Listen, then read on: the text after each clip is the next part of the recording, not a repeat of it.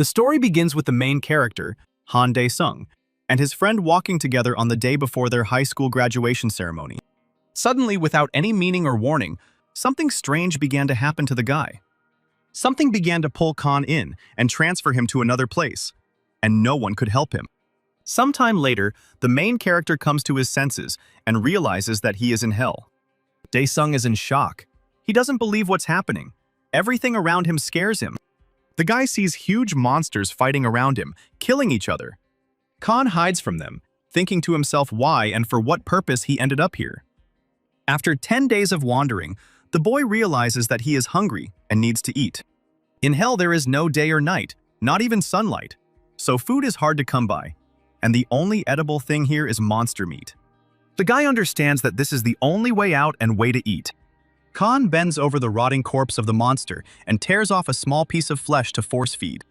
While the main character is eating, a monster appears behind him. Dae-sung turns around in horror and barely manages to escape the monster's attack. The only thing left for the guy to do is to defend himself from the monster by throwing stones. Finally, the hero manages to drive away the monster and remain untouched. The boy can't hold back his tears from stress, so he says out loud how much he misses his mother. On the 39th day of his stay in hell, Khan got himself some rebar to defend himself from the attacks of monsters. The hero notes in horror that in order to survive, he had to give up his humanity. By the 51st day, Khan had more or less gotten used to hell and the fact that he needed to feed on the remains of slain monsters in order to survive. Suddenly, a sign appears in front of the hero, indicating that his level has been raised to 3rd. Dae-sung looks at this in surprise, thinking that he has finally gone crazy. However, after thinking for a moment, he accepts the level up notification. After 7 years in hell, Khan is level 24, meaning he has certain abilities to survive. After 24 years in hell, Dae-sung easily defeats most of the monsters. After 51 years in hell, Khan became capable of killing an incarnation, which was not a difficult task for him. At 79 years old, Dae-sung has become strong and skilled enough to face even the most powerful opponents. Now the guy has his own assistant, who claims that it is time for an audience with the Demon King. The guy is happy that he will be able to meet the one who dragged him to hell for 80 years. So, in anticipation, he easily defeats the small opponents guarding the castle. However, after the minor demons, the Demon King's gatekeeper appears, threatening Dae-sung with death. Khan does not fall for the monster's threats and engages in combat with him. However, the gatekeeper is incredibly strong and easily throws the main character away from him. The guy doesn't get flustered and continues to attack the enemy. And his assistant notes that the gatekeeper is a tough guy and needs to be finished off quickly. The monster is furious that Dae-sung won't give up so easily, so he prepares to attack. However, something goes wrong, and Khan gets ahead of the gatekeeper, attacking first, literally ripping the enemy's chest apart with his sword. Dae-sung looks calm, not even tired after the fight with the gatekeeper. The protagonist's assistant tells him that after killing the gatekeeper, the Demon King will definitely be angry, which Han confirms. The assistant asks again if Dae-sung is sure that after killing the king, he wants to become the absolute ruler of hell, to which the guy brushes it off, saying that he is not interested. The creature asks Dae-sung why he is fighting against the Demon King then, and Han explains that it has been 80 years since he ended up in hell. The guy continues, saying that all this time he has been fighting monsters to survive, and the assistant agrees with him. Dae-sung explains that everyone has different reasons why they ended up in hell. That is why he has a question as to why and for what purpose he came here. The Khan smiles and tells his assistant creature that he will ask the Demon King about this, to which the creature replies, "Why not talk to the king politely?" The assistant tries to stop Khan, arguing that it would be better for him to beg for forgiveness on his knees. However, Dae-sung does not listen to the creature and says that the price for suffering must be paid. The main character takes his weapon and confidently heads towards the Demon King. However, at this moment, something strange begins to happen. The guy opens his eyes in a hospital in the real world. Dae-sung notices the IVs around him, still not understanding what is happening. Khan looks around and notes that he hasn't dreamed about Earth for 30 years. The exhausted boy wonders why he sees a hospital, while realizing that he cannot move. At that moment, a woman, Khan's mother, enters the room and drops a tray of food. The woman begins to rejoice and cry, hugging her son, And Dae-sung thinks to himself that it would be better for him to wake up now as soon as possible.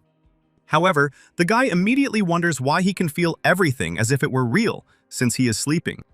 At this moment, Han comes to his senses in hell, where the assistant says in surprise that he did not expect the guy to seriously kill the Demon King. Dae-sung doesn't regret what happened, saying that his body, split in half, looks better. The assistant asks the protagonist what he is going to do, since he is now the rightful ruler of hell. Before Han could answer the creature, a sign appeared in front of him, asking if Dae-sung wanted to return to Earth. The guy still doesn't believe it and doesn't understand what happened, and the assistant is interested in the land, asking if the guy is from there. Dae-sung remembers praying almost every day to return home, so there is no reason to worry.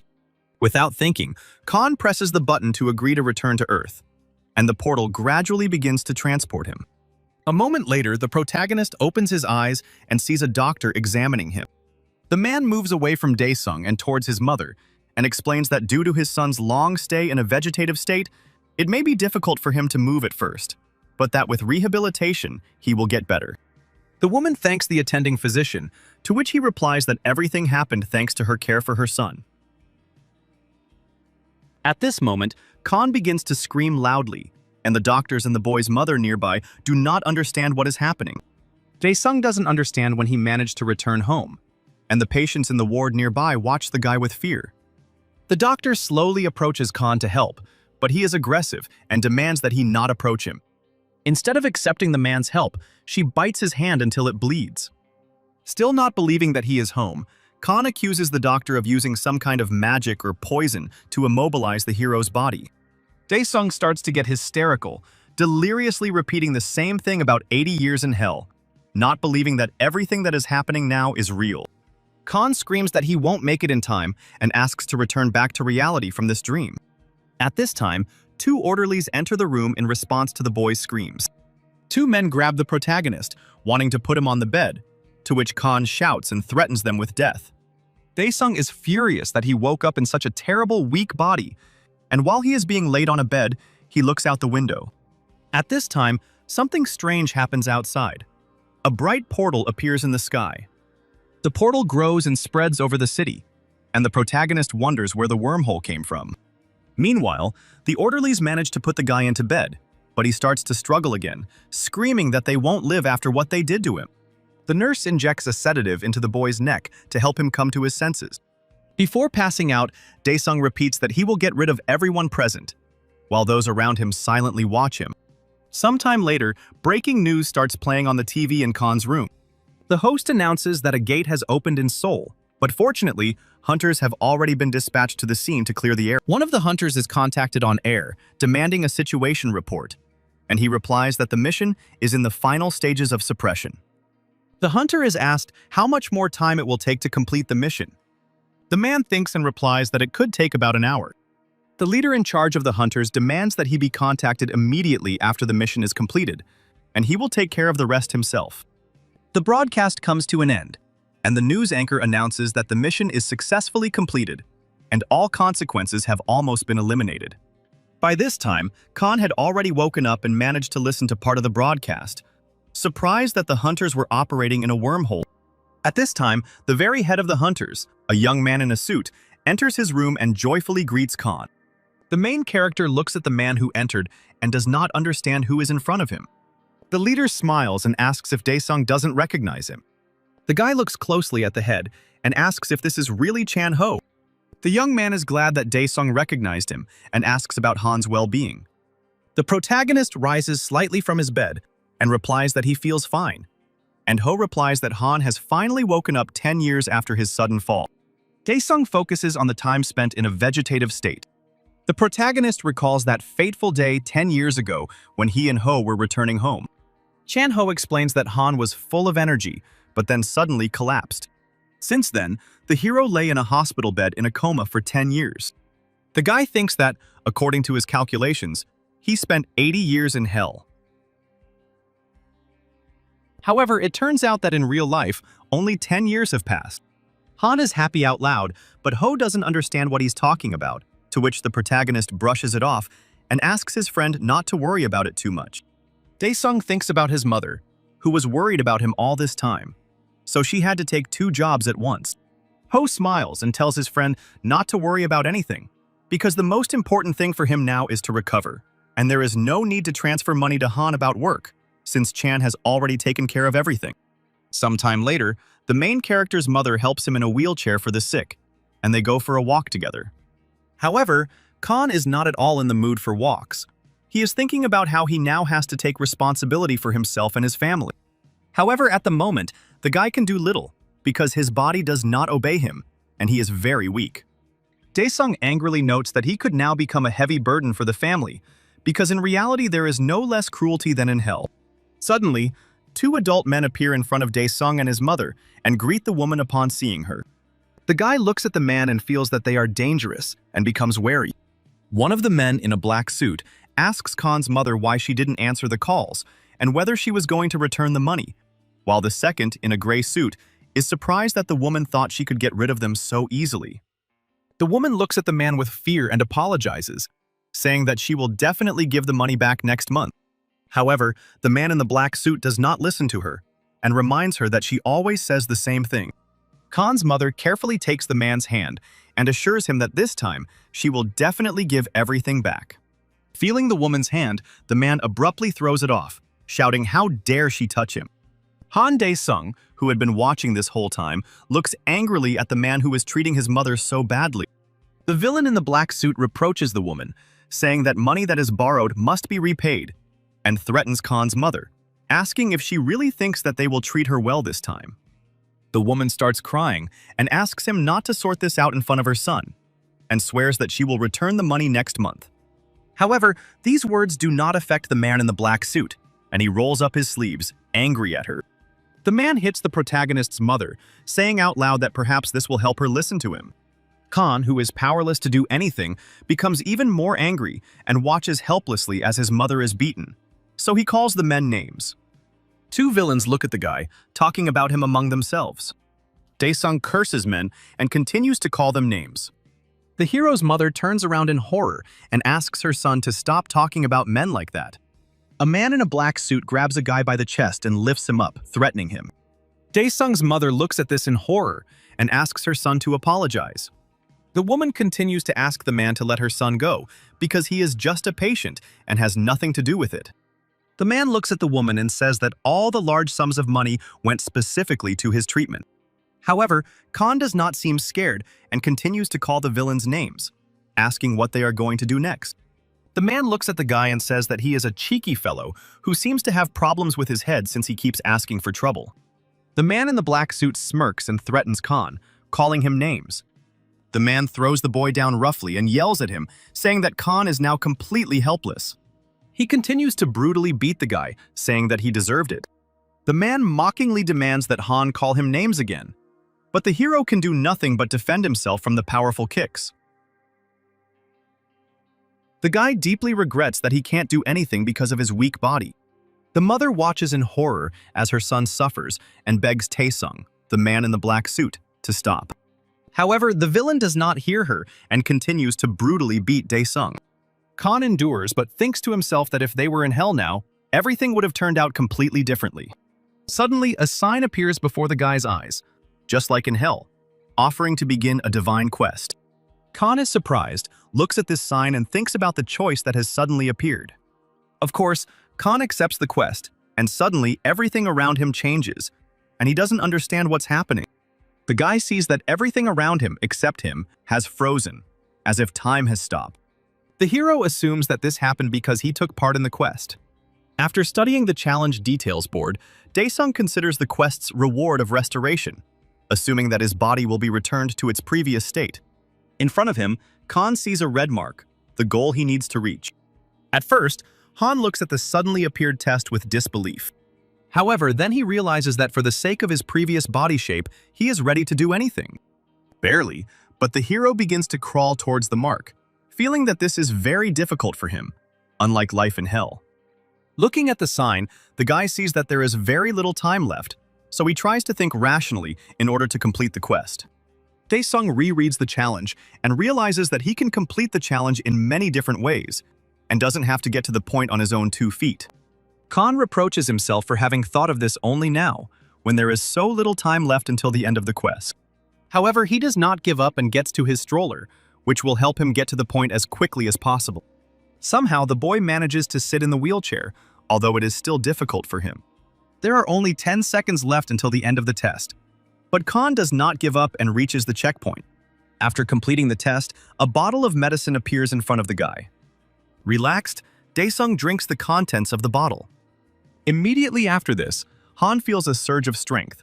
He feels how the pain in his whole body has gone away and his strength has returned. It is at this moment that the test ends and people return to reality, so the hero's mother and two men look around in search of Khan. Taesung looks around, wondering where Daesung went.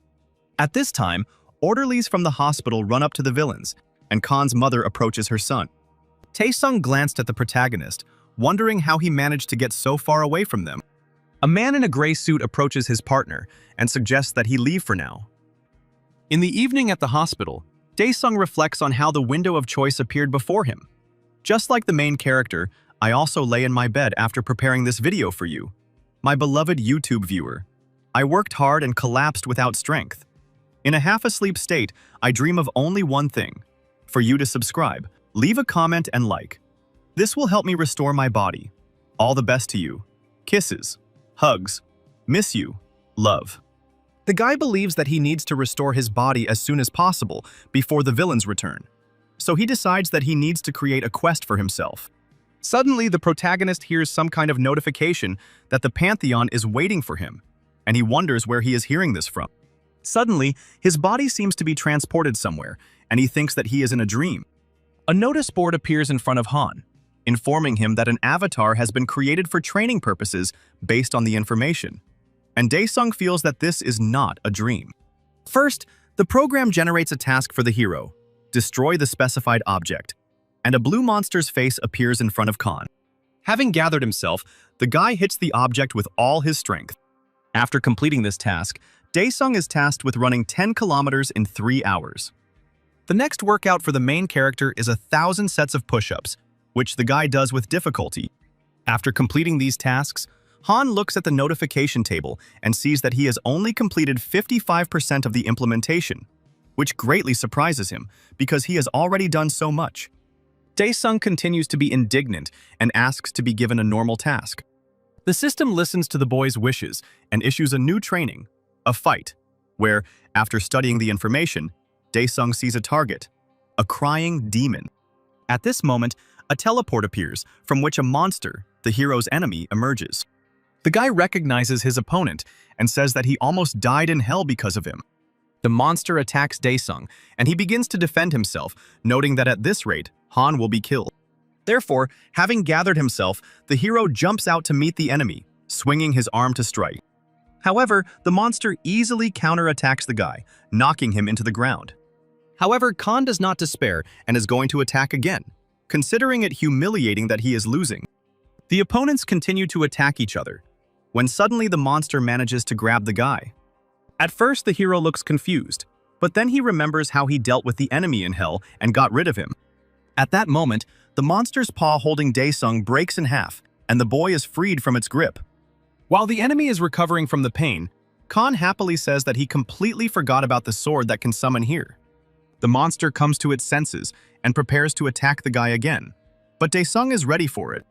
With the weapon, Daesung easily cuts the enemy into pieces, and after that, a sign appears notifying him of the end of the mission.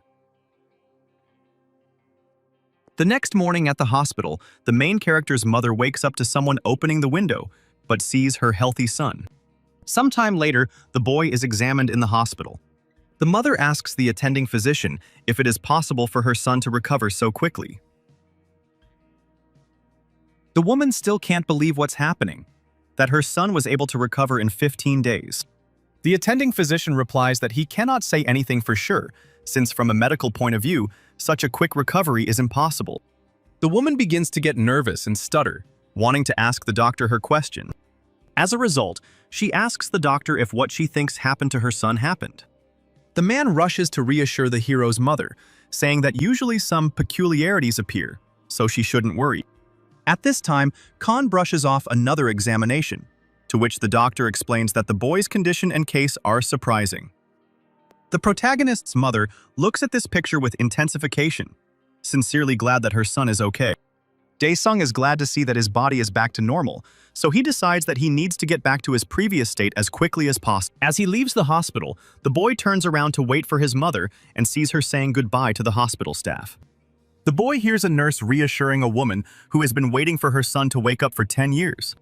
Seeing his mother's tears, Han reflects on how hard it must have been for her all this time. So he now understands that he will protect her. A little later, going to the toilet in the hospital, Dae-sung calls a teleport to the Pantheon, wanting to speed up the implementation. The system offers the guy a random test and asks him to choose the difficulty level. But the guy thinks to himself that he will finish this boringly as soon as possible. Having gathered himself, Khan selects the highest difficulty level, Hell, and an enemy begins to appear from the ashes of it. While waiting for him, Dae-sung stands quietly and is surprised at how much noise there is. However, looking at his current opponent, Dae-sung is surprised. He is shocked to see his own copy standing in front of him. His opponent looks strong and powerful. At first, Khan is not at a loss when he sees his copy. He calmly summons his weapon and prepares to deal with the enemy. The fight begins. The opponents hit each other almost equally. The Khan from Hell continues to attack the protagonist, who notes that he is still weaker than his copy in his current state. The copy continues to attack, and Dae-sung smirks at how his own fake is superior to the original. However, the guy does not relax and does not lose heart, completely confident in his victory. Gathering his strength, Han uses the Bloodseeker's Wrath technique. However, the copy is not lost and moves closer to attack the hero. Seizing the moment, Dae-sung manages to grab his opponent and slam him into the ground. However, the copy does not give up so easily, so it deftly breaks free from Khan's grip and successfully wounds the hero in the arm. The protagonist looks at the copy and assumes that it also uses the same technique as he does. Dae-sung from Hell stops attacking the guy, and Han is already exhausted. Deftly attacking the protagonist, the copy places its sword against Dae-sung's back. Without wasting any time, the guy's opponent wounds him in the shoulder and raises his weapon to cut off the limb completely. At this moment, in reality, a cleaning lady knocks on the toilet, asking if there is anyone inside. Khan doesn't react at all because he doesn't hear her words, and the woman behind the door is indignant that the door is closed. The cleaning lady takes out the keys to open the door to the restroom. Meanwhile, in the Pantheon, the protagonist feels that all his attempts are useless. The guy is bleeding and begins to despair because if he loses, everything that was accumulated before will disappear. Dae-sung tries to find a way out of this situation, to come up with a way to kill his own copy. Suddenly, the hero gets the idea to look into the inventory. At this time in reality, the cleaning lady has almost opened the door, when suddenly someone turns to her, asking if she heard her name being called to the 3rd floor. And she agrees, walking away from the restroom. At this time, a small teleport appears next to Dae-sung and goes into his inventory. The guy extends his hand towards him, asking the enemy to wait, because he has not yet completed his task. From his inventory, the protagonist takes out a bottle of potion, which he receives for each completed task. Khan drinks the contents of the bottle and notes that 5 more of these will help him last in battle. The enemy no longer waits for the guy and approaches to attack. But the protagonist dodges the copy's sword. Having skillfully struck the enemy from Hell, Dae-sung is glad that he feels exactly what he needs now. The guy reaches into the teleporter again for the necessary potion. Having pulled out the vials, Khan takes the potion, realizing that there is no point in waiting any longer. Dae-sung, drinking the contents of the vessel, dodges the copy's attack to the face. The guy drinks several potions in a row, deftly dodging the enemy's attacks. Dae-sung is now able to parry enemy attacks, restrain them, and counterattack. The guy still takes potions to strengthen himself during the fight. Parrying the copy's blows, Dae-sung still realizes that he is inferior in strength to his opponent. At this moment, the copy grabs the main character by the neck, not allowing him to escape. The enemy is already raising his sword over the guy, but at that moment, Dae-sung calls upon his inventory. The inventory appears right in front of Khan, protecting him from the sword strike, but still allowing the hero to pierce the copy's stomach. Dae-sung doesn't look tense. He doesn't feel any pain from the blow. Gradually, the copy begins to weaken, because Khan defeated it. At this moment, the copy seems to be pulled into the protagonist's inventory, and Dae-sung relaxes. At this point, the system notifies the guy about the end of the mission. and Han feels that something is happening to his body. His body has returned to its original shape, which Dae-sung is very happy about. But at the same time, he is a little disappointed that now his scars from hell are visible. Nevertheless, the guy gets himself together and asks the system to bring him back. At this point, a sign with an unread message appears. Khan reads a message from the system stating that hell welcomes its sovereign, and the demons will await his arrival in the Pantheon. Khan smirks that he is required to help, despite 80 years of suffering spent in hell. Dae-sung gets furious and sends the system, demanding to let him out. Returning back to reality, Han begins to do physical exercises, and his mother, seeing this, is surprised, because the doctor said that he is not like the awakened ones. The man explains that there are no specific symptoms of awakening yet, so the mother should not worry too much. But her son's current behavior cannot be explained. The woman despairs, saying out loud how this could have happened to her son. The doctor tells the woman that he did everything he could to help the guy, and a special association will deal with the rest, for which the woman thanks him. On the way home, Dae-sung thinks about the doctor's words about the association. The guy tried to pretend that he didn't notice anything, but still, something was wrong. The boy decides to himself that his mother is hiding something from him. Looking out the car window, the hero sees how the city has changed. Many destroyed buildings have appeared, and Dae-sung wonders what has happened during the 10 years of his absence. Finally arriving home, Han's mother tells him to rest for a while before she arrives. Entering the house, the hero sees a pink-haired girl and does not understand who she is. The beauty stands up and looks at the guy in surprise. At this moment, the mother comes into the room and, smiling, asks her son what he wants to eat, because he must be hungry. At this moment, the mother notices the girl and asks in surprise where she, Jisoo, has been all this time. The pink-haired girl timidly squeezes the money in her hands, and her mother accepts what's what. Dae-sung, meanwhile, looks at what is happening in shock and nervously notes how he did not recognize his own sister, Jisoo. The girl, meanwhile, passes by her brother and tells him that he looks almost healthy, while for them, every day was like hell. The pink-haired girl goes outside, and her mother rushes to the door to ask where her daughter is going. At this moment, someone knocks on the door demanding that the door be opened. Khan and his mother find out that these are the voices of two villains from the hospital. Behind the fence, a man in a gray suit threatens to smash the door if they don't open it for him. For some time, no one opens the doors, and the bandits begin to go crazy. Jisoo is still standing in front of the door, and she nervously asks her to come closer to the house. The man in the gray suit continues to break in, and Taesung asks if they're in the wrong house. At that moment, Jisoo comes out, unhappy with how noisy the men are, and walks past them. The bandits don't know who she is, but they assume that she is the daughter of the main character's mother. Without wasting any time, both of them go behind the fence to Khan's house, unhappy that the door was not opened for them. Daesung's mother begins to make excuses, saying that she couldn't call because her son was discharged from the hospital. The woman takes out several bills and gives them to the scoundrels, saying that this is all she has for now. However, the men are not happy with this, and they knock the wallet out of the woman's hands, and Khan starts to get angry. A man in a gray suit threatens Khan's mother, hits her, and shouts that she really thought they would come to her with such a paltry sum of money. The woman falls on the asphalt and does not answer. Taesung, seeing what was done to his mother, gets even more angry, so he hits the villain in the suit. At this moment, Taesung comes in and sees his beaten partner. Khan looks confidently at the bandits, saying that he had been planning to find them for an hour, but they came on their own. Taesung remembers where he saw the guy and angrily asks if he was the one in the wheelchair at the hospital. Daesung ignores the question and begins to move closer to the men, grabbing Song's face. The guy swings his arm to strike, saying that in hell he returned everything to those who hit him. The guy continues to beat Taesung.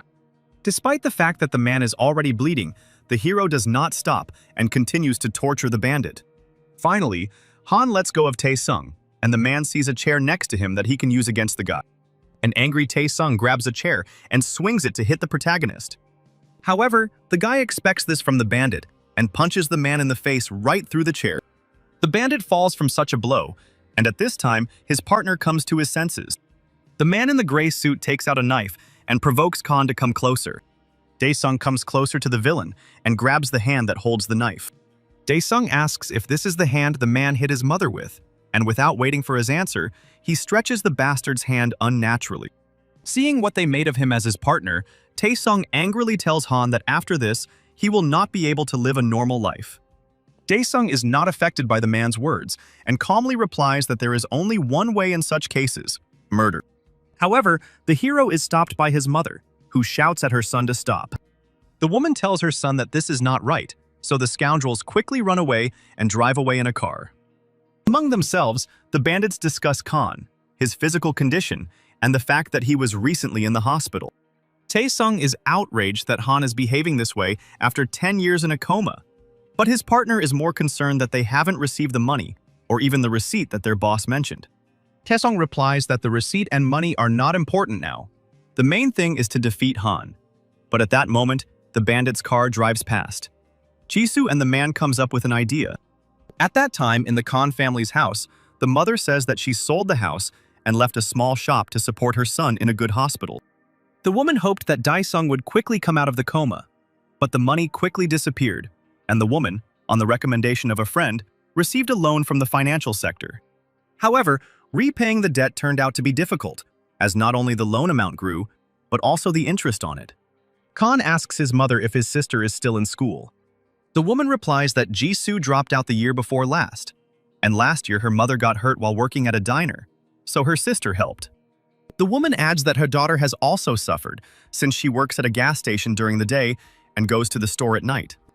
Daesung is outraged that her mother stopped her sister from being expelled from school because Jisoo should get an education, but the woman says that she tried to stop her daughter, but it didn't work. The hero's mother adds that he has no relatives, and perhaps something happened months earlier. Daesung is angry that his family had to go through this, so he says out loud that they should have left him. The woman tells her son to stop talking like that because they are family. Suddenly, at that moment, the phone starts ringing. The boy's mother looks at who is calling and says that it is those two scoundrels, to which Khan asks to give him the phone. Daesung begins to talk to the bandits, and they give him information about his sister, whom they have taken hostage. The men caught Jisoo and put her in their car, and threatened Han over the phone that he had attacked the wrong people. Taesung says that the main character has 1 day to get 100 million and contact him and asks him to be without tricks, because Han's sister is with them. After ending the call, Han looks angry and focused, so his mother asks what happened. The guy doesn't say what's wrong and is about to leave, but his mother wants to stop him. The woman asks her son not to leave if it is something dangerous, because anything can happen. If her son goes to prison or somewhere else, she won't be able to live. The guy understands to himself that he won't be able to kill the villains, because after all, he's not in hell. The boy doesn't say anything to his mother yet, but he receives a notification and stops to read it. The main character turns to his mother and asks her not to worry, and that nothing will happen to him. Having gone to a secluded place, the guy begins to study the information from the table, which provided a list of skills.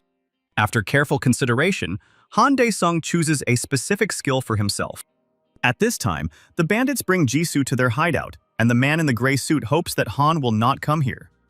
At first, Taesung looks calm and confident that Daesung will not come so quickly. But after entering the elevator, strange glare appears everywhere, which surprises the man. At this moment, something appears in Taesung's field, and he gets scared.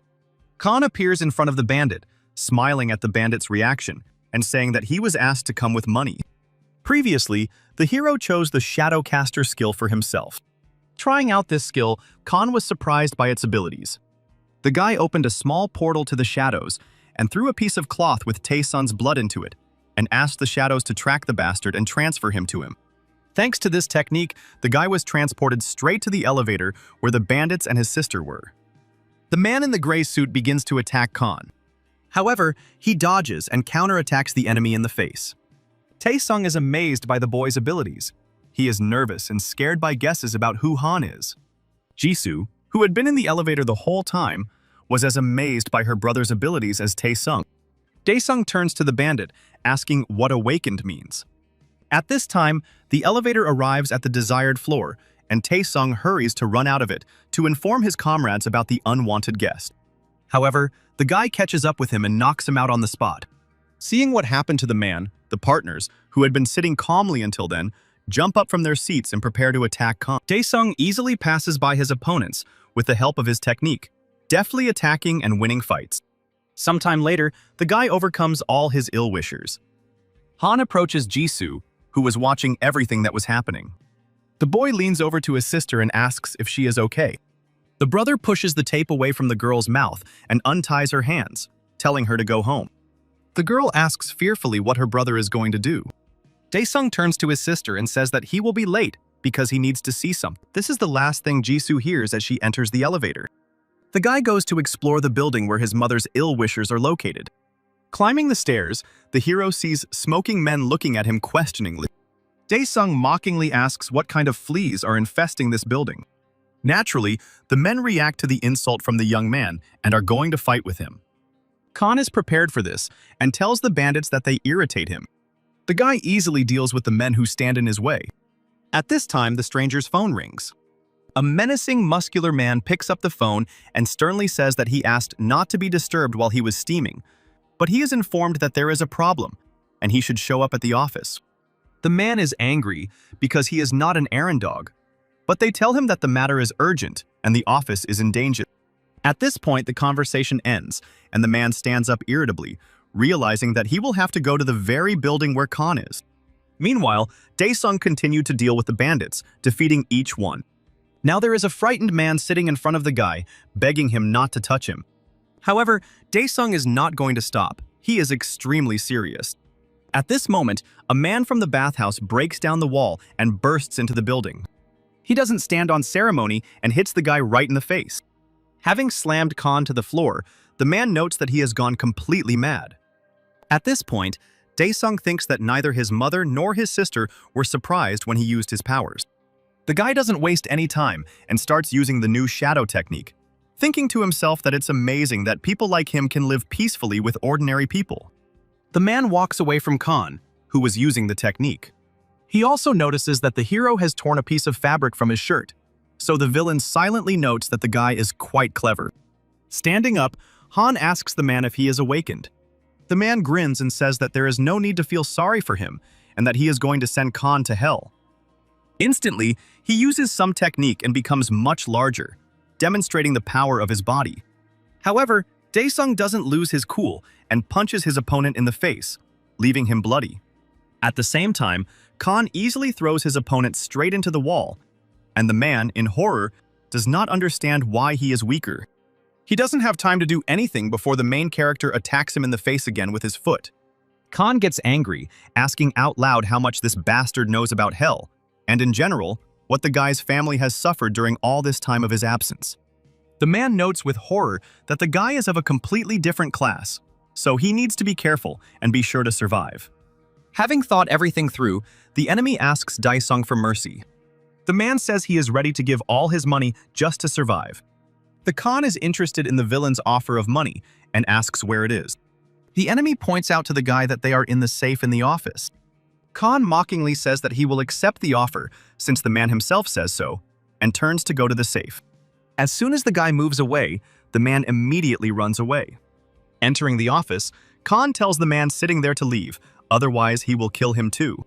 At this time, the man whom Khan beat gets into his car, cursing the protagonist, saying that he will kill him and his family. But at that moment, right behind him, in the back seat, Daesung appears, accusing the scoundrel of not telling him the code to the safe. Naturally, the man is surprised and scared that Khan found him. He asks the guy how he found him, but the hero doesn't answer his question, and we can't use our shadow technique.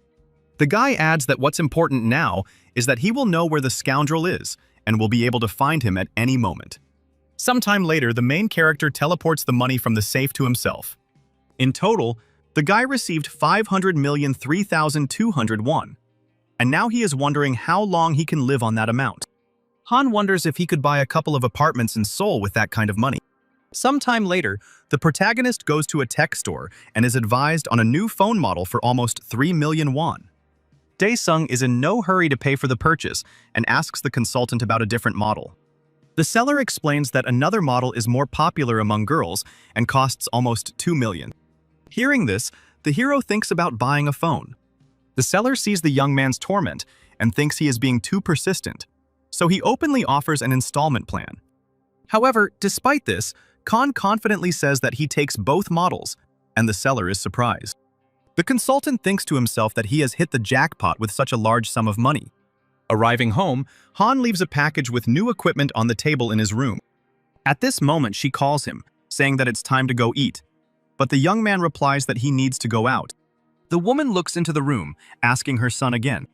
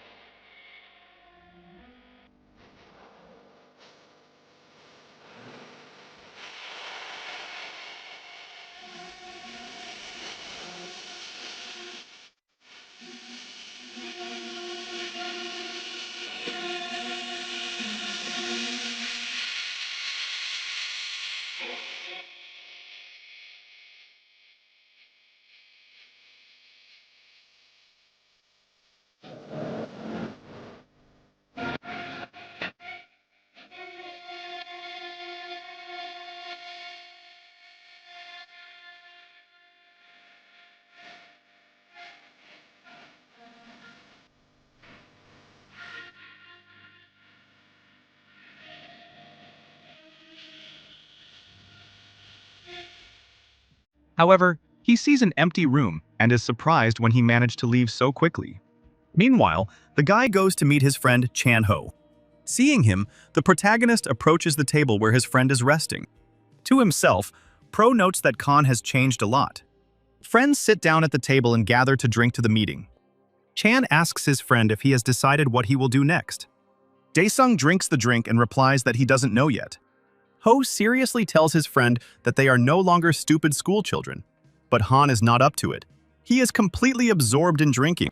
Suddenly, the protagonist asks how many floors in the building he can buy for 500 million. And Ho is surprised where the guy got that kind of money. Thinking about his friend's question, Chan-ho says that for that amount of money, he could look for an apartment outside of Seoul. Hearing this, Han asks how much apartments cost in Seoul. Taking a sip of alcohol, Ho replies that the cost of an apartment in the capital is approximately 2 billion. Khan falls silent, and his friend grins, advising him to pull himself together because in the 10 years that the guy was unconscious, a lot has changed. After drinking some more, Ho says that, according to the protagonist's mother, the guy has awakened. Khan replies that he will be able to answer only after he finds out what awakening is. The friend smiles and says that Daesung might not have known about this even if he woke up. After finishing dinner, the friends continue their conversation, and Ho begins to talk about how, after his friend's fall, various portals began to appear. Chan explains that the authorities initially ordered an investigation into the phenomenon. However, at some point, these portals began to crack, and monsters began to appear from there. Of course, they attacked people, and no modern weapons could stop them. Because of this, the number of victims increased more and more. Khan asks again if the monsters are really unaffected by anything. Ha confirms this, saying that it can be considered that no conventional weapon works. However, later, as research progressed, it became clear that only aura weapons, obtained from the biomaterials of the monsters themselves, were effective against them. Only the awakened can use such weapons. Finishing his story, Chan-ho points to his friend and says that Han can face monsters because he is awakened. Daesung takes out his phone, thinking out loud about his friend's words, and Ho asks about the model of the device, to which the protagonist begins to boast about purchasing the latest version. But Ho says with a grin that the model is not new at all, and can be bought for next to nothing. Daesung is furious at his own stupidity, and his friend jokingly calls him a klutz. Returning to the conversation about the awakened, Ho says that one of their features is the strengthening of the body through control of the aura. Addressing his friend, Chan-ho points out that the guy quickly restored his body and, what's more, beat up several people. Daesung thinks about it and asks his friend if awakened people get paid. Ho is surprised by his friend's lack of seriousness and asks. However, Khan claims that he is seriously interested in how much money can be made from this. His friend doesn't have time to answer him when suddenly a portal begins to form not far from his friends. Those around begin to watch the red portal in anticipation. At this moment, orcs begin to appear from the portal. The people around are shocked and start to panic. Ho doesn't understand why the portal opened now. Khan wonders what kind of freaks these are, because in AOU, there were completely different monsters. The protagonist picks up a stone and says out loud that he should probably compete with the monsters that have arrived, which surprises his friend. Daesung throws a rock at one of the orcs and looks closely at the monster. Khan feels that something is wrong with the orcs. They behave and look unusual. After carefully examining the monster's reaction to the attack, Daesung sees that the orc has some kind of shield. Ho yells at his friend, saying that he already mentioned that human weapons don't work on monsters. At that moment, one of the orcs starts to attack his friends, and Ho takes cover, feeling that the end has come. However, Han saves his friend by crushing the monster's head, saying that he can handle them with his bare hands. A shocked Chan-ho looks at Daesung and is surprised at how easily he can deal with the orc. Meanwhile, the monsters begin to attack one by one, and Daesung fights each of them in turn. Seeing his friend deal with monsters quite easily, Hyo estimates Daesung's level to be above B rank. However, he immediately comes to his senses and realizes that he needs to start evacuating civilians. Some monsters are distracted by unarmed people who can do nothing to them. Seeing the confusion of the civilians, Chan-ho shouts and demands that everyone calm down and that he knows a safe way out of here. The guy moves closer to the people and asks them to follow him. Suddenly, several orcs appear right in front of the unarmed men. People start to panic, and the monsters start attacking some civilians. A little girl who lost her mother in a crowd finds herself in danger. The monster was about to swing at the child, but the girl was saved by Ho, who grabbed her in time. At this moment, Khan comes to the rescue, attacking the orc who attacked his friend, which makes Ho very happy. Daesung is glad that his friend is okay and asks him to leave, as he is only getting in the way. Chan-ho and the girl look at the savior and are about to leave for a safe place. Ho commands and tells the people to follow the riverbed as quickly as possible. However, at the moment the monsters attack the civilians, someone in a nearby cafe is recording a live broadcast of what is happening. The eternal waiter, completely unconcerned about his own safety, comments on what is happening. Orcs surround and attack the main character. At one point, Khan misses a blow from the monster and is thrown into a nearby car, so viewers of the broadcast believe that the guy is dead. At this time, Chan-ho, who was saving people, brings the girl to her mother. One of the civilians asks the guy if he would like to go back to the surface. At this time above, the orcs gradually surround the main character, who is still unconscious. The waiter recording the broadcast looks at the lying Daesung and says that the guy is in great danger. The monsters are approaching Khan, and the cameraman cannot watch as the hero is killed. However, at the last moment, something happens and the orcs stop. Daesung appears behind one of the monsters and kills him. The waiter is amazed that Khan survived and continues to film what is happening. The protagonist lands on his feet and turns to the monsters, saying that thanks to them, he was able to recharge a little. The guy adds that he will now kill the orcs one by one without any pain. Footage of Khan's massacre of the orcs is broadcast. The cameraman gets comments asking him to come closer to capture the most interesting part, which he thinks will drive the fans crazy. However, to motivate the waiter, they start giving him money with conditions that he come closer. The operator thinks that no matter what the amount, it's still scary to get that close. Looking at Han, who easily dodges all attacks, the waiter thinks that coming closer is no joke. Meanwhile, the operator is promised even more money if he continues to comply with the condition. At first, the guy hesitates whether he should go somewhere, but someone sends a sum of 20 million won, which shocks the guy. However, it turns out that the money is being donated by a certain organization that fulfills the boss's conditions. The employees discuss among themselves that now the waiter will move to fulfill their conditions, and the organization's people also head to the point. One of the men tells his colleague that they finally feel like they are spies, and Khan is exactly the one they need. Meanwhile, the main character has finished with the orcs that attacked him. The approaching monsters cautiously survey the battlefield, and the guy mockingly notes that the orcs have become afraid. Suddenly, one of the monsters is killed by the same orc, only larger. The waiter watches all this and understands that he was paid too much to refuse it so easily. The operator goes outside and hides behind the car, reassuring himself that such a chance comes once in a lifetime. Daesung looks at the newly appeared orcs with irritation, because if this continues, his strength will quickly run out. Suddenly, Chan-ho appears next to the operator, asking what the waiter is doing there. The guy yells at the cameraman, who drops the camera and microphone out of fear.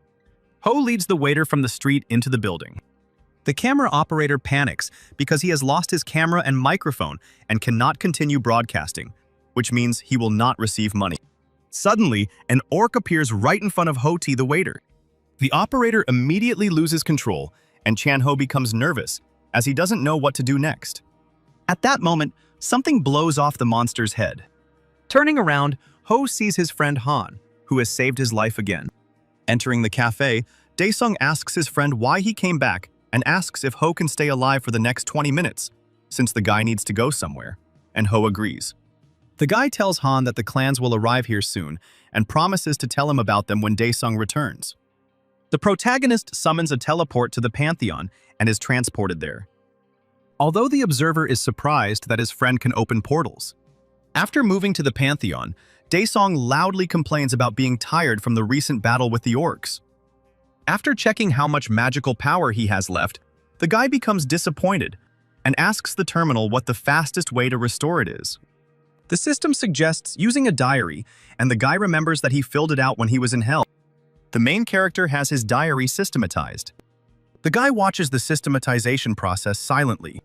Once the operation is completed, the system starts printing and completes it short. Khan is not feeling well and wants to immediately skip to the moment when he received his magical powers. After thinking for a bit, the guy names the 16th page number where he wants to move. Meanwhile, in the real world, the waiter and Ho walk up the stairs of the cafe, and the cameraman looks at Chan-ho, thinking about his connection with Han. The operator asks where Daesung went. However, Ho understands what is going on and directly asks whether the cameraman was offered money for filming Han's face. The waiter doesn't answer, and Ho tells him to keep quiet and follow them to the roof, as there might still be surviving creatures left. The guy receives a message from the Soul Clan, notifying that those responsible for the evacuation are late, so Ho needs to be more careful, to which the guy thinks to himself that it would be good if Jason returned. Meanwhile, in the Pantheon, the protagonist has moved to page 16 of his diary, and now feels how quiet everything around him has become. At this moment, a huge something appears behind the hero, indicating that an unidentified object has appeared that needs to be destroyed. The creature directs a laser beam at the hero, which must be dodged. The guy successfully avoids the attacks, and the monster calms down for a while. Then, the creature and Han begin to fight, and Daesung decides that he needs to finish off the enemy as quickly as possible. The protagonist strikes straight into the creature's eye. The monster loses its balance but does not break, and attacks the guy with its limbs. Khan gets angry and tries to get to the monster's head. Soon the boy hits the creature's body so hard that it begins to disintegrate. Pleased with his work, Daesung confidently demands that the training continue. However, something starts to go wrong, and the hero sees changes in the battle. Meanwhile, Ho and the waiter play until they reach the roof and carefully go outside. They see the disfigured corpses of people in front of them. However, they hear that one person is still alive and decide to approach him. Ho gently touches the wounded man and asks how he is. The man barely manages to tell the heroes to run away from here. Ho and the operator sense the presence of an alien, an orc, behind them. The waiter is scared, but tells Ho to grab the wounded man and leave. But the guy disagrees with him and tells him to be ready to run on his command. Waiter Toll turns to the side. Kula had been looking at Chan-ho before and sees a huge orc. The guy sees how scared the operator is, but nevertheless tells him to get ready to run away on command. Right there, the monster senses living people and prepares to attack. Meanwhile, Daesung observes something strange happening to the monster. A huge red sphere has formed in its place. The guy doesn't understand what it is. The sphere rises upward and announces that the rebirth has begun. The timer starts and the creature's body gradually begins to recover. Khan can't allow this, so he runs straight to the sphere and punches it. Having climbed onto it, the guy intends to completely reset the timer and finish off the monster. The hero begins to hit the sphere again and again, while the system notifies that the creature has been restored to 55%. Soon, Daesung manages to completely destroy the sphere. At this point, the rebirth percentage increases, but then an error message appears everywhere. The protagonist continues to hit the destroyed sphere, shouting to stop. At this point, Han turns his attention to the background and sees a bunch of monsters there, just like the previous one. They all notice the guy and are aiming to destroy him, so Daesung skillfully dodges their attacks. The hero is not happy that he now has more opponents. Therefore, the guy intends to get rid of them as soon as possible. Running to a safer distance to rest, the hero begins to think about how to get rid of the monsters. Khan decides that he needs to delve into his memory and remember how he solved the problem before. However, the hero is already quite tired, and his head is a complete mess. After thinking a little more, a memory comes to Daesung's mind that should help. Meanwhile, in reality, Ho and the cameraman rush together to the door of the building as an orc approaches them. Tired and scared, they reach a secluded place inside the building. However, the monster is not ready to let his victims go so easily. So he tries to get them out of the building, to which Chan-ho suggests that the waiter go downstairs. Meanwhile, in the Pantheon, Khan runs away from the monsters to a safer distance. The hero knows the place where he needs to get to, so he doesn't worry too much. Finally, the guy reaches the right point and stops. The monsters following the main character stop in a semicircle. Each of them launches an analysis to determine the radius of the location of the target for attack. However, Khan is no longer worried about himself because he knows what will happen next. With a grin, the guy reminds them that they are in the forest with a predator. At this moment, a huge whale appears from underground and swallows all the monsters. Han, watching this, smiles, because he knows that it is impossible to be reborn in the stomach of a creature. At this point, the system notifies the guy that the task is completed and his physical abilities are being overloaded. After this, the main character begins to feel a little stronger than before. Moreover, for successfully completing the mission, Daesung receives a dagger. Having received the weapon, Khan examines it and says that, for now, the dagger will do. Having made sure that the guy has accomplished everything he wanted in the Pantheon, he decides that it is time to return. In the real world, a news broadcast begins, where the hosts discuss the newly opened portal and believe that the problem with what happened is that it is happening in the area managed by the Hunting Association. The professor on air says that it's their fault because it's the hunter's job to protect civilians, and how can they be trusted after something like that? The presenters say that the portals open periodically, which means that you need to be on guard at any time of day. This broadcast is watched by people driving to the scene of the incident. The guy listening to the news starts to get angry and says that hunters can't earn as much as clan members. The young man continues to be indignant, saying that they are not clairvoyants to catch him, since even with special equipment, no one can find him. The guy's boss tells him to stop fidgeting because the boss, as a manager, won't be fired even if they don't cope. Suddenly, the news broadcasts information about a suspicious hunter who has appeared with injuries. At this time, inside the cafe where two young men are hiding, the waiter asks if there is a way to get out of here, because it is creepy to be inside, knowing that there are corpses on the roof. Ho tells him that he is also scared, but they have no choice but to wait for rescuers. Suddenly, the waiter looks out the window and says that it looks like the hunters have arrived. Chan-ho looks in the same direction and is surprised that the rescuers arrived so quickly. Suddenly, something happens right in the building, and both young men hide behind the counter, thinking that perhaps these are not rescuers at all, but monsters. However, it is only the Khan, returning from the Pantheon, demanding that he leave him, hungry. Ho is genuinely happy to finally see his friend return. The main character mockingly asks if he is too late. Chandu asks his friend how he got here so quickly. Instead of answering, the protagonist's stomach growls, and Ho asks if his friend was injured in the fight. Khan turns to the waiter and asks him to turn on the fire to fry the meat. The cameraman and Ho are surprised by this behavior of the main character. The young people are surprised that Khan is not at all embarrassed that he wants to have a snack in a dilapidated cafe where a dead monster is lying. Daesung eats a piece of meat with the monster's blood on it without any disgust. Seeing this, Ho and the waiter barely restrain their gag reflex. At this moment, a soldier enters the cafe and asks if everything is okay. The waiter is glad to see the hunters and thanks them sincerely. The soldier notes that Daesung is eating calmly in this situation. Ho, meanwhile, addresses the arriving soldier, greeting him and expressing his joy that they arrived on time. Covering for Han, Chan-ho tells the soldier that his friend is simply very nervous, which is why he is acting like this. Still acting fake, the friend leans over to Dae-sung and says that he should probably go to the hospital. The soldier turns to Ho and says that he cannot leave so easily. Chan-ho smiles and takes out the Seoul Clan ID card, adding that if there are any questions, they should call the phone number provided. The soldier sees a familiar pass and calmly lets the young man go. Meanwhile, other hunters are inspecting the scene, and the leader in charge of the operation tells his subordinate to check for survivors. The boy goes to other hunters and asks to take him with them, since he is also from the clan. The boss remains in place and thinks about this strange guy who is tougher and stronger than the monsters. Ho and Han are riding in the car, and his friend tells the protagonist that it would be better for him to spend the night at his place. However, Dae-sung disagrees with his friend and says that he needs to go home because they are worried about him. Chan-ho says that it would be better if the family only had some worries, because now they are looking for Dae-sung all over the city. Ho says that he will call the main character's mother himself, while Han is taking a shower and order dinner. Arriving at Chan-ho's house, Han is surprised by the wealth inside. A friend tells the protagonist to go take a shower while he sorts everything out. Sometime later, the protagonist sees a huge amount of food and is surprised by such luxury. The friend explains that they were interrupted at the cafe while Dae-sung was eating, so now he can eat properly.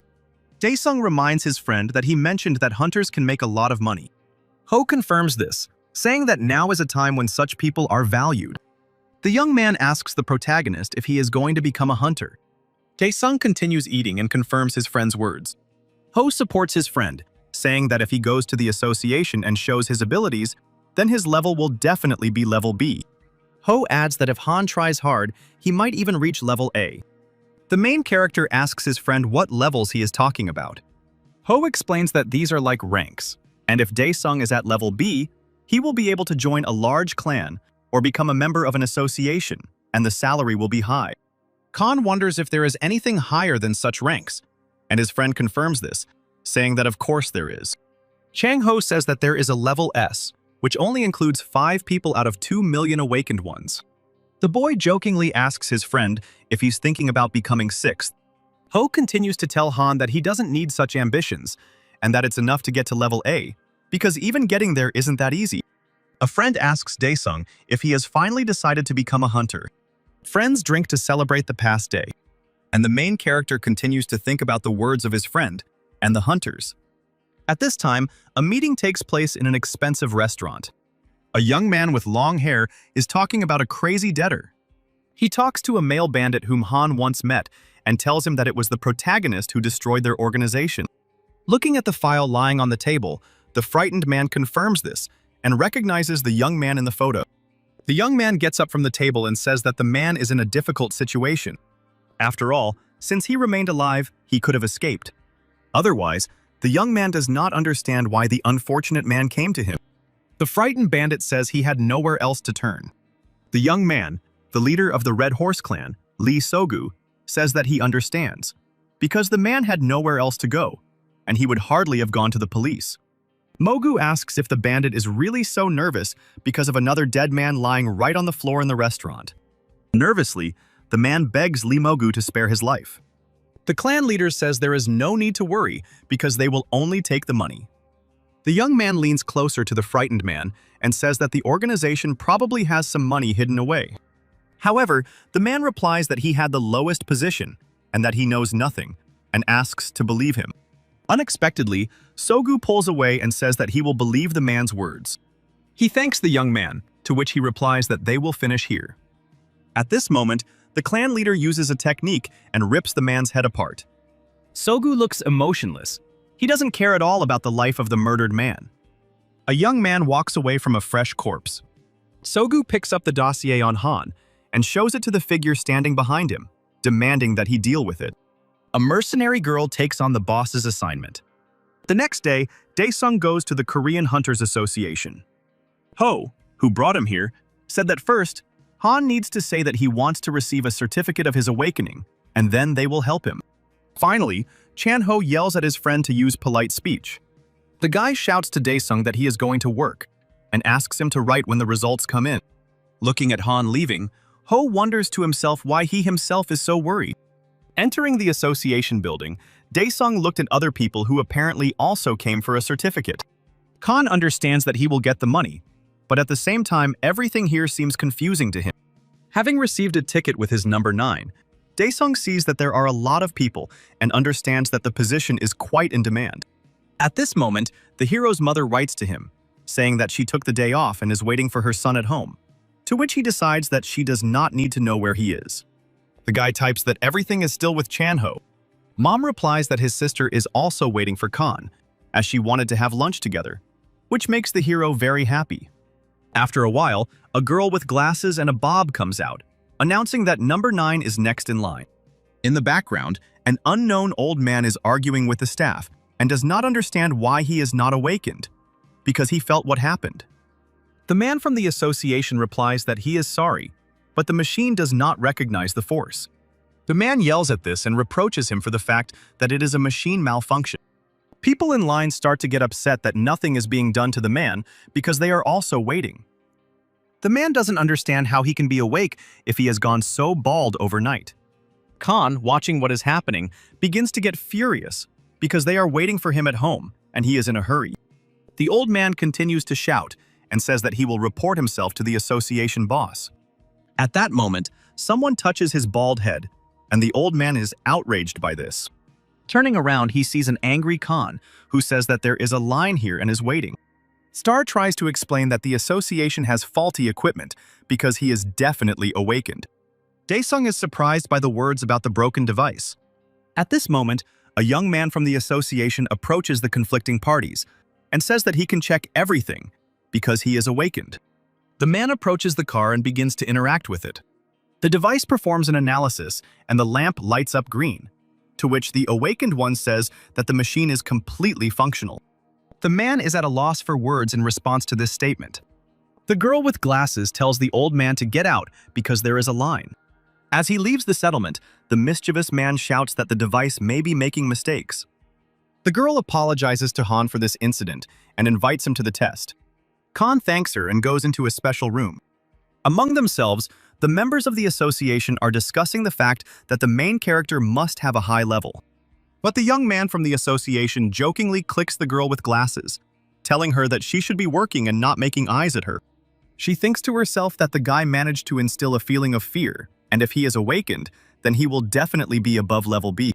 At this time, a telephone call rang in the office of the head of the association's branch, asking him to go down to the 6th floor to the 3rd ward. At first, the man doesn't understand why this is necessary, but they convince him to go down. As he descends, the branch manager wonders if someone of S level has really appeared. However, he quickly dismisses this thought, as it is practically impossible, and most likely one of the subjects is simply being rebellious. People in line look at each other in surprise and talk among themselves about what is happening. The man descends and makes his way through the crowd closer to the ward. Looking inside, he sees that the part of the apparatus responsible for the color of the awakened one is destroyed. Shocked, the man asks what it is. Other association workers are at a loss for words to explain what happened. One of the workers approaches the manager and points at Khan. The man says that the main character just put his hand on the device and this happened. A little earlier in the ward, when Khan placed his hand on the device, it began to take on a strange hue. The surprised guy asked the workers if this was real. At first, Daesung is reassured that this is possible, but then the device starts to crack, which shouldn't happen. The guy himself doesn't understand what's happening because he's not doing anything serious. The room fills with smoke, and the workers realize that something strange has happened. One of the men asks Khan if he is okay. The guy is silent and looks at the device. After listening to this story, the branch manager asks that the problem was not a malfunction of the device. The man adds that 3 such devices could not have broken down at once. Listening to the conversation between the people from the association, Daesung thinks that he only touched the car and hopes that they will not demand monetary compensation from him. So he asks out loud what he should do now. The leader begins to speak hesitantly to the hero. The man thinks to himself that if he continues testing the guy, all the other devices will break. Having thought about this, the manager turns to the guy again. The man says that this is the first time such a situation has happened. Therefore, he adds that the decision must be made by the border guards, and Khan asks who they are. The director says that if the apparatus cannot decide, the judges conduct a licensing test. The man adds that the results of such a procedure reveal the level. The protagonist asks if such a test will be fair. Another guy from the association tells Khan that the evaluation is carried out according to established criteria, so there is no need to worry. Daesung agrees since he has no other options. The members of the organization are sold with the departing Khan. The manager exhales and says that they cannot live in peace. Suddenly, a girl in glasses asks the manager if the crystal ball reacts to foreign energy, and the man confirms this. Then, the girl thinks about Daesung's abilities, because his energy has gone over the scale. However, one of her colleagues giggles at the girl's statement. The manager understands what the girl is getting at, and says that she is funny, and is glad that Daesung is above level S. A colleague interrupts the girl, advising her to think before speaking. At this moment, something happens to the sphere in the apparatus. Once outside, Han calls his friend Ho, and says that he was advised to contact the border guards. A friend asks the hero why he was told that, and the guy replies that the device is broken, which Ho does not believe at first. Daesung denies being noisy. Chan-ho still doesn't understand what really happened, but he encourages his friend, saying that he is confident that his friend will pass the test successfully. The friends say goodbye, and Ho advises Han to go home. However, the main character feels that someone is watching him and turns around. A girl hired by Lee Sogu watches him through a telescopic sight. She notes to herself that the guy doesn't look strong, but by and large she doesn't care, because one shot will decide everything. Suddenly, she notices the guy looking straight at her. The mercenary recoils in shock at being discovered. She watches the target again, believing it impossible for her to be noticed. Watching the guy through the scope, she sees Daesung pointing with his finger where to aim. The girl puts her weapon away for a moment, still not understanding how she could have been spotted, and besides, she guesses that Khan can hear her from such a distance. Suddenly, the guy's voice sounds in her head, telling her to shoot, and she takes aim again and pulls the trigger. Daesung sees all this and realizes that he has just been shot. The bullet hits and causes a small explosion near the main character. The mercenary relaxes because she feels that she has hit the target. However, looking through the telescopic sight, she sees that Khan is alive and not even wounded. The aura bullet she fired bent, which surprised the girl. The mercenary starts to get nervous because she doesn't understand who Khan is, so she tells herself to get ready and run away from here. Throwing down her weapon, the girl runs away as quickly as possible. However, the protagonist's dagger immediately pierces her leg. Not expecting such an attack, the girl loses her balance and falls. An enraged Khan appears next to her.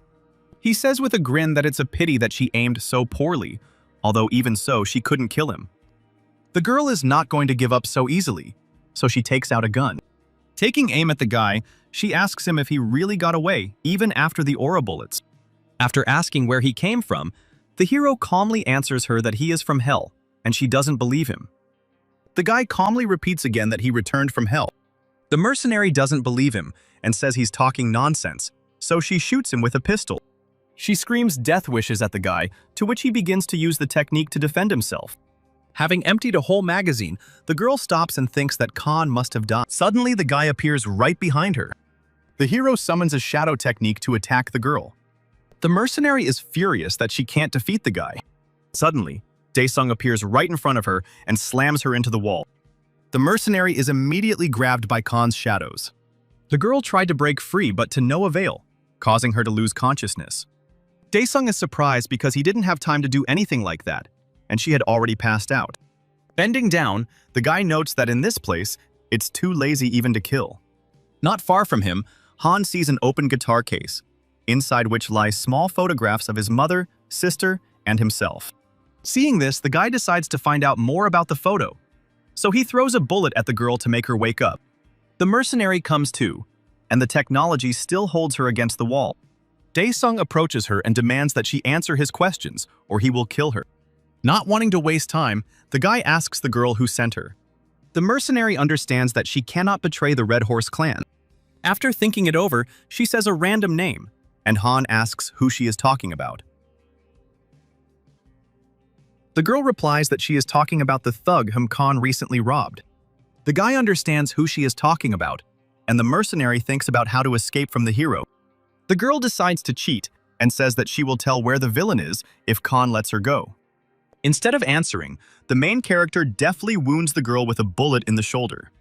The girl doesn't understand why she's doing this, and the guy replies that she's acting too unnaturally for a mercenary, so if she does it again, he'll kill her. The girl silently scolds herself for rushing. Khan does not give up on trying to find out the truth, so he wants to ask the girl again.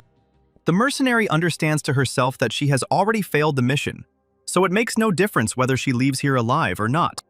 After all, she will be killed either way, either Daesung or Lee Sogu. Therefore, the mercenary decides not to tell Khan anything about the mission and to engage in combat with him again. The guy looks with indifference at the girl's attempts to resist him. Daesung kills the girl without hesitation with a precise blow to the heart. Daesung looks menacingly at the dead mercenary and becomes angry. Khan adds out loud that the time he spent in hell was enough for him. The hero puts away his equipment, and the corpse rolls down the wall to the floor. Daesung is a little disappointed that he still hasn't been able to find out who sent the girl. Khan stands in front of the corpse, disappointed that he will also have to remove the corpse. Daesung touches his head and uses a technique related to memory and searches for something. Having found what he needs, he makes a new decision. Without hesitation, the guy summons a teleport to the Pantheon. The hero says out loud that there are a lot of opened portals here. Looking at the dead girl, Han realizes that it would be better if he learns something new. Having covered the girl with cloth, the guy disappears into the portal. Returning to the Pantheon, Khan wishes to move to page 134 of the diary, to the information about the imprisonment of souls.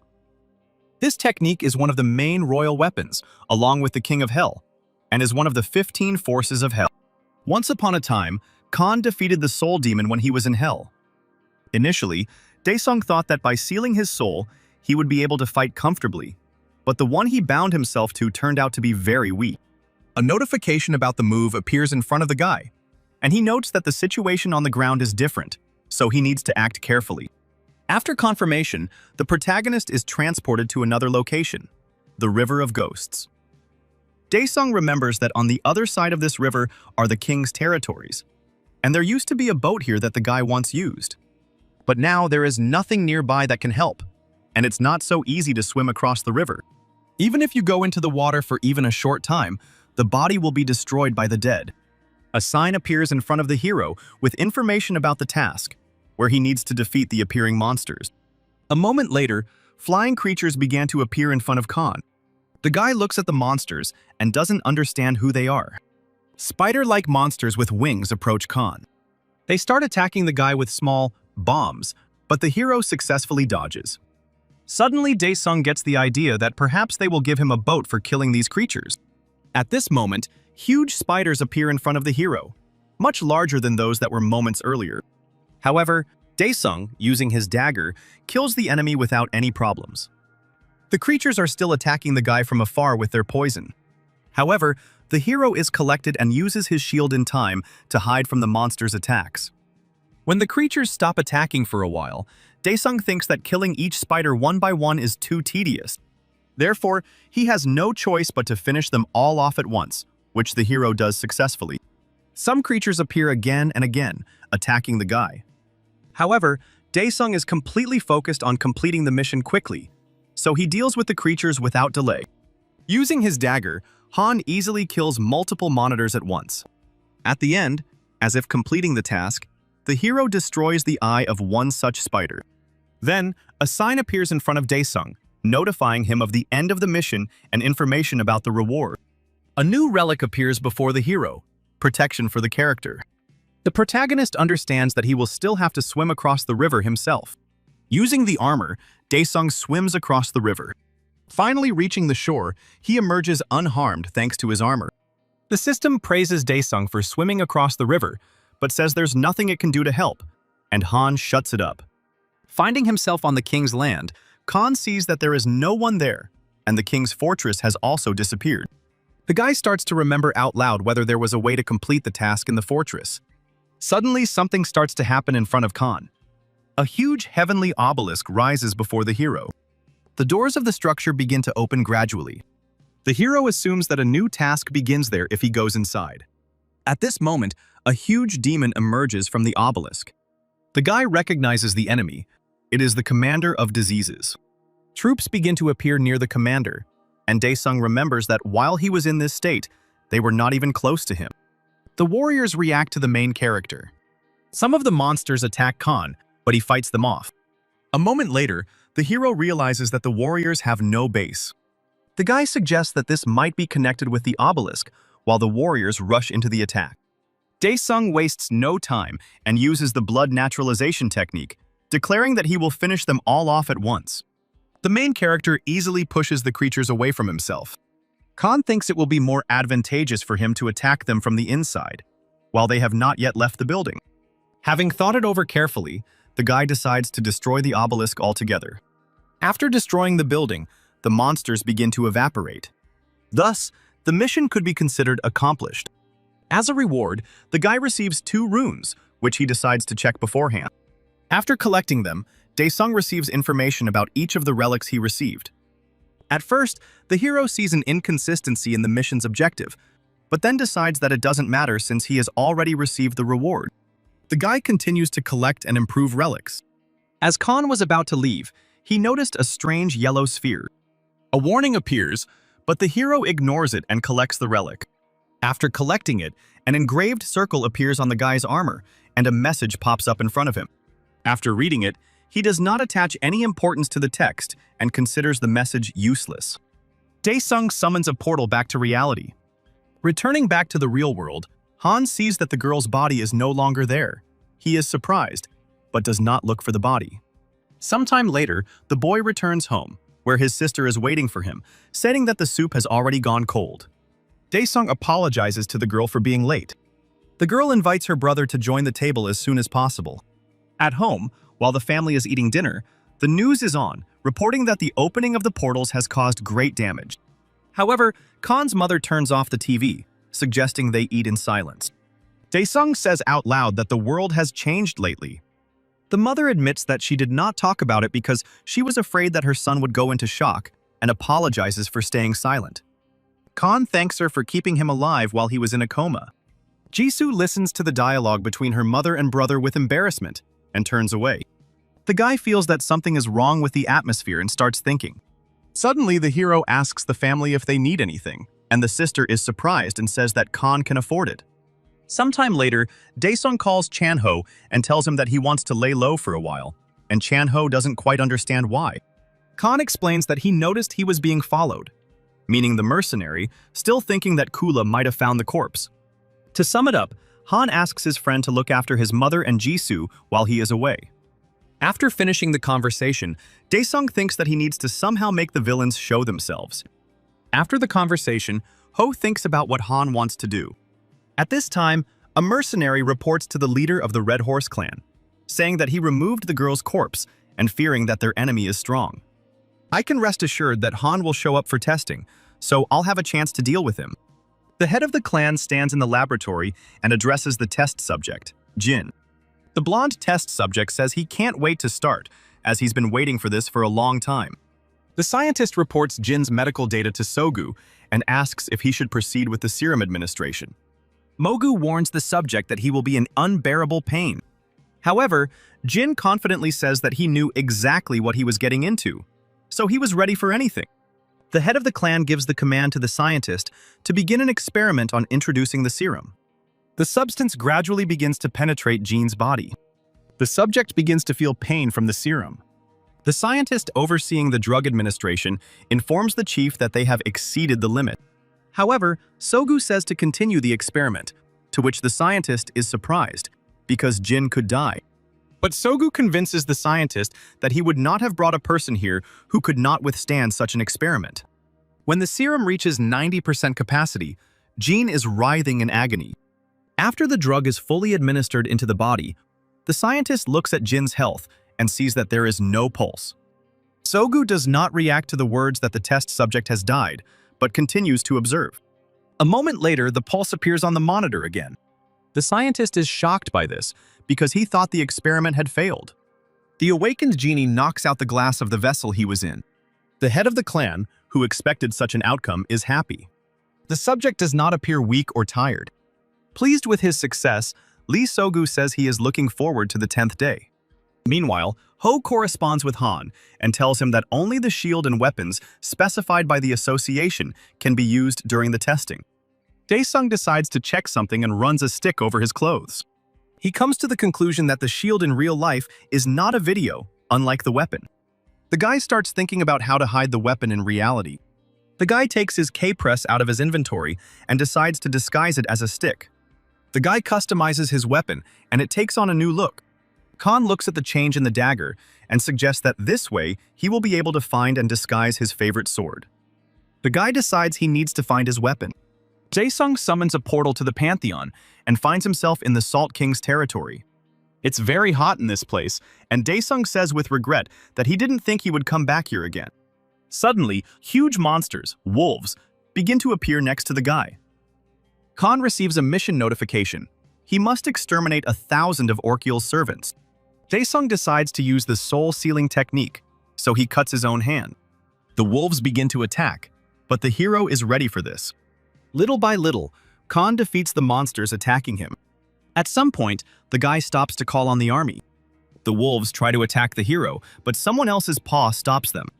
Thanks to Khan's technique, he was able to summon the same wolves to his side to attack his opponents.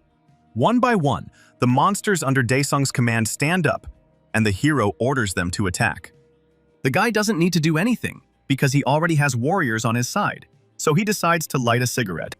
However, Han chokes on his tobacco and does not understand how his friend Chan-ho smokes. Meanwhile, right in front of the hero, a wolf is cut down by his technique. However, the guy is not very upset because he knows that technology should not be underestimated. A wolf from Orkiel's army runs towards the protagonist, but is stopped by a warrior from Khan's army. Daesung knows that the wolves from the technique will be reborn until the brand in their bodies is removed.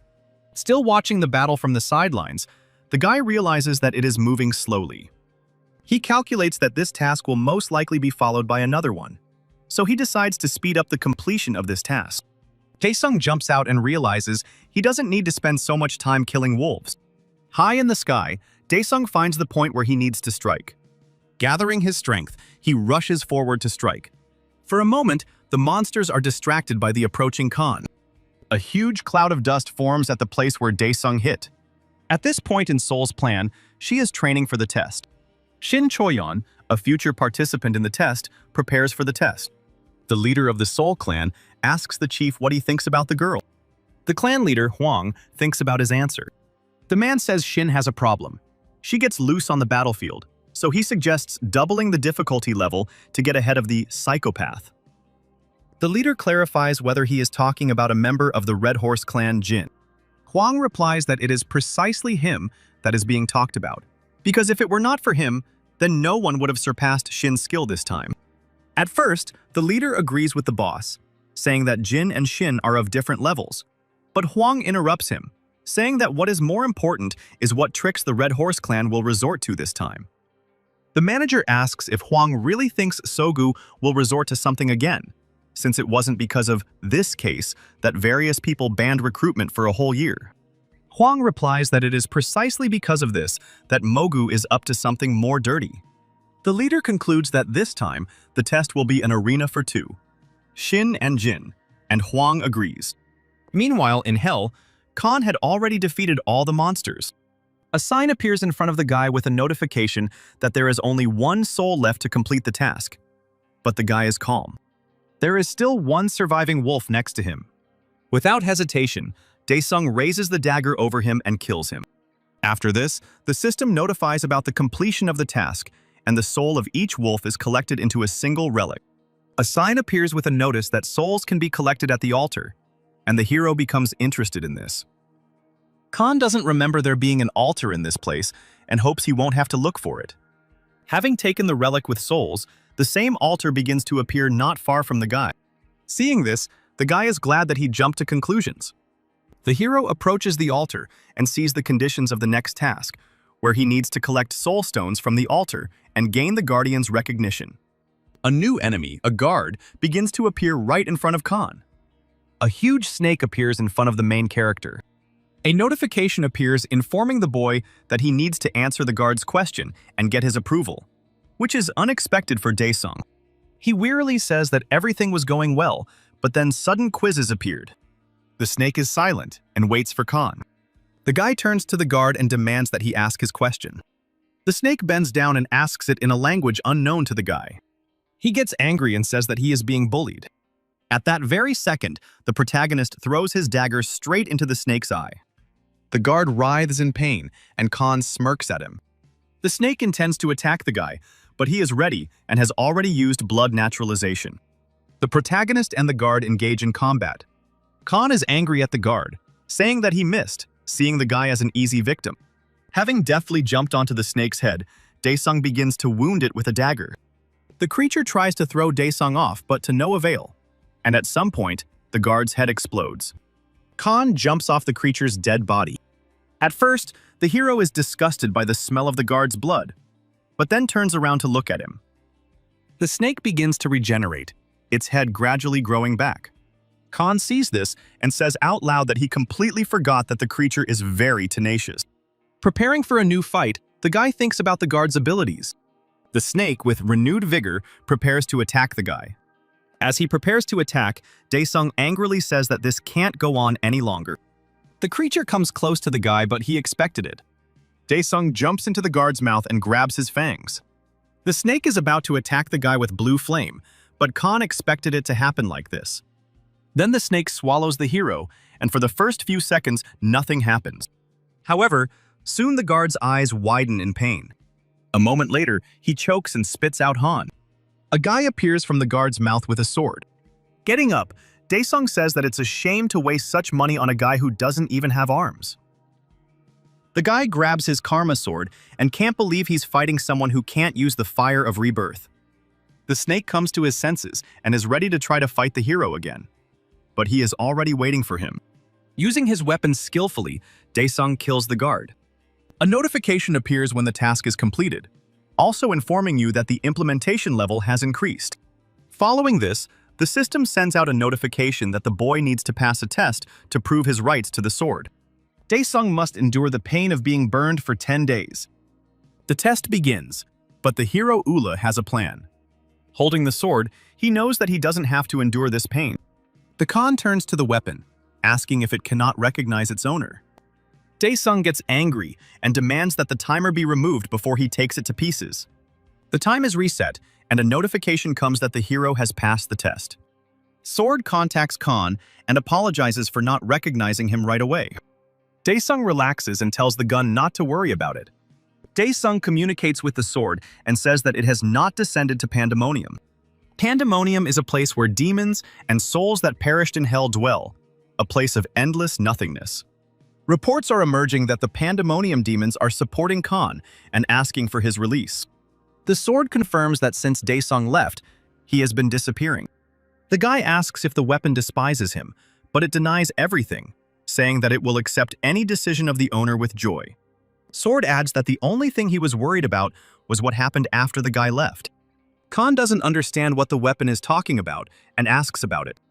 The sword tells that once upon a time, unidentified creatures broke through the boundaries of hell. The weapon reports that due to Khan's absence, all the demons have lost their powers. The unknown sealed the time and space of hell, and they also cast all the demons into Pandemonium. Therefore, the weapon had no choice but to be swallowed by the snake, from there, watching the suffering of the demons. The sword says that he was forced to lead a meaningless existence because his ego was hurt. But now, fortunately, Daesung has freed him. The weapon asks its owner why he returned. The main character takes the sword and says that he needs help. The weapon apologizes that Han is in a situation where he needs his help, but Daesung ignores the sword's words and shows him one of the relics, asking what it is. The weapon says it doesn't know what it is, but adds that the relic is emitting strange energy. The sword says that the energy is similar to that emanating from unidentified beings. The weapon says that everything needs to be checked first, but Khan Ula reaches out to the relic. The guy collects the relic, saying that the system has never failed him and that he can test it later. The guy grabs the yellow sphere. A strange tablet appears in front of him, similar to the one that appeared earlier, and a seal forms on the hero's hand, and Khan assumes that it can be used to enter somewhere. The system asks if Han wishes to return back, and Daesung hesitates, remembering that he usually always quickly returned to reality. After thinking about the sword's words, the boy decides to return to the Pantheon. Meanwhile, in reality, in Ho's office, his colleagues discuss the video of the orc killing and ask if Chang Ho saw it. Staring at his computer monitor, Ho remembers Han and realizes that he can hardly even be called a friend anymore. At this moment, the manager comes up and asks Ho to take a break for a while.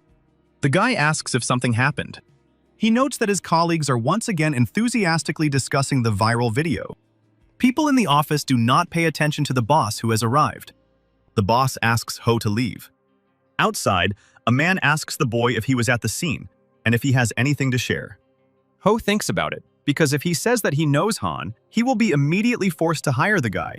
So the guy lies to his boss and says that if there was something important, he would have reported it already. The man doesn't seem to believe the guy very much, but doesn't press him and says that if Ho knew something, they could find and hire Dae-sung. Chang Ho decides that he needs to continue pretending that he doesn't know anything and asks out loud how Shin Choyeon is doing. The man is silent for a moment, and Ho asks again. Finally, the boss replies that it's nothing special, but he's worried that she might not cope. 7 days before the test, Shin continues to train. She has 10 minutes left before the end of the training, and she needs to destroy 10 slabs. Shin successfully completes his mission. Suddenly, a monster appears from the last slab and runs towards the girl. She is ready to defend herself, but suddenly another creature bites into her shoulder, which she does not expect at all. Suddenly, the training ends and the artificial objects disappear. The girl comes to her senses and is unhappy that her training was cut short. All this time, she was being watched by Master Huang, who told the student to come up to him to talk. The girl is still unhappy that the man interrupted her workout like that, and he asks if she is overdoing it. The girl repeats the mentor's words about achieving the goal and asks if these are his words. Huang starts to justify himself by saying that he was talking about training. The girl replies that she doesn't overdo it because she knows her body. The man sarcastically replies that the girl really knows her body better than the system. Huang invites the girl to look at her statistics. The man shows a comparison of the emotional indicators of an ordinary person and hers. Huang adds that Shin is currently in a very tense and depressed state. The girl replies that she needs to get into the top 5. The man asks if she wants to raise her rank, and Shin confirms this. Huang replies that if the girl raises her level, she will have many opportunities. But the girl interrupts him and says that she is not training to earn a lot of money or to gain fame and honor. Shin seriously says that he is doing this in order to kill all the monsters that live on Earth. 5 days before the testing begins, Lee Sogu comes to his clan's secret compartment. By entering the required combination, the leader enters a secure location. The man covers his face and says he didn't think it was possible to survive in such a place. While inspecting the premises, Sogu says that the equipment in the isolation ward, especially the ventilation system, needs to be changed. Looking at the flashing lights, the man says that they too could do with being changed. Mogu turns to his test subject, who has been in a secret room all this time. Jin eats the animal carcass, initially ignoring Soga. The clan leader is pleased that the experiment was successful and tells Jin to eat more, as this is the only way to mitigate the drug's effects. The test subject is pleased with the mentor's words, and Sogu adds that this is the only way Jin can become the main character of the test. 3 days before the start of testing, the gun asks the owner if he plans to return. Dae-sung accepts the sword, content that he spent his time at the Pantheon productively training. On the day of testing, journalists gather at the main complex to await the clan leaders and participants. The level of competition is expected to increase due to the rapid increase in the appearance of awakened ones, and the association's methods of evaluating participants is changing. At this moment, an expensive sports car drives up to the main building. The reporters turn their attention to him and see that Lee Sogu and his protege Jin have arrived in a car. The Red Horse clan chief and the awakened one exit their car and head towards the entrance. Journalists immediately rush to interview the man, asking about Jin and Sogu's expectations for the testing. Other journalists ask how Sogu is feeling after being suspended last year for using illegal methods. The young man, who was besieged by curious reporters, notes that they got on his nerves from the very beginning.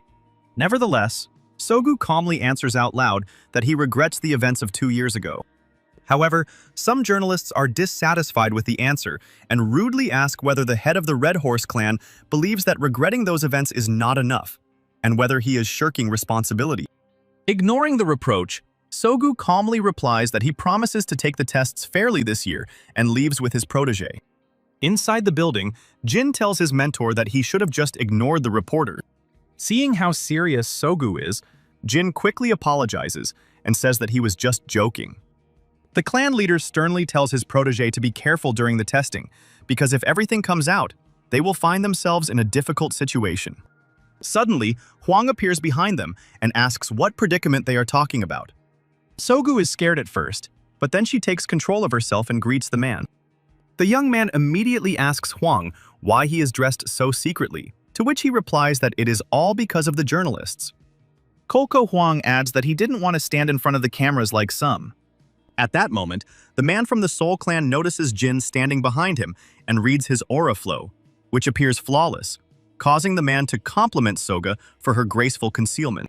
The head of the Red Horse Clan notices Huang's gaze and jokingly says that the testing hasn't even started yet, and the man is already tense.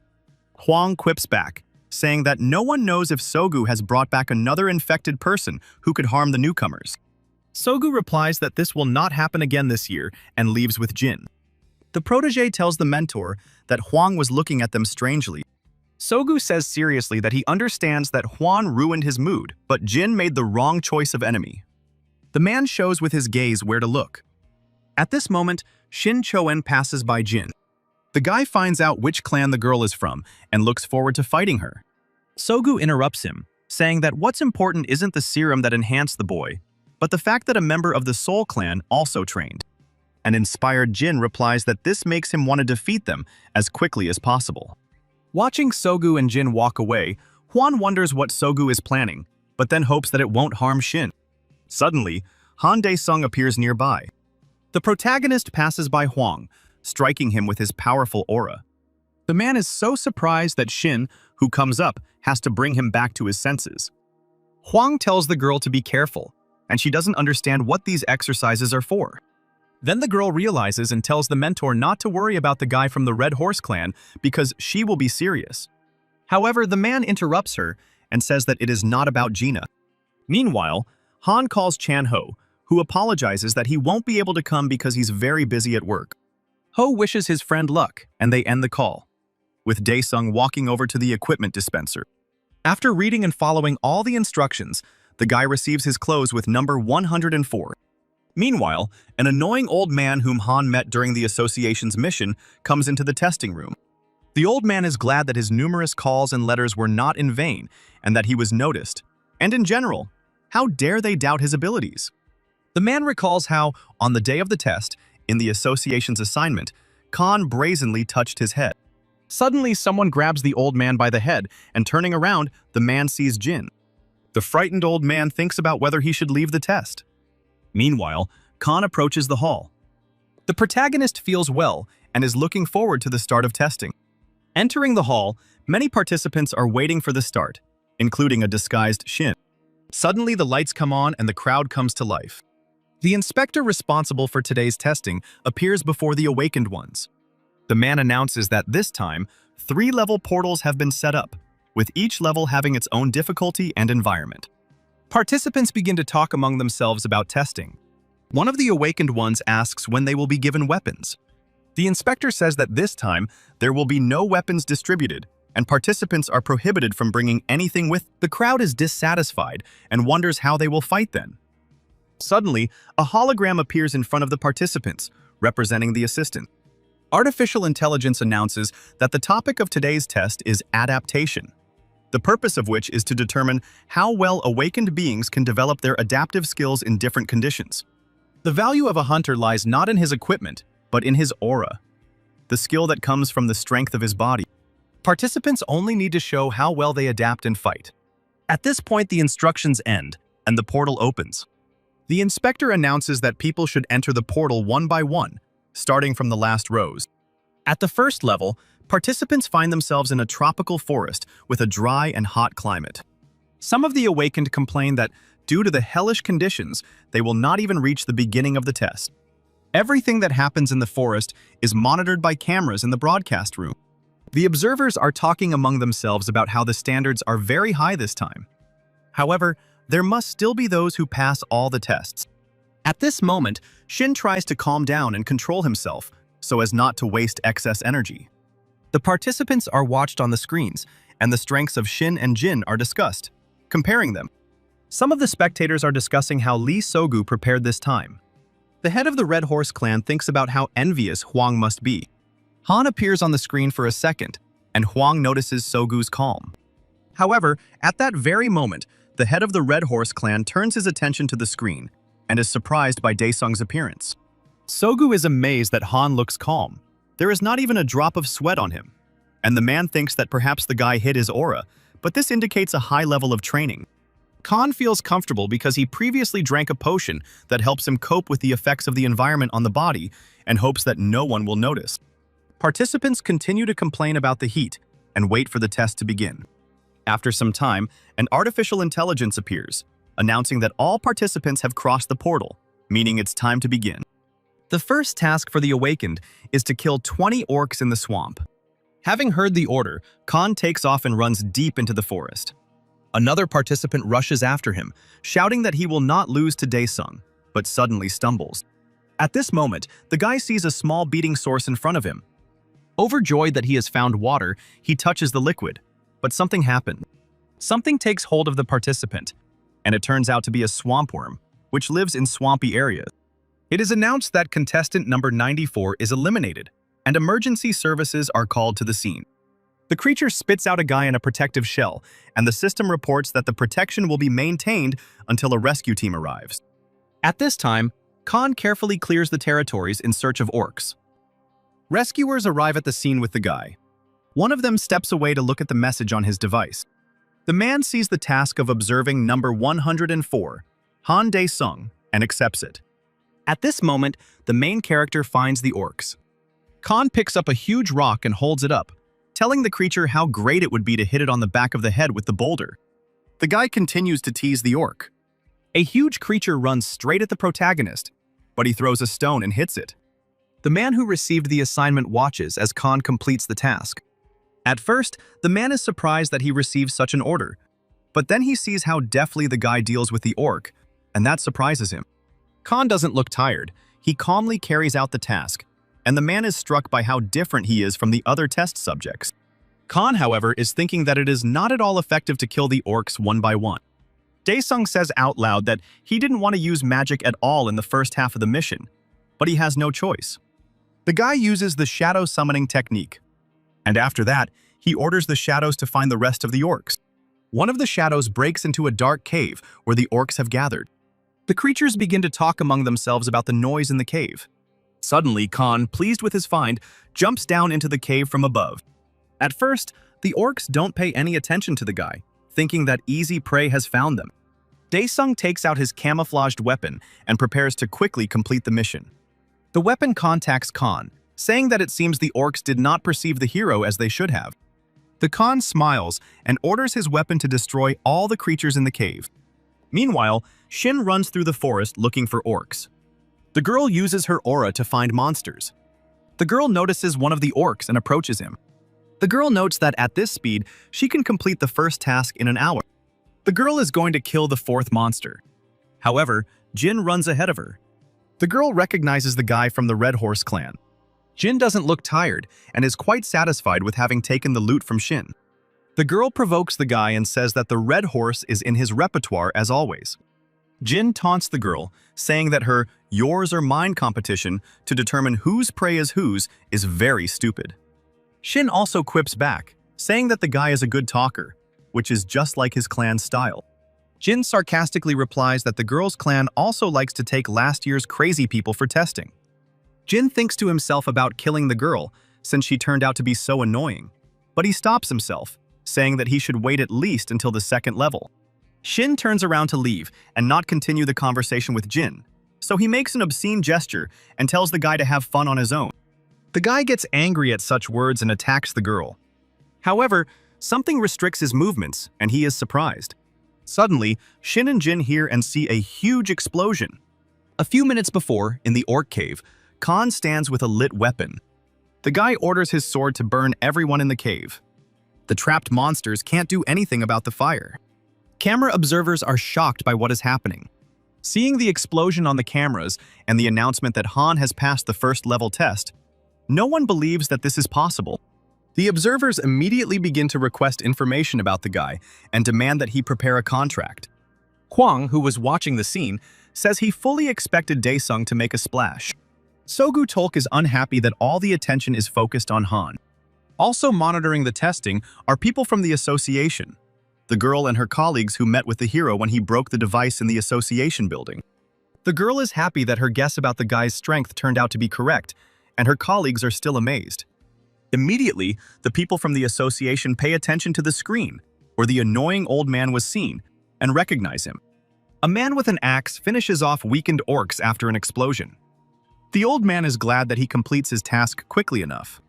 The girl and her colleagues see that the old man is cheating and do not understand how he ended up on the test at all, because he is an ordinary person. The girl from the association enthusiastically says that Khan broke many balls from the device that day. Her colleagues don't understand what she's talking about, and the girl explains that the whole thing is that after the breakdown, various rumors spread that the test results were incorrect. She adds that she heard many people complaining to the community about this that day. One of her colleagues doesn't believe the girl's words and jokingly flicks her on the head, saying that the people above are doing their work superficially. Suddenly, the boss appears behind them, and the three ace are frightened. The boss says that he himself added the old man to the list of test participants. The man says that 3 days ago, he received a report that an old man tried to enter the portal with bombs tied around his body. The girl asks in horror if he really wanted to kill himself and something that is not awakened. The boss denies this and says that several years ago the old man lost his family due to the opening of the portal, and this was his attempt at revenge. One of the association members tells the man that if he gives such concessions, the system will collapse. His colleagues giggle at him, but his boss confirms his fears. The man draws the attention of his workers to Khan, saying that he has found a diamond. Suddenly, the broadcast starts to malfunction, and the connection becomes weak. So Mogu, leaving the hall, addresses his protege. The man from the Red Horse clan tells the leader that this way, Han can reach the second and third levels very soon. However, Sogu reassures him, saying that John is not yet ahead of Jin. The leader adds that Jin is simply giving Han a head start for now, to see his endurance out of curiosity. The man listens to the chapter and thinks to himself that Sogu has strange ideas about what it means to give a head start. The man assigned to monitor Khan tracks him through a scope and notes that number 104 is extremely talented. However, the man shoots the protagonist, saying that he shouldn't have gotten in the way of the Red Horse clan. However, the main character is fine and doesn't notice the surveillance. Looking up, Daesung figures that this is probably the entrance to level 2. Sogu smiles and rejoices at how good it will be if Daesung dies right there. Suddenly, a hovering golem appears near the man watching Khan. The man is hiding from the creature and feels he must report it as soon as possible, as a hefty reward awaits him. However, the golem notices him and attacks the man. The golem binds him with paralyzing poison. At some point, the man becomes afraid that he won't be able to get out. Meanwhile, Daesung, searching for the portal, feels like he's walking through the same places. Suddenly, the guy stumbles upon the corpse of the very man who was following Khan. The protagonist assumes that this was an unplanned death. Suddenly, a golem appears behind Khan. The creature attacks Daesung, but he deftly dodges. The protagonist begins to think about how to defeat the monster, selecting skills that he can use. Daesung understands that he can't use some skills because of the cooldown, and the golem certainly won't wait for him. So Khan dodges its attacks, and then decides that he needs to finish off the creature as quickly as possible. The guy jumps right towards the golem to rip a piece of stone out of its body. Meanwhile, Jin deals with the last of the orcs. Finally, he is notified that he has passed the back and is moving on to the second level. Suddenly, a small box flies up to the guy. Opening it, Jin sees an ampule, a note, and a compass. After carefully reading the contents of the note, she immediately ignites spontaneously and disappears. Meanwhile, Khan is still dealing with the golem and summoning the shadow ghost. The guy orders the technology to destroy the golem. The monster still attacks the guy, but he defends himself with a weapon. The boy's technique is fueled by parts of the golem, and Khan again orders an attack on the monster. Numerous shadows attack the golem. Khan, watching this, rejoices that he has almost defeated the creature. Meanwhile, a picture begins to appear in the broadcast room, and the connection is established. Observers see that there is fog everywhere and do not understand what is happening. Finally, the picture appears and everyone sees the golem and is surprised that such an opponent was included in the exam. One of the association's employees asks if it is normal to include this in testing. The man asks the boss if they need to stop this, since they have that right as the supreme protector. One of the workers reports that they were able to determine the location of number 104. The man asks his boss if they should stop the test for Daesung, and he agrees, but is distracted by a girl from the association. She points to the screen in the broadcast room, where the protagonist's equipment is seen defeating the golem. The attack radius is quite large and powerful, which again surprises observers. The boss from the association, seeing this, understands that it is impossible to determine the level on the edge, and he thought that Khan's peculiarity was just a mistake and a malfunction of the device.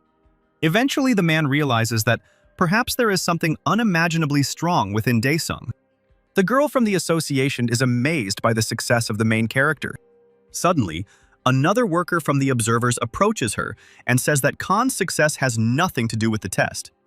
The stranger adds that Jin will reach the second level of the test before Daesung. Meanwhile, the association's boss is asked about further actions, and he replies that first they need to analyze the injuries and report everything. Meanwhile, Jin uses the compass to reach the portal to the second level. He stops for a moment to survey the area and notices the fog clearing, indicating that the decision has already been made. The guy gets rid of his compass to move on. Meanwhile, Khan has already finished with the golem and uses the soul imprisonment technique. Observers see what Khan is doing and are surprised that the guy is doing something again. Daesung, using the technique, summons a golem for himself. The creature does not obey at first, but the protagonist soon forces it to bow its head. The golem leans towards Daesung and submits to him. Something fast flies past Jin as he approaches the portal, and he stops in shock. He notices that it is Khan and is amazed at what he just did. Sogu returns to the broadcast room, confident that the testing is already over. However, upon entering, the young man sees the frightened face of his ward, Jin. A little earlier, Khan, having climbed onto the head of the summoned golem, was heading towards the portal. Having found a shortcut, the protagonist clears the way for the creature. Daesung urges the golem to move faster. The guy uses fire to continue clearing the path of obstacles. The people in the broadcast room finally realize that the guy is using summoning techniques unknown to them. Observers are discussing among themselves whether this can be done using aura. An unknown girl standing next to the blonde from the association says that now they are not undergoing a test, but a real reality show. Suddenly, a fist hits a table in the hall. Many people turn around at the noise and see an irritated Lee Sogu. The man is angry about what is happening during testing. Someone wants to calm the head of the Red Horse clan, but his people ask them not to approach. Finally, Sogu calms down and apologizes for his behavior, explaining that he was excited by the guy's ability. Huang, watching this, silently notes that this is what Sogu deserves, because he couldn't even imagine that everything would go wrong. The man thinks to himself that his student Shin should also arrive soon. Meanwhile, in the forest, Jin is angry at Han for his behavior. Shin Choen immediately runs up to the portal. Thinking that there is no way Jin could lose to someone like that, he rushes towards the teleporter. At the second level, participants find themselves in a cold climate, on a snowy mountain. Daesung, who arrived on the scene, was outraged that the participants were being tested like this. The guy turns to the golem and lets it go. An artificial intelligence appears in front of Khan and congratulates him on reaching the second level. Daesung turns to the teleporter behind him and wonders if he can start the mission without waiting for the others. Meanwhile, the assistant explains the purpose of the second test, saying that the participants will be divided into 5 people according to their strength in different places. The point of the second test is to reach the top of the mountain. Khan analyzes the test. He calculates that the altitude is approximately 5 kilometers. As the participant goes through the test, drones watch, and Daesung regrets that he can't use certain things because of them. Looking down, Han notices Jin and reflects on how awakened C and D-level beings make their living as porters. Standing below, Jin is outraged that everyone's task starts from different points. The guy gets angry and tells himself that he will overtake Khan and will not let it go so easily. Suddenly, the guy turns around, sensing someone's presence. This is the same annoying old man who also made it to the second level test. The elderly man convinces himself that he is doing all this for his family, and he needs to think about them. Suddenly, an avalanche falls on the old man. Standing nearby, a satisfied Jin says that he got rid of the old man. At this point, the signal in the broadcast room is lost, and the video equipment does not work. Sogu, who had been expecting this, prepares for his plan to start working. Other participants arriving at the second level are nervous about the second level challenge. One of the awakened ones convinces the others that they can handle the task because they are among the strongest. Suddenly, this man will be attacked by Jin. After taking the ampoule, the boy from the Red Horse clan noticeably strengthened his abilities, so he easily deals with other awakened ones. Buoyed by a sense of superiority, Jin is pleased that the injection allows him to quickly dispatch the participants. Meanwhile, Shin is also carrying out the task, noting that all the equipment is currently malfunctioning. Khan also sees how drones break, but this is only to his advantage, because he will be able to move faster. Breaking away from the mountain, the guy summons armor. The hero is pleased with himself and calmly falls down, knowing that the technique will soon work. Shin notices a strong burst of energy and tries to figure out where it comes from. Suddenly, the girl sees Khan flying and is surprised that he can do this with the help of aura. Daesung uses his wings to reach the top faster with his technique. Meanwhile, downstairs, Jin is beating up the test participants. Seeing Khan flying, he wonders where the hero got such abilities from. Not wanting to waste any more time, the young man runs towards the mountain. At this point, in the broadcast room, Huang demands that the challenge be interrupted, as the safety of the participants was always a priority. However, the boss asks to wait a little longer while they try to figure out and restore the connection. Sogu intervenes in the conversation, saying that if those who want to become hunters cannot survive such a small incident, then will they be able to fulfill their duties faithfully? Huang turns angrily to Sogu and asks if this was his doing. The head of the Red Horse clan says that it would be better to disqualify the weaklings immediately. The Soul Clan man is angry with Soga, and the young man continues to put pressure on Huang, saying that it wouldn't be better for the man to take a break and retire. Upon reaching the top of the mountain, Han jokingly suggests that he should use his final skill. While other participants climb to the top, some awakened ones remain at the foot of the mountain, including an old man who is crawling out from under the snow. He is exhausted, but nevertheless alive. The man is glad that he survived and decides that because of the cold, he needs to go down. At level 3, Shin listens to the objective of the quest: move around the field and fight monsters, earning points. The girl notes that she is in pitch darkness and needs to wait until her eyes adjust. At that moment, an angry Jin approaches her and asks if she has seen Han. The guy tells the girl why she got to the third level faster than him and why she was too lucky. The girl turns around and tells Jin to go his own way and not to irritate her. The girl herself thinks about Huan and his words to be careful with him.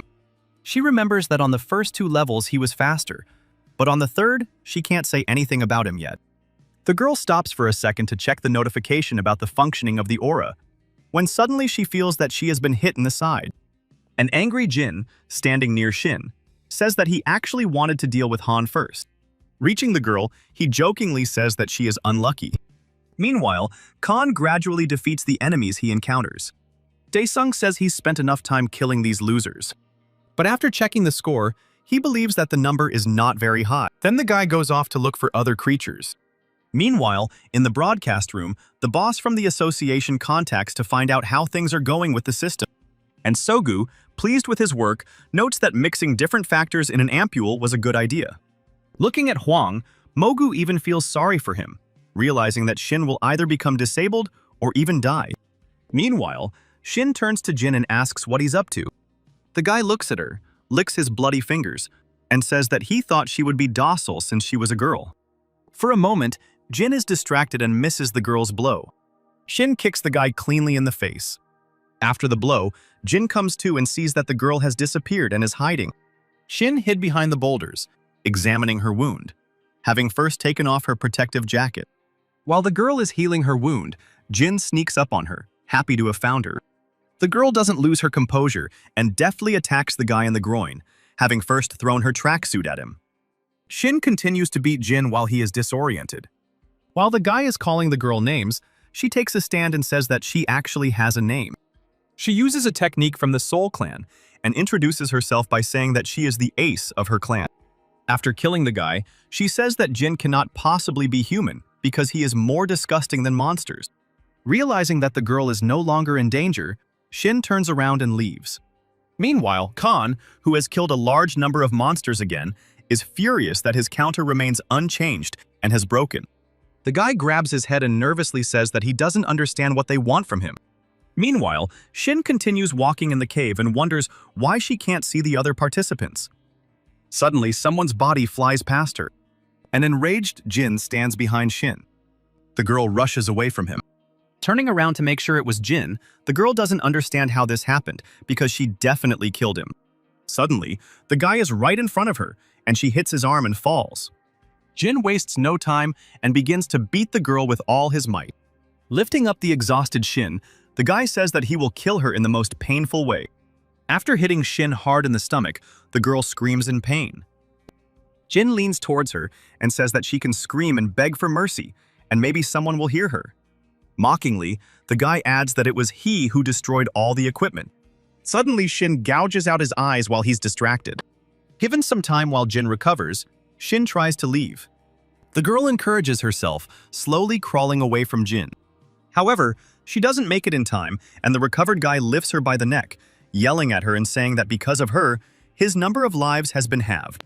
Just as Jin was about to finish off Shin, he heard someone's voice from the side. Turning around, he sees Khan watching what is happening. Evil Genie looks at the guy and recognizes the number 104. Throwing Shin away, the guy says that he was waiting for Daesung. Gathering his strength, Jin jumps on Han. However, Daesung passes by the guy and he doesn't understand how he did it. Jin stops, trying to understand what happened. Han leans over to Shin to examine her. Khan understands that the girl seems to have recovered. Jin turns to the main character again and says that he is as talented as he is. Daesung asks if Jin Lee did this to Shin. He replies that the girl herself is to blame for getting confused, and he simply brought her to her senses. But Khan interrupts him and says that he was able to see the score counter. Jin ignores his question and plans to use the technique to kill Daesung. The guy adds that he completely forgot about the protective suit, because if it breaks, he's done for. While Jin is figuring out the counter, Han already punches him in the face. Clutching his face, Jin curses Daesung. The main character doesn't waste time and uses fire abilities to attack. Jin defends himself from the flames, saying that these are all futile attempts. But the main character, meanwhile, calls upon the technique of soul imprisonment, and all the captured creatures appear behind him. Daesung angrily tells Jin that he has brought out his hellish nature in him. Meanwhile, in reality, it is reported that the connection has been restored on the second level, but repairs on the third will take about another half hour. The leader of the association orders that security be sent to the second level, and another detachment should be deployed to the third level. And Sogu, completely calm, says that there is no point in worrying so much because everyone who is being tested is a future hunter. Meanwhile, the leader is informed that one corpse and many wounded were found on the second level. The news reports that a system failure occurred during testing and that this situation has been ongoing for an hour. He, listening to the news, remembers that Han is on probation, so he gets ready to go to the complex and find out everything as it is. Meanwhile, on the third level, Jin runs away from Han in fear. However, before he can escape, his leg is cut off. The boy falls in pain, realizing that he only has one life left. Daesung comes closer to Jin and asks if he is really being reborn like bugs in hell. At that moment, the connection is restored and a picture appears, and Lee Sogu looks closely at the screen. However, at this moment, Jin falls to his knees and begs Han to spare him, because he only has one life left. Daesung mockingly says that it's a shame that the guy only has one life left, because he wanted to check whether Jin would live if he was cut in half. The guy understands that even if Chen were cut in half, even the properties of the ampule wouldn't help him. The main character looks around and sees that somewhere one camera is working. Khan tells the boy that he will allow it if he answers 3 questions honestly. Having threatened Jin with a weapon, he falls silent in anticipation. Khan threatens the guy that if he lies, he will stab him. Daesung asks his question, asking if it's just Jin cheating here or if there's someone else. Hearing this question, Sogu starts to get nervous. Jin begins to stutter, not knowing what to answer. Khan waits for an answer and puts pressure on the guy, saying that perhaps it's worth splitting it in half. Out of fear, Jin asks not to kill him and says that he is alone. Dae-sung doesn't calm down and asks who made Jin do all this. Jin is nervous and understands that first he needs to get away from the guy alive. He makes up his mind and tells Han that this was all the plan of the Red Horse clan leader. Han asks about the Lee Sogu clan. Everyone in the broadcast room turns to look at the young man Soga, rolling around among themselves, wondering if this is true. The leader is angry at Jin for giving him away. He turns around and shouts that Jin himself started all this, but decided to pin it on Soga. The young man is distracted by the association's leader, who tells him that the investigation will take place during the hunter's inspection. Sogu understands to himself that he will not be able to get out of here. The young man calms down and says that he will arrive at the inspection office at the appointed time. Sogu leaves the hall and curses Jin for repaying him like this. One of Mogu's assistants asks if there was any need to bow his head. The head of the clan continues to swear at what would have happened if he had said anything out of place there. If that happened, Huang would be absolutely happy. The man from the Soul clan is furious after Lee Sogu left. The association's leader thanks Huang for being supported, but the man replies that he did not do this for everyone present. The association's leader calls his subordinates and orders them to go to the testing area to stop the trial. Meanwhile, Han asks his third question and asks if Jin has another life left. The frightened boy asks what this question means. Jin understands to himself that whether he lies or tells the truth, he will be divided in half in any case, so the outcome is the same. At this moment, the artificial intelligence appears and declares Han Dae-sung the winner of the challenge. The protagonist is surprised that the announcement appeared so suddenly. Jin timidly congratulates Han on his victory, saying that he is a worthy S-level hunter. Dae-sung, despite everything, cuts the guy in half. With a smile, Han says that Jin lied, and he still has one more life left. Turning back to the wounded Shin, Dae-sung sees her recovering. Meanwhile, medics run into the portal to the third level. The head of the association, Pak, who had been watching the broadcast from his office the entire time, finishes watching. Next to him stands his subordinate, saying that representatives of the 10 clans have arrived. The girl adds that Han Dae-sung already showed S-class at level 1. The man asks the girl if Jean is the first hunter after Li Cheng. While looking through Dae-sung's file, Park tells his subordinate to bring such a person into their organization. People in the association's lobby are discussing among themselves what happened during the testing. The system reports that due to unforeseen circumstances, the selection criteria have changed, and the main indicator has become passing the first level of the test. Many people are starting to complain that the threshold for passing is too low, since this is only the first level. A photo of Dae-sung appears on the screen with his A-level grade assigned to him. Chan-ho calls the main character and asks where he is. Suddenly, the guy turns around sharply, realizing that Han is in the S-level break room. Dae-sung is happily relaxing in a massage chair, resting after a tough test. Ho comes to him and asks what happened here. Dae-sung replies that the association secretary told him to rest here. A friend is surprised that his secretary contacted him. Han continues by saying that he has become an A-class hunter, with the potential for S-class. Ho is amazed by his friend's success, jokingly saying that now Han will be able to build a house with his own money. He adds that everyone on the outside is shocked by the protagonist's success because of his potential. Meanwhile, in the lobby, everyone is discussing Khan and how to get his associations, when suddenly, someone comes out of the elevator. The same old man comes out of the elevator, shouting that he has won, and journalists immediately rush towards him. The man introduces himself as Dae-sung. The reporters are surprised that Dae-sung appears in front of them, and they suspect that he is the winner.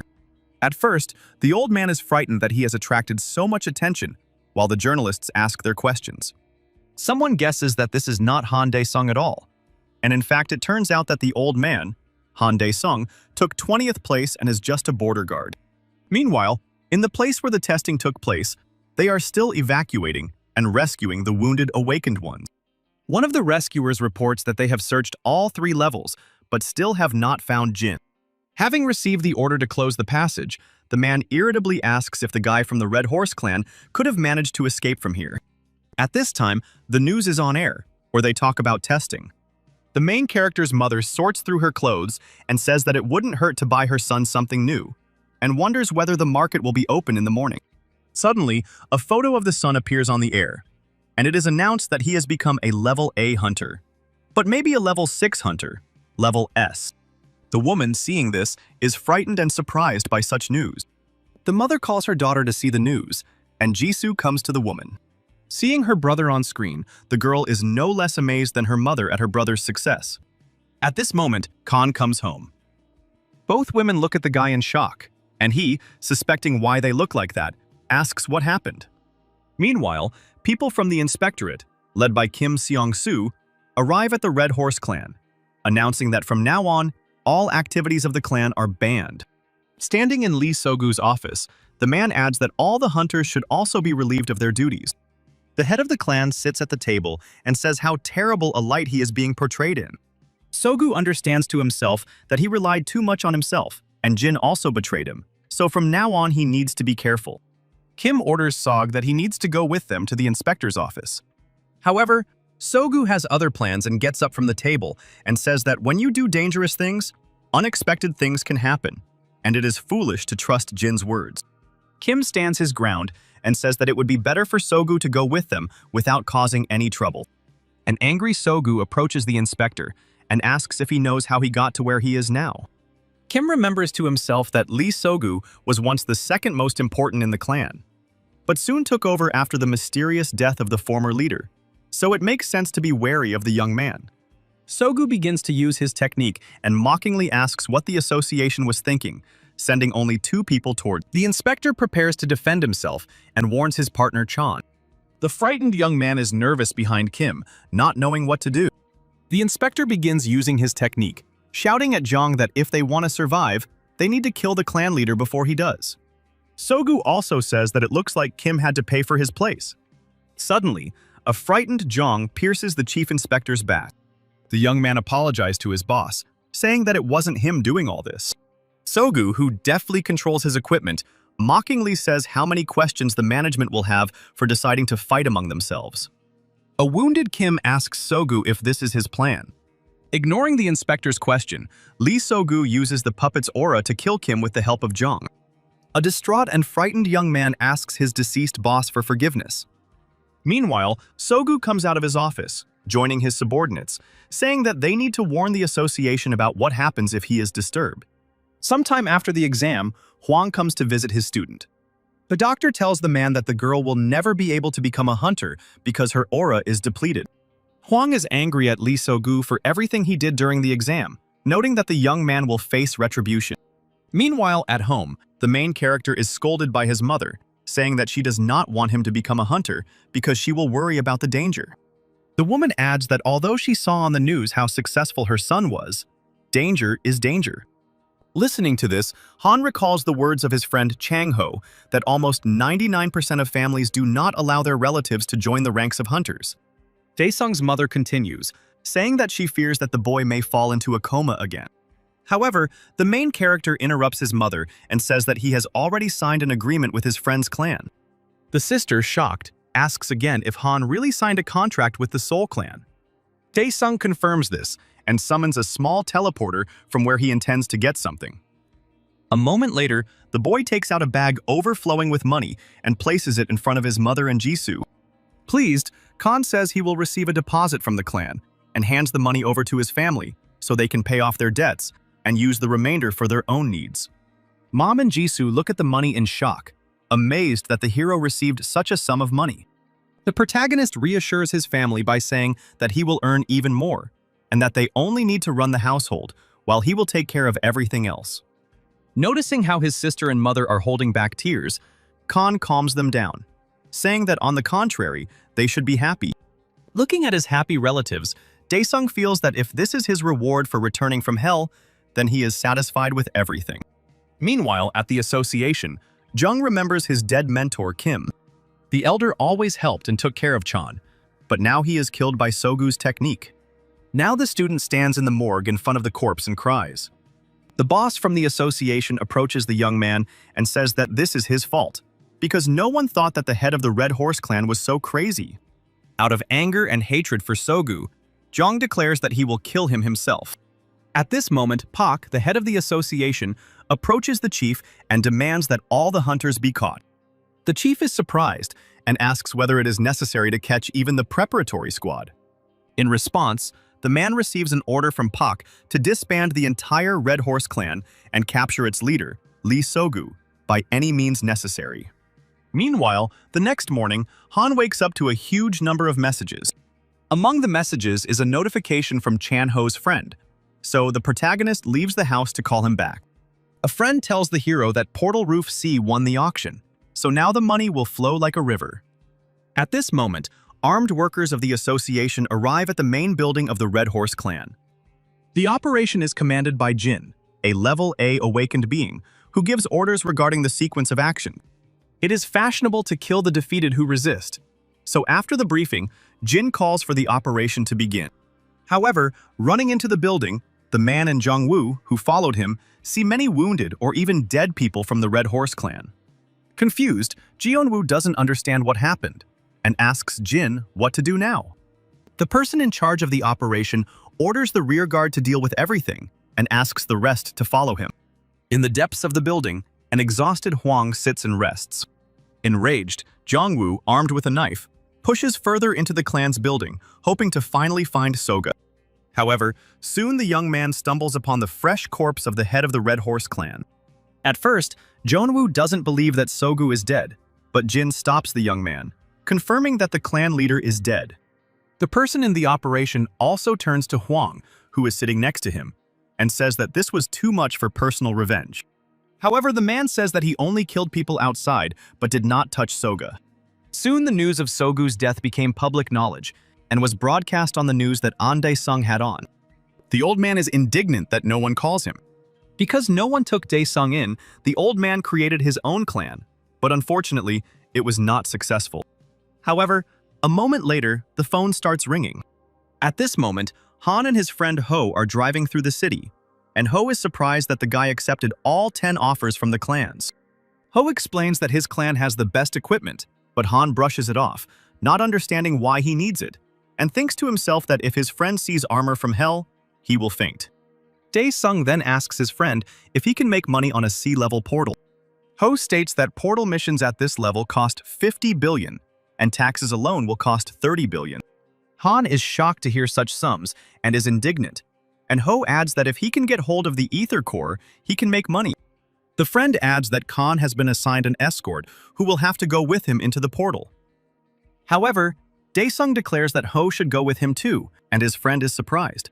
Han explains that he appointed Ho as his escort and entrusted all the paperwork to his sister Jisoo because he was too lazy to do it himself. Upon arrival at the location of the portal, Chan-ho is asked for a certificate. The young man shows the document to the soldier, who is surprised that only 2 people were taken for the mission.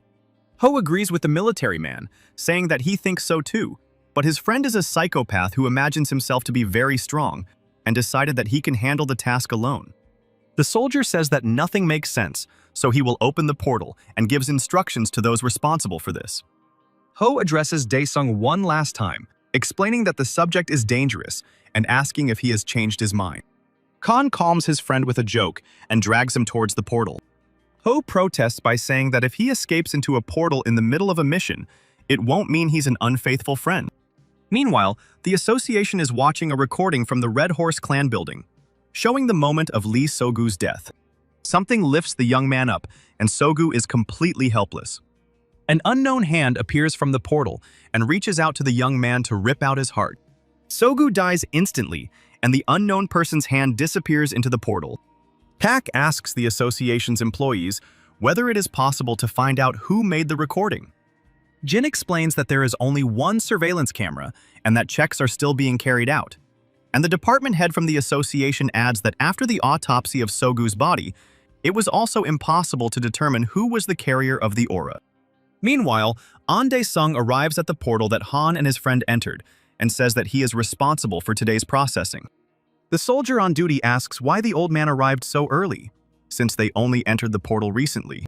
An asks if the hunter who took on the task is really Han Dae-sung.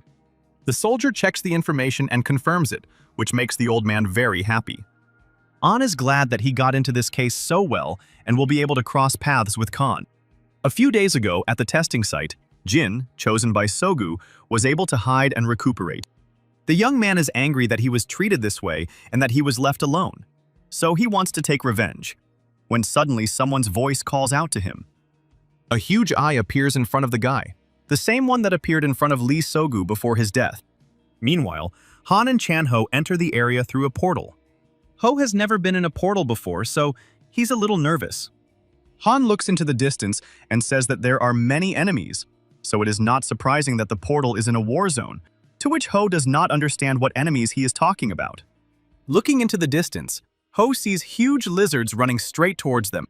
Dae-sung takes out his weapon and says that it will be more convenient to finish them all off at once. The protagonist prepares for the attack and jumps very high, leaving his defeated friend below to watch. Khan towers over the monsters and swings his arm to strike. The guy uses the volcano technique to hit his enemies. The flames swirl around the lizards, killing them instantly. Ho, watching what is happening, is shocked and wonders if this is really his friend. The Khan, having made sure that the enemies are dealt with, approaches his friend. Ho jokingly begins to scold Dae-sung for not telling him earlier how strong he is, which only made Ho worry. Putting away his weapon, Dae-sung replies that this is precisely why he decided to show his abilities only now. After some thought, Ho declares that he has decided to propose to Dae-sung to create a new world-class clan. Finally, the friends return back through the same portal, which surprises the military because too little time has passed.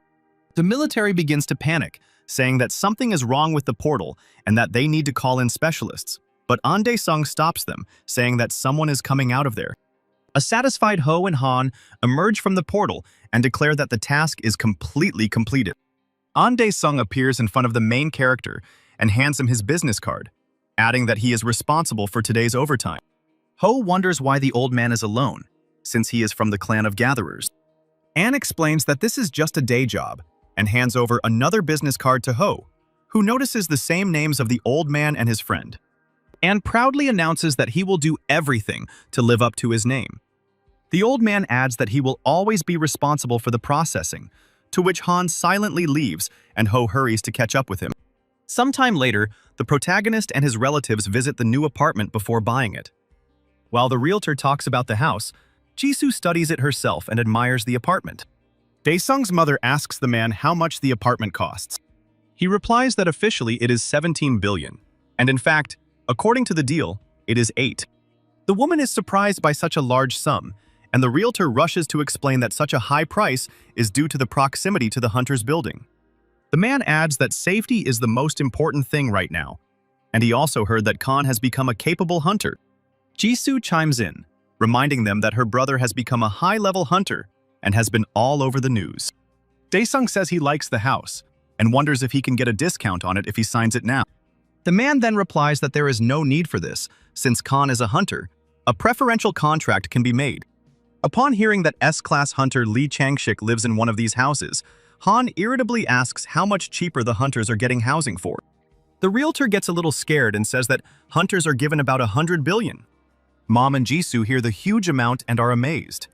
Khan thinks to himself that this way, he will be able to buy an entire house worth 80 billion. That same evening, a young girl walks down the street alone. At this moment, she runs into an unknown person and apologizes. In front of the girl stands a tall young man with a hood on his head and a creepy expression on his face. He tells the victim that she has a choice and that she should be grateful. The next morning, at the police station morgue, they examine the body of the same girl and note that she died in the same way as Sogu. Jin and Jeonwoo arrive from the association and realize that no one but the awakened ones could have done such a thing. Jin says that in addition to the open portals, a killer who rips out hearts has appeared in Korea. Jeongwoo asks his mentor to entrust him with this case, and he promises that he will catch the killer, while Jin thinks over the details of the case to himself. Finally, the brunette tells his protege Chan out loud that for now, he is working on portals. Addressing a police officer, Jin asks that information about the murders not be leaked to the media. The man also adds that they will assign the necessary people from the inspectorate. Elsewhere, in a new place, Jin of the Red Horse clan awakens. The young man is in a special capsule with the necessary life support equipment. The guy starts to look around the room and sees an unknown middle-aged man not far from him. The stranger sees that Jin has woken up and is approaching, and the guy is nervous because he doesn't understand where he is. The man approaches the capsule and asks the young man if the place looks like the Red Horse Clan's laboratory.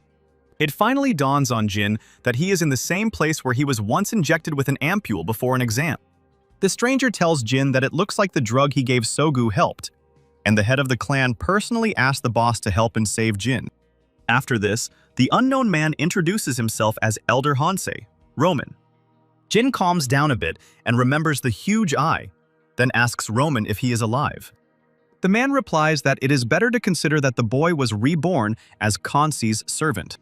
Jin doesn't understand what the man is talking about, but he says that he will give the guy even more power if he follows him.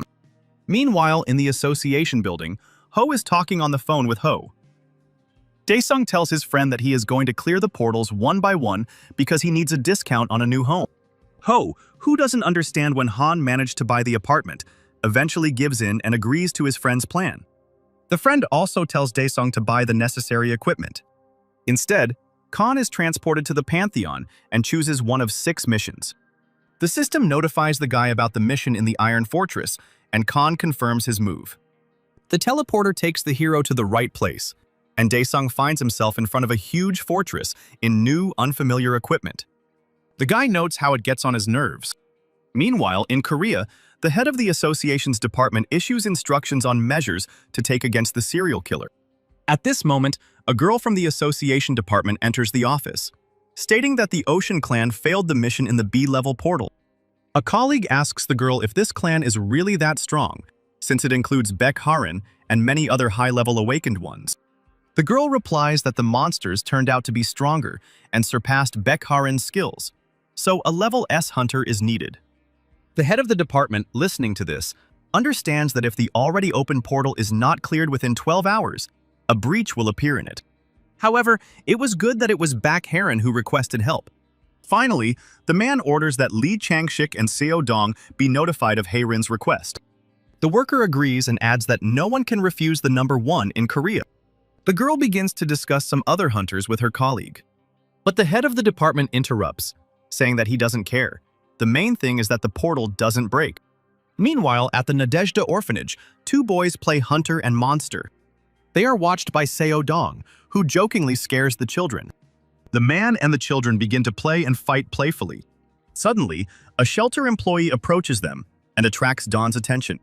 The man gets distracted, and the girl explains that there was an urgent call from the association, to which Don sadly notes that he can't even rest. After studying the information, the man leaves and the employee wishes him luck. At the last moment, the man turns to the children and the girl and encourages them, saying that he is the best hunter in the country. Meanwhile, the number 1 hunter, Lee Chang-shik, emerges from the sea-level portal. He is met by a girl who informs him that an official request for help has been received from Baek Harin. The young man stops and listens to the information about Karen's help. Meanwhile, in the Pantheon, an incomprehensible seal is formed under the Khan. At the foot of the fortress, a huge guard appears, resembling a huge predatory cat. The protagonist looks at the guard and thinks to himself that it is dangerous to even walk near his body now. Daesung's only equipment now is a sword and an ice shield. Khan sits down on the ground and thinks about how bad his memory is, since he can't remember how he knocked out the boss last time. The weapon lies in front of the guy, and he carefully remembers his tactics. Finally, an idea comes to Han's mind. Meanwhile, in Korea, crowds of journalists appear outside the B-level portal. Many are starting to broadcast live from the hotspot where the cleanup is taking place. The association's employees, seeing this, wonder how the information leaked. Suddenly, the reporters start looking around and recognize the approaching figure as a representative of the Ocean Clan. A young brown-haired woman, Baek Harin, approaches the portal with a charming smile as the surrounding journalists ask her questions. Many reporters are amazed by the beauty of the clan representative and shower her with compliments. Karen approaches one of the journalists and asks him for a microphone. Turning to the rest of the reporters, the girl announces that the portal will be cleared, and she has asked for help from 2 of the most powerful hunters in the country. The journalists are amazed and start talking among themselves about those very hunters that Baek mentioned. The girl confirms that she called Lee Chang-sik and Seo Dong, who had already arrived at the portal. The 2 strongest hunters are about to go inside when they are noticed, so they linger for a while. Chanchik, a young blonde man, says that Karen was able to skillfully turn her failure into a whole scene, to which Dawn, a brunette, supports his comrade's idea. At this moment, a pleased with herself Karen approaches them. Journalists continue to film the three hunters, delighted that the Lyso-backed tandem is about to clear the B-level portal. Meanwhile, in the Pantheon, Khan attacks the fortress guard. Finally, the enraged creature awakens. Daesung gathers his strength and notes that one mistake on his part means certain death, so he needs to be more careful. An angry predator approaches its enemy, intending to kill him. At that moment, the guard slips on the melted ice shield, and Daesung concentrates on his next attack. The guy runs up to the fallen guard.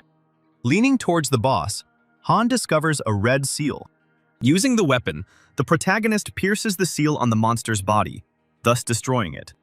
Daesung throws his sword and wooden shield to the ground, saying he won't need them anymore. A notification appears in front of the hero that he can enter the fortress thanks to the destroyed seal, to which Daesung says that first he needs to find a weapon. Inside the fortress, the guy is surrounded by various traps. The Khan carefully probes the wall of the fortress, intending to find a special mechanism. After finding it and clicking on the hidden stone, the doors open for Khan. The Balark treasury opens before the guy, accessible to the hero for only 5 minutes. Daesung moves closer to the weapons and grabs the dark sword, which he says is not that strong, but without it, he cannot enter Balark's room. Looking around the treasury, the guy sees chests with money and other valuables. Daesung looks at the find for a moment and thinks. A moment later, the system notifies the boy that he can enter Balark's room, and Han prepares for battle. Meanwhile, in the portal of level B, the Lyso-backed tandem is fighting monsters, and Dawn is unhappy that the opponents are too noisy. The man concentrates his strength and uses his weapon to jump forward straight at the monster.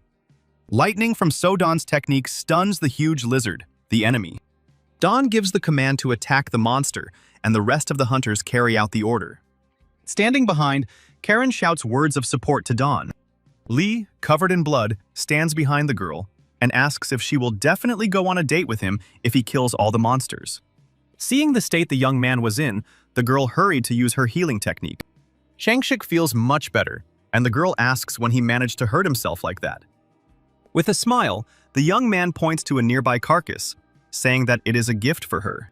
Karin sees the huge head of the Ogre King next to him. The girl is shocked that Changshik was able to kill such a monster alone. Taking advantage of this, the blonde puts his hand on Karin's shoulder, and the girl sternly tells her to take her hands off. Not far from the couple, hunters led by Sodong try to kill the monster, but its skin is too thick that even the aura does not help. Changshik asks Beck to keep her promise about a date with a smile, and he himself approaches his partner Dong.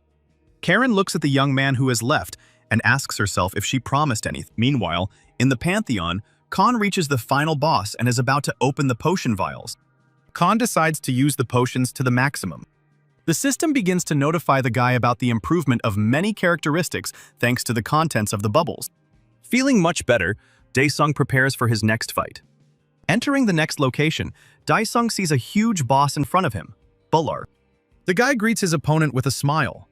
Balark sees the protagonist and a moment later summons a huge fire dragon. Han uses the blood naturalization technique to counter the creature. Meanwhile, in reality, the streamer, that same waiter, Yang, begins a weekly broadcast about hunters. First, the guy suggests looking at the ranking of this week's hunters, and the top spot is opened by Lee Changshik, who became a hunter as a hobby and is the chairman of the Joseon clan. Next in the ranking is Sodong, who heads the Nadezhda orphanage and has become a father to many orphans. And in third place, the beauty Baek Harin from the Ocean clan. Yang explains that there was an incident at a level B portal this week, but the Lyso-backed tandem resolved the issue within 6 hours. Then, the streamer remembers what else he wanted to show the viewers. Yeon brings up a photo of Han Daesung on the screen and begins to remember seeing him during the orc attack. The streamer is a little surprised to see the guy again. Meanwhile, in the office, Roman is looking through the news and notes that the hunters have begun clearing the portals very quickly. His colleagues call him by a false name and offer to have a drink after work, but Roman refuses. After opening a map of Korea, the man decides that he needs to change his current circumstances. In the Pantheon, Khan continues to fight the dragon, dodging the creature's attacks. During a break, the guy jokingly says that the spilled blood brings back memories of old days. A second later, Ballark himself stands up and joins the fight. However, Daesung does not lose his nerve and prepares to fight him. Khan begins to fend off Ballark's attacks with his sword. At some point, the guy complains and asks why his opponent is so strong. Ballark also uses his abilities, and he gains wings. Daesung breaks past his opponent and turns around, mockingly saying that he is surprised by Ballark's transformation. A moment later, someone unknown begins to appear on the field in front of the main character. Khan stops to study the stranger. The unknown, without a face or a clear body shape, is irritated that someone dared to disturb the peace of the holy apostles. Meanwhile, in reality, a hooded serial killer continues to kill victims, hoping to arrange a sacrifice. And in the office of the Portal Search Company, Roman, pretending to be Jake, contacts the maniac. The killer reports that he performed a sacrifice using the hearts of those previously killed. Roman hears this and replies that he will let the hunting association know about it. The maniac asks his boss when he should stop making sacrifices. Roman replies with a smile that only when they have collected enough scapegoats. Meanwhile, back at the Pantheon, the notification system has completely broken down. So Han realizes he's facing a very powerful opponent. However, this does not frighten the hero too much. He is looking forward to another battle. An unknown person threatens the guy, saying that he is insignificant and will not be able to stop the course of the universe. Having attacked Daesung, the creature thinks that it has won easily, but the hero rushes forward towards the enemy. Khan pierces the unknown with his weapon. However, the creature looks at Daesung mockingly and says that his attacks and weapons will do nothing. The Khan angrily asks the stranger what will work on him. At some point, the guy receives a system notification about a technique that can only be used in Hell, depending on the level of implementation, which at the time of the battle is 33%. However, thanks to his skill, Han manages to catch the creature off guard and suppress it. The unknown person intends to escape to report to his superiors, but does not make it in time, and the system notifies the hero that the heavenly inhabitant has been destroyed. After winning, Khan approaches the tall structure and touches the wall. As a reward for completing the mission, Daesung received the opportunity to lead Ballark and some other creatures. The contented protagonist sits on the throne and mockingly speaks of dragons and addresses the subordinate creatures that he will call upon them when they are needed. Continuing to sit on the throne, the guy thinks that all that remains for him to do is remove all the portals and earn money. The newly formed Level A portal is being monitored in the association building, and initial security measures are being taken. Pac comes into the observation room and asks if the new portal is similar to the one that appeared 5 years ago and destroyed the area around it, and the workers confirm this. The head of the department reports to the manager that the portal is definitely Level A. Pac orders all hunters to be gathered and to request additional assistance from the World Hunter Organization. The head of the department nods and says that everything will be done. In the Pantheon, Khan checks the information from the system about his level of implementation and does not understand why it is still so low. The guy sadly says that he will have to earn a few more skills. After some thought, Daesung decides to move to the Ant Valley using the system. Meanwhile, a meeting with all the important people is being held in the building of the Hunters Association. The department head welcomes everyone and announces that a meeting is beginning on how to solve the problem of the A-level portal in Gangnam. At this point, the Korean police take Hwang to jail. The man is puzzled over who was able to kill Lee Sogu because he is quite a strong opponent. And Hwang's student Shin is still in the hospital and is malnourished. The nurse scolds the girl for not eating anything and adds that she will remove the IV since it is of no use. Shin ignores the nurse's words and thinks about her failed exam and regrets letting her mentor down. In the association's meeting room, the meeting continues, and Ryu Jones, the head of the Fortress clan, reports that the hunter So has been missing for a whole month since she left to investigate. Marble Clan's deputy, Chohan, reports that his clan's leader, who is also the 5th-ranked S-level hunter, is in Silicon Valley developing aura weapons, but is preparing to return. The head of the association, hearing this, says that this time too, the Lysobek tandem will handle the defense. Seodong jokingly says that there is no other way out. If they don't stop the enemies, they will die. Lee Changshik says that he will go on the mission since Baek Haren promised him a date. A girl interrupts the conversation and, surprised, reminds the blonde that she already went on a date with him and treated him to meet. Lee and Heron start arguing, and Dawn tells the people from the association that they need A-level volunteers for support. The workers begin to talk among themselves that if the Lee-Se-Bak tandem manages to clear the A-level portal, it will be the first such case in Korea. Tak sums it up and orders the search for 100 level A volunteers and 10,000 ethers for the hunters. Those sitting at the table in the negotiation room begin to discuss the fact that the number of broadcasts is very large. Meanwhile, outside a broadcast is being made, notifying citizens of the danger. A large number of hunters are already gathering near the portal, at first not understanding why they are there. Lee-Se-Bak is about to enter the portal first, and Dawn encourages his partners that the sooner they finish here, the sooner Beck and Lee can go on a date. The brunette wishes his partners good luck, and the three of them enter the portal. Inside the portal, Dawn gives orders and tells everyone to check their gear. Lee moves away from Beck, telling her to stay put. The girl reports to Dawn that Chanshik has gone on reconnaissance. The brunette doesn't understand why the girl reports to him about Lee, because he can do it himself, but then leaves everything as is. Having analyzed the situation, Dawn orders the hunting squad. In reality, Ho is trying to call his friend Han, and is annoyed that he hasn't answered for so long.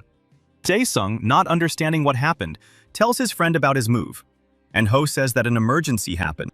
The guy tells Han that a level A portal has opened in Gangnam, and the association demands that all hunters go there. Dae-sung learns that an emergency has occurred near his new home, and wonders why so many people are gathering. Ho explains that it was precisely this type of portal that caused the large rift 5 years ago, and that the hunters barely managed to close it back then. Khan leaves the house, getting ready to head to the right place, and asks his friend if he will be promoted if he can close the portal.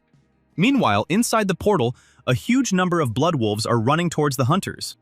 The hunters begin to notice them from all sides and realize that they are surrounded. Ethers used in battle appear when you defeat monsters inside the portal.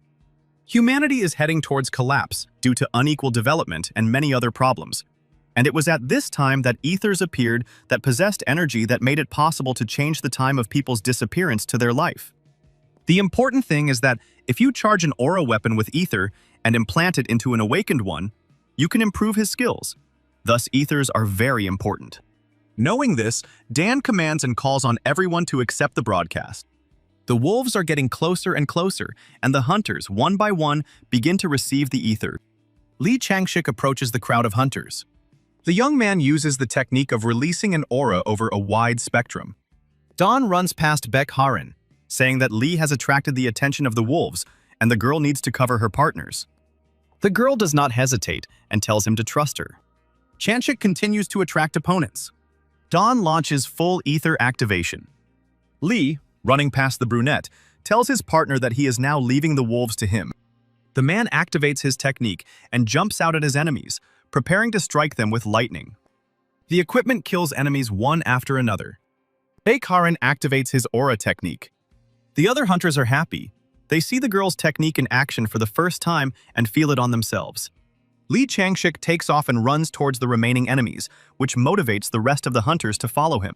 Meanwhile, in reality, in a bad neighborhood in Korea, the remaining members of the Red Horse clan are dealing drugs. At some point, a man runs up to them, shouting for everyone to run away. One man regrets that he came here. At this point, a police car pulls up to the group, and the police inform them that if anyone escapes now, everyone will be charged with illegal drug trafficking. The men draw their guns, preparing to fight the police. However, the police are not taking any action. Suddenly, Jin from the Red Horse clan comes out of the car. The men from the clan are shocked that the boy survived and do not understand how this is possible. Jin extends his hand to them and tells them to follow him. Meanwhile, inside the portal, the hunters have finally dealt with all the wolves and are happy about it.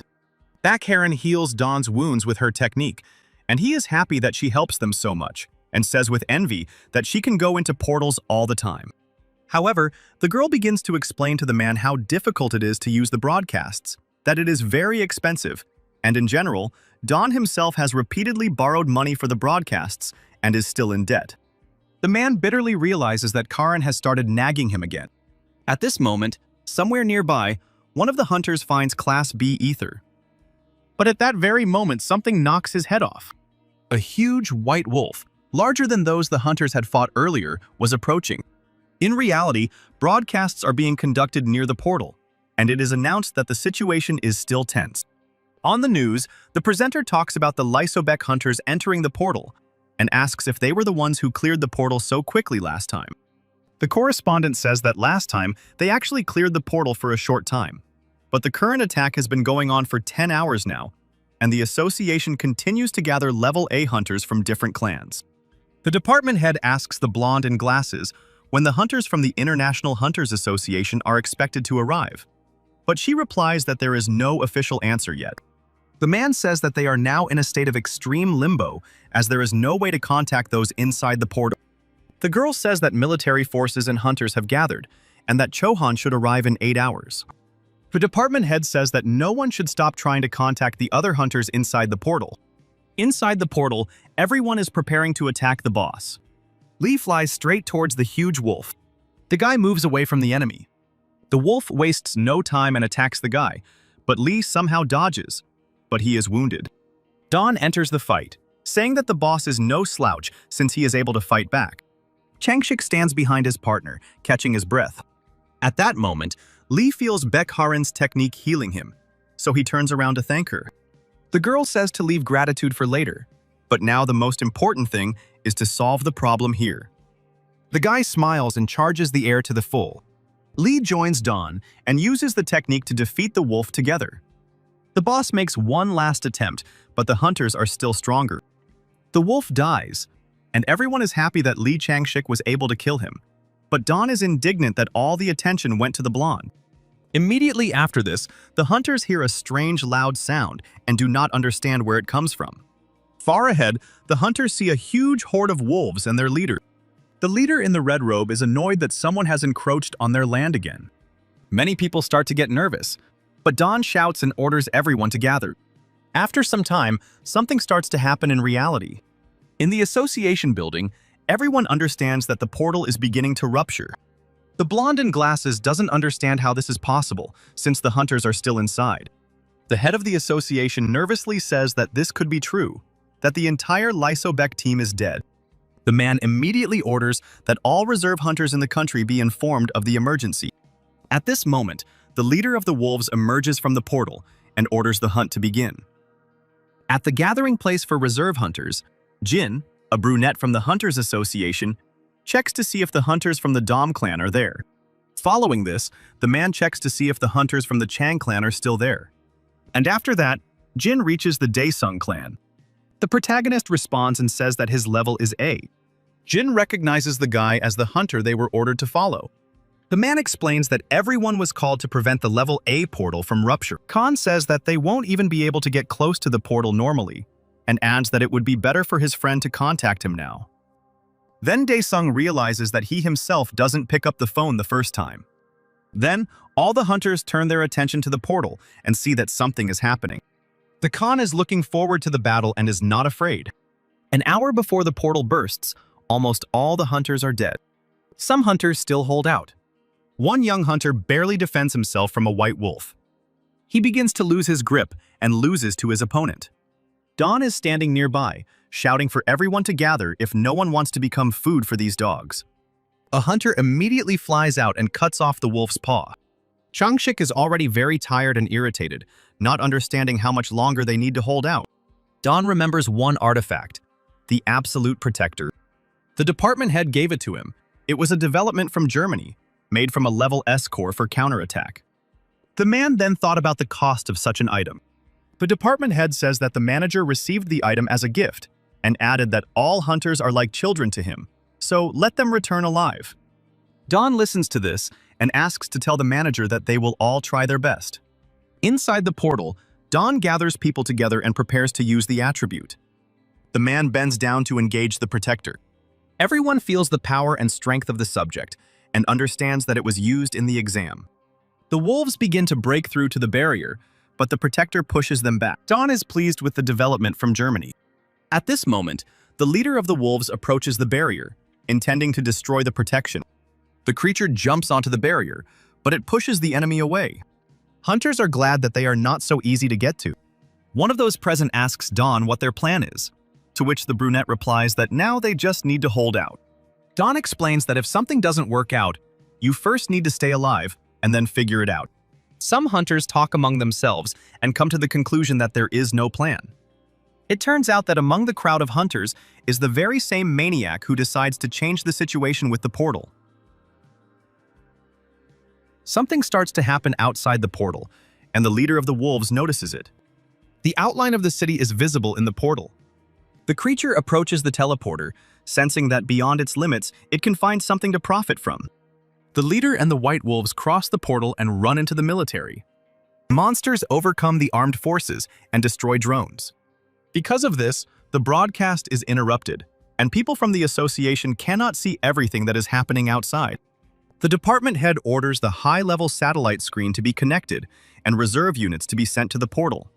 Not far from the portal, streamer Yang is positioned on the roof, starting a live broadcast from the hotspot. The young man encourages himself that if he manages to capture interesting shots with a drone, he will become an eternal blogger. The guy turns to the audience, asking if they can see everything.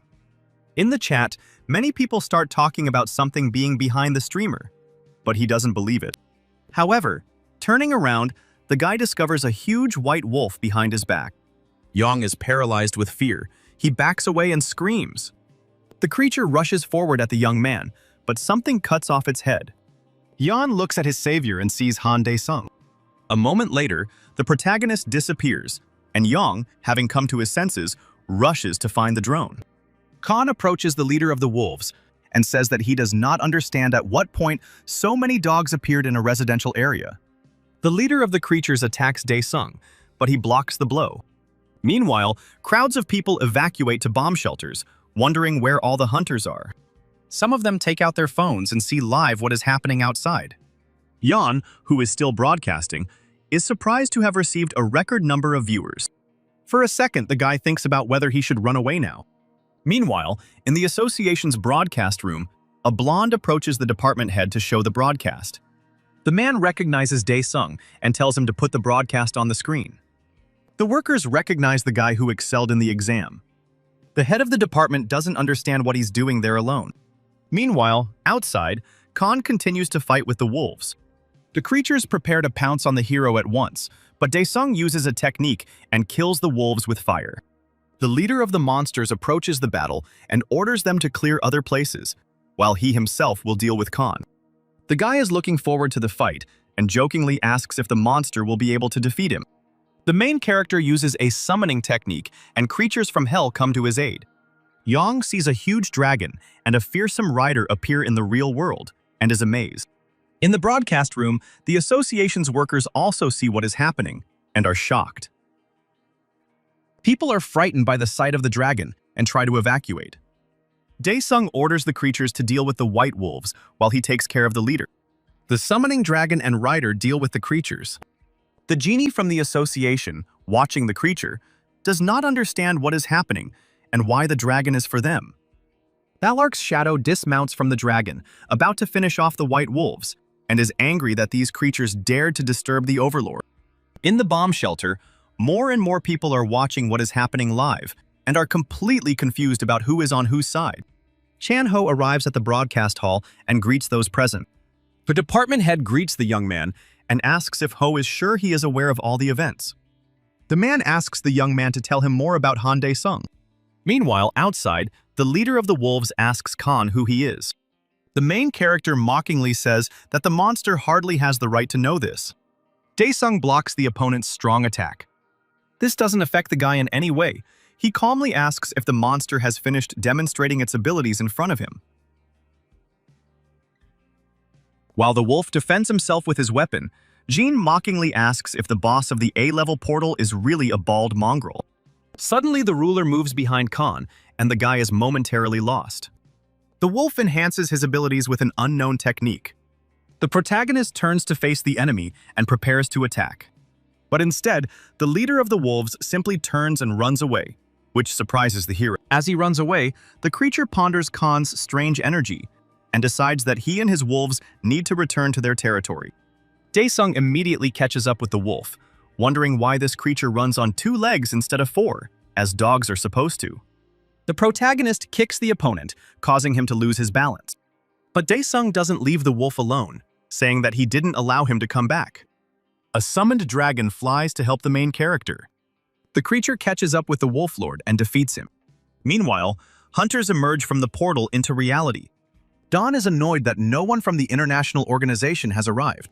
Karin quickly heads to the wounded, saying that he will try to help them here, and the rest who can still fight need to go to the portal boss. The brunette heads towards the boss, and Chanchik stops his partner, offering to at least prepare a little, but Dawn doesn't listen to him. When all the hunters left after the man, Karin was left alone to heal the wounds of the victims. But suddenly, she heard a strange sound. Turning around, the girl sees a huge white wolf with its back to her. Before she can do anything, someone cuts off the creature's head. Han Daesung appears next to Harin. The main character asks the girl if she is a hunter. Beck can't understand why the guy is so strong, because even Lee is susceptible to the influence of the wolf. A moment later, Changshik appears and pounces on Han. Karin shouts at his partner, not understanding what he is doing.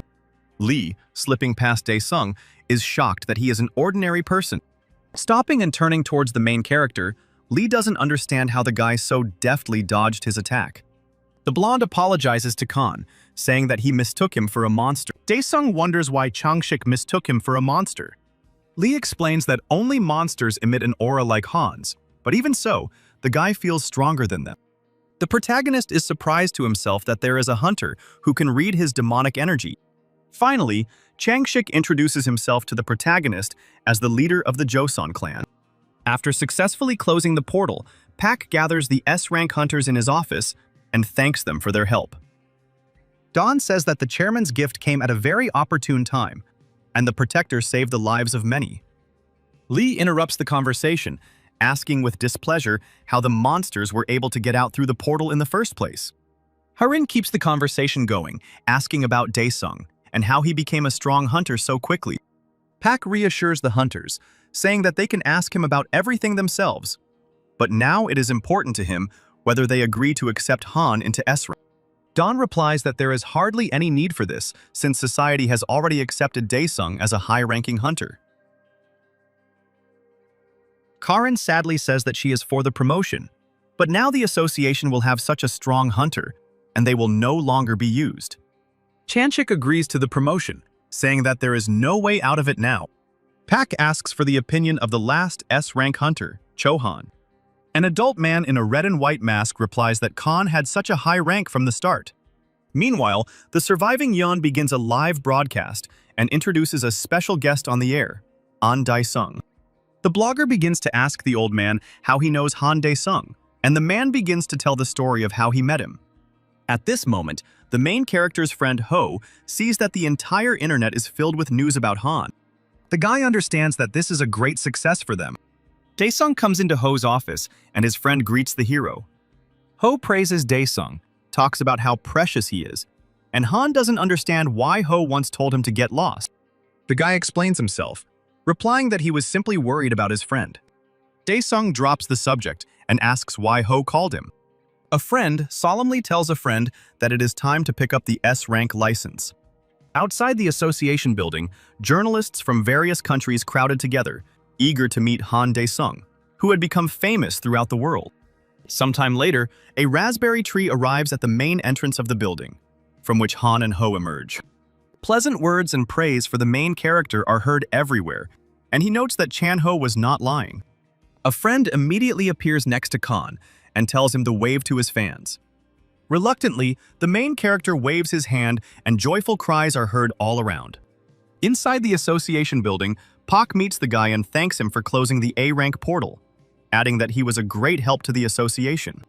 Sitting nearby, Ho replies that they were just doing their job. Pak asks the secretary to help with something.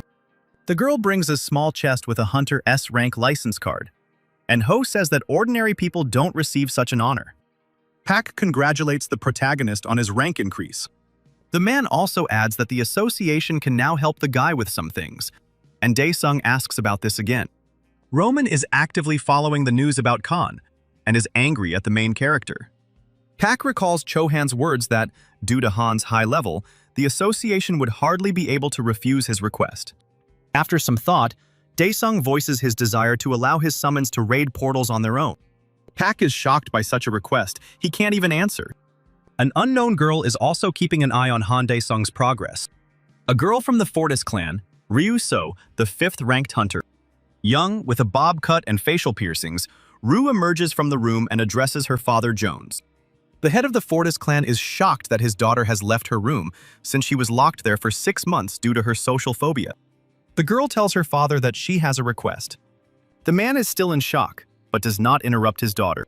Meanwhile, many other hunters from other clans are indignant that Khan might take their places. The hunters express their dissatisfaction to the head of the department. The man wearily notes that his worst fears have come true, and in general, no one knew that the main character would deal with all the portals so quickly. The head of one of the small clans says that because of Khan, they can't even pay clan members properly, because they simply can't sell anything from the portals. The head of the department understands that he cannot do anything himself, and asks out loud what everyone wants from him. The hunters respond that Khan's rights need to be restricted so that they too have the opportunity to farm portals. The department head decides not to enter into an argument and says that he will try to solve the problem. Meanwhile, Daesung, in his new apartment, plays computer games and doesn't understand why he keeps losing. At some point, his friend Ho calls him. The guy is furious that Han doesn't pick up the phone the first time, to which the main character replies that he's just busy with important things. Finally, Khan arrives at his friend's office, and he says that an order has been received to adjust the portal tenders. Ho explains that it will now be possible to raid only certain portals, as Khan is causing trouble for many clans. Daesung is not angry and says that this way he was able to earn a lot of money. Ho says that they made a lot of money, and thanks to this, he was able to buy this building. Khan voices the idea of raiding only the most valuable portals. Ho thinks to himself that now Han has also developed a business acumen. Ho asks Han about the equipment. The main character wanted to sell it, but his friend says that this is not a very good idea. However, Ho gives the idea to contact Pax, who would help with equipment. Pax is an equipment expert and Huang's friend. Ho immediately says that Huang is now in prison, but Pax can be found in another way. At night, Shin Choen escapes from the hospital, ready to do anything to return to being a hunter. Many hunters who contacted the department head raided the sea-level portal. Sometime later, the portal is cleared, and the hunters congratulate each other. At this moment, Jin from the Red Horse clan approaches them. Behind him are other clan members who have been influenced by the boy, so he orders them to attack the hunters. They are preparing for battle against unknown opponents. However, the Red Horse clan soon defeats the group of hunters, and Jin uses the power of transformation. Thus, the guy changes his appearance to that of a long-haired hunter. On the news, the presenter talks about missing people across the country. Han's family is watching the broadcast, and Jisu's mother warns her not to top up anything for the foreseeable future. At this moment, the brother appears behind the sister and scares the girl, and the mother asks if her son is hungry. The woman asks what Daesung wants, and he replies that he wants a lot of meat. Listening to the news, the protagonist is surprised by the story of missing people. Sometime later, a sacrifice takes place in an unknown location. Roman, dressed in ritual attire, pronounces special words. A moment later, other people in red cloaks appear at the scene and swear an oath to the man. Roman says that it is very good that there is a person in Khan's who is connected to Khan. The man touches the head of one of the newcomers with his hand and orders him to eliminate Daesung. The man in the red cloak, Jin of the Red Horse clan, is glad that he can take revenge. Sometime later, many people are relaxing on the beach. Suddenly, a portal appears not far above the water, and people begin to sound the alarm. The association has already taken measures and called in hunters and the military. But a portal over water is always dangerous. The department head asks the blonde in glasses if she sent a message to all the hunters, and she confirms it. The girl says that the top 5 are taking part in the tender, and the boss is indignant, asking what they are thinking. The girl objects, saying that the conditions are the same for everyone. The man is surprised that the tender conditions are the same. Meanwhile, Seo Dong arrived at the Daesung clan building, and Ho nervously receives him. The brunette tells the guy that he will beat around the bush and say everything straight, so EXO listens to him. Han says that he offers to cooperate with his clan of ravens in clearing the portal that has appeared. Ho is embarrassed and doesn't know how to respond. At that moment, Lee Changshik comes to them, and Ho is shocked that a hunter of such a level has come. Lee turns to Dawn, not understanding why he is there, since he asked for time off to play with the children. Changshik also offers Hyo cooperation with his clan. Chandu is even more nervous about the proposal. Meanwhile, Baek Haran, in the Ocean Clan meeting room, says that he wants to help Han in gratitude for saving him. The correspondents present at the meeting announce the sensational rescue of Karen Khan. In the Marble Clan, the deputy head of the clan, Chohan, reports that he has informed Khan of his readiness to provide his clan with a new aura weapon. The deputy, Chohan's older brother, adds that he doesn't understand why they need to raid the portals, and besides, the other clan leaders have also become active. Chohan suddenly says that he wants to see. The brother doesn't understand what the clan leader is talking about, but he explains that he is interested in power beyond S rank. Meanwhile, Khan is busy protecting his loved ones, taking their most valuable things. The boy implants one summoned creature into each of these artifacts so that they awaken and protect his mother and sister. The summons swear an oath of protection to the Overlord. After this, Daesung leaves the Pantheon satisfied. Ryu appears before him and asks if the portal is the source of Han's power. Daesung looks at the girl and doesn't understand who she is and where she comes from. She replies that she is from the Fortis clan and gives her name. The guy teases the girl and asks how she knew where to look. The girl approaches the main character. Ryu says that she looks like Daesung and asks him to help her. Khan doesn't want to listen to the girl and pushes her away. However, suddenly Ryu disappears. A doll remains in its place and Khan falls into a stupor. Immediately, demonic energy begins to emanate from the toy and the guy recognizes it. Sometime later, hunters arrive at the formed portal and see a huge dragon in the distance in the sky, which is getting closer and closer. Khan jumps off the summoned creature. The other hunters are happy about the arrival of the protagonist. Not far from the main character on the pier sits Ryu, who seems to be driving away someone invisible. After a moment, she falls silent, and Daesung approaches the girl, asking if she is from Hell. The girl jumps up and agrees with the guy, happy that he understood her. Looking at Ryu's behavior, Han can't understand what's wrong with her. The girl jumps around the protagonist, explaining that when he is around, the noise in her head stops. Before Ryu could finish his speech, Baek Haran suddenly appeared next to him, telling him to stop talking nonsense. Ryu regrets that another huntress has come and is receiving attention from Han. Karin announces that she has been appointed as the main support for the main character. Turning around, the guy wearily notes that more and more bastards are taking a ride on his back. Ryu is furious that Daesung doesn't pay attention to her anymore. Baek sees Ryu's condition and addresses her, saying that it was she who healed the hunters who suffered because of Ryu and her cursed skill. Daesung turns to the girls, asking if they are finished. Karen is surprised that the guy didn't even look at her, but looked away, and Ryu is happy that the main character took her side. Finally, the hunters disperse into boats and head towards the portal. Ryu is secretly glad that she doesn't feel pain next to the main character. Following Han's boat is a long-haired hunter, whose appearance has been taken by Jin from the Red Horse clan. As they approach the portal, Karin notices that visibility is too poor, leaving them vulnerable. Baek uses the light detection skill. The surroundings become significantly brighter, and the hunters thank Karin. The huntress warns the others that something is approaching. Suddenly, small, cute-looking creatures approach the boats. The hunters relax, but a moment later, a huge creature appears from the water. Queen Geiger. Karin gets scared and doesn't understand what it is. The cute creatures obey the monster and attack the hunters. Daesung, having assessed the situation, decides that he will return home quickly. But then he sees Geiger and quickly changes his mind. The guy decides to turn to Ryu. He tells the girl that if she helps him, he will help solve her problem. The girl can't believe her luck and is genuinely happy. Daesung tells Ryu to calm down and asks her to get the monster out of the water.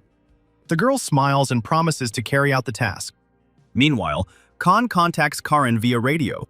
At first, the huntress doesn't understand about the creatures on the fly that the guy was talking about.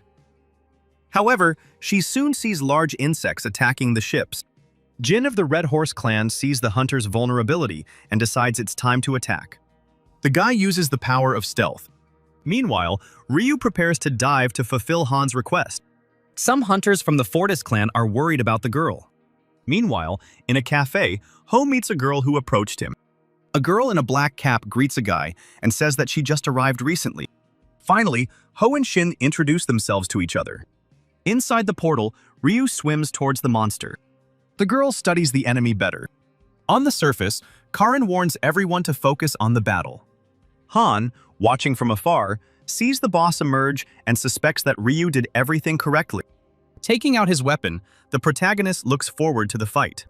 Using a technique that allows him to fly, Daesung gets closer to the enemy. Han uses a technique that creates a fireball directed at the enemy. Pleased that his opponent is almost defeated, Daesung talks to him mockingly. Ryu, seeing Han, is glad that the guy has exceeded all her expectations. The girl secretly believes that he will help her get rid of the annoying noise in her head. Ryu yells at Han, reminding him of his help to her. Daesung tells her that she needs to wait. Back Heron continues to fight off large insects on the ships. The hunters use aura weapons, and the girl asks them to concentrate better. Other hunters swim up to Karin's ship, offering their help. The girl replies that she needs help at 11 o'clock. However, among the hunters there is Jin from the Red Horse clan, who leads them and suggests that they kill Karin first. As Jin approaches the huntress, who doesn't sense the boy behind her, she feels threatened. Han Daesung appears behind him. The protagonist is surprised that Karin hasn't finished yet. She replies that she is trying her best. Han approaches the girl, not noticing Jin. Jin looks at Daesung and thinks that this is his opportunity to take revenge. The main character uses a burning technique to finish off his opponents. The technology is very large-scale, and Beck pulls Daesung up, saying that he could harm people. Immediately, Jin begins to appear next to the hunters. Han calmly recognizes Jin and is surprised that he is still alive. The guy takes out a weapon against the main character. Jin loses his temper and starts threatening the main character. However, something happens and the Red Horse clan boy falls overboard, and Khan doesn't pay attention to it. The other hunters begin to recognize Jin. Suddenly, dark tentacles and black smoke appear near the ship, making it impossible to see anything. The attack ship and back are protected by a force barrier. However, the girl doesn't have time to defend herself for a second, but Khan saves her by intercepting the tentacle. Jin emerges from the water, having received a new body form and strength, and now he intends to take revenge on Han. Meanwhile, at the cafe, Ho makes a deal with Shin that if she helps, the Daesung clan will provide support to get Hwang out of prison. The girl takes the business card and asks how she can help. Ho says they need to find out Professor Park's location. Shin replies that this information is confidential, and she needs to talk to the clan leader first. Meanwhile, in the portal, many hunters find themselves in the water because of Jin. Daesung fights the enemy and briefly wonders if his technique could kill others. At one point, Jin uses his tentacles to grab Han and screams that he will kill him. Karin, seeing this, gets in the way, and the other hunters ask her what to do. Suddenly, the main character finds himself next to the huntress, and she doesn't understand how he moved so quickly. Daesung tells the other hunters to leave quickly if they don't want to die. Heading towards Jin again, the protagonist activates a powerful technique. Jin, watching the guy, loses sight of him for a moment. Suddenly, a ball created by Han appears right above the enemy's head, and Jin is furious and does not understand why Daesung is so strong. Due to the technique, Jin is defeated and shouts to the protagonist that even in hell he will damn him. Karin, Ryu, and the other hunters watch the protagonist from the ship and are amazed by his strength. Khan receives a notification from the system, stating that he has received the essence from Kansi. Sometime later, a ship of the Porter clan, led by An Dae-sung, approaches the portal. Also on board is Yang, filming the broadcast. The guy says he has special content and introduces An Dae-sung. As he approaches the portal, the streamer receives a large donation and thanks for the transfer. After the mission, Ryu and Han meet at the Fortis clan's training hall. The girl gets angry at the guy for flicking her instead of driving away the ghost. But Khan replies that this is how he drove away the magic. The protagonist explains that this Maria is something like ether, and asks where the girl got it from. Ryu smiles and replies that she entered the portal of awakening. Taesung doesn't believe the girl and asks again. Ryu smiles and asks Han to bend over. Taesung leans over, and the girl whispers in his ear that sometimes a portal with numbers appears inside the portal that can awaken.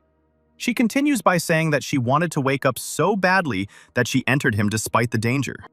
Khan wonders if a portal has even opened to hell.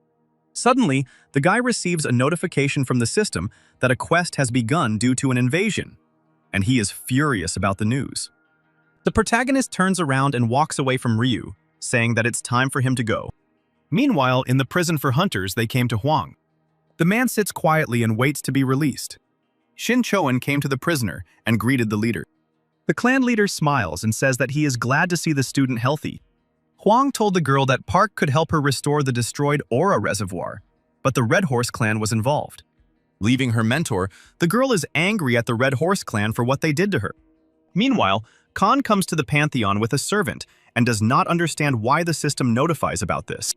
Ryu immediately appears behind him, and Daesung gets scared, not understanding how she got here.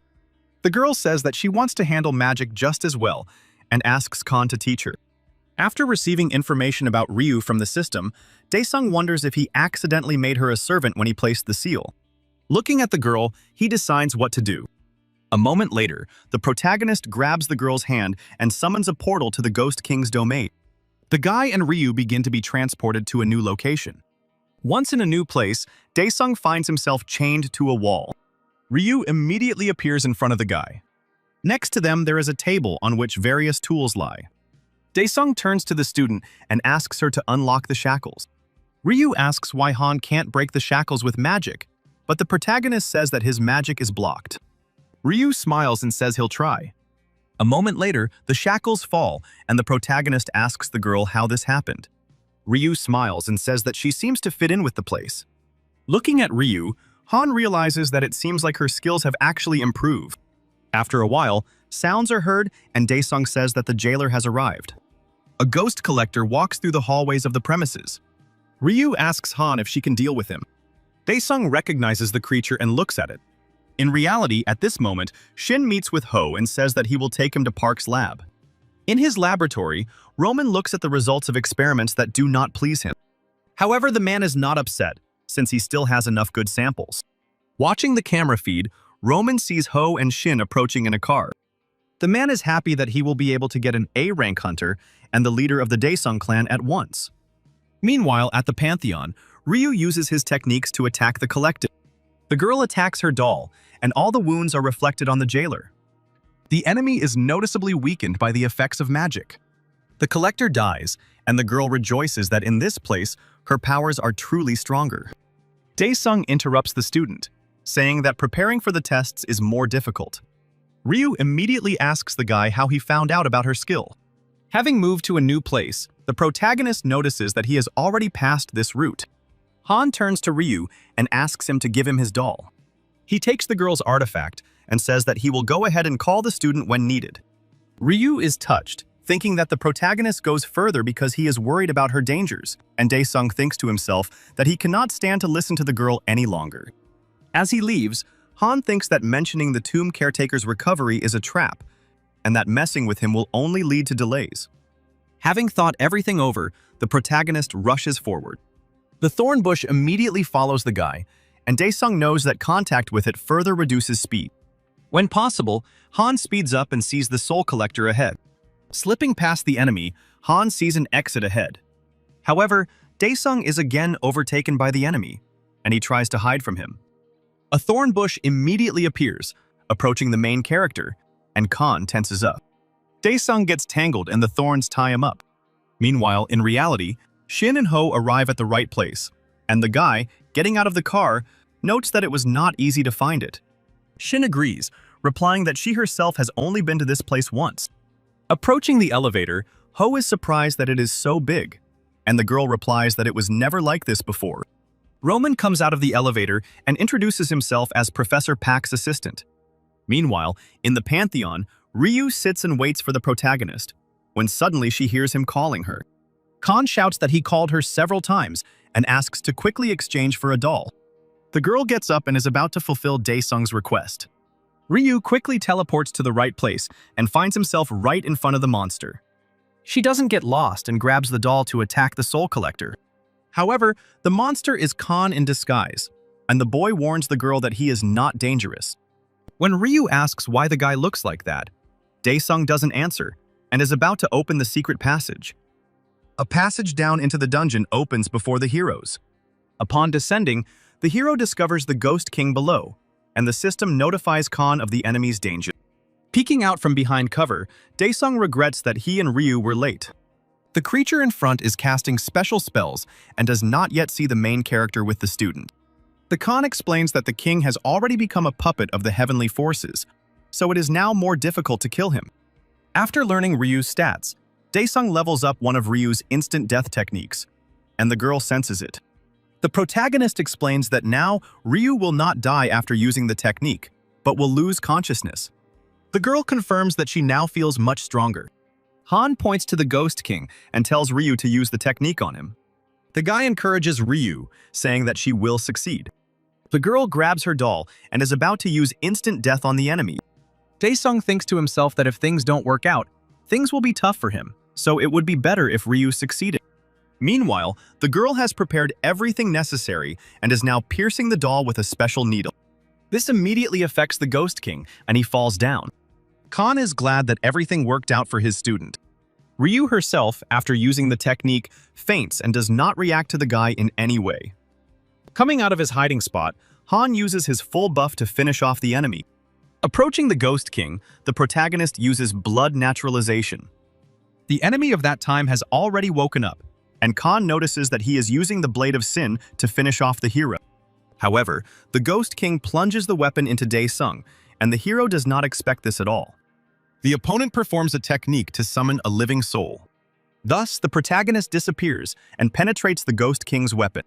In reality, another hunter is approaching Roman's laboratory. Shin warns Roman that she forgot to warn him about another person who will arrive here. The man looks at the girl and tenses up, asking who she is talking about. After parking, Chohan gets out of the car and approaches Ho and Shin. The girl introduces the hunter, the head of the Marvel clan, and says that he has arrived to cooperate with Professor Puck. Roman notes that they should have been warned about the arrival of such a person. Chohan replies that he admires Professor Park and his inventions. Roan privately thinks that the S-rank hunter fell on his head at the wrong time, but nevertheless, he amiably introduces himself as Pak's assistant. Chohan turns to Ho and welcomes him here, to which the young man also responds in a friendly manner. Shin interrupts the men, saying that now everyone is gathered and they can go to Professor Park.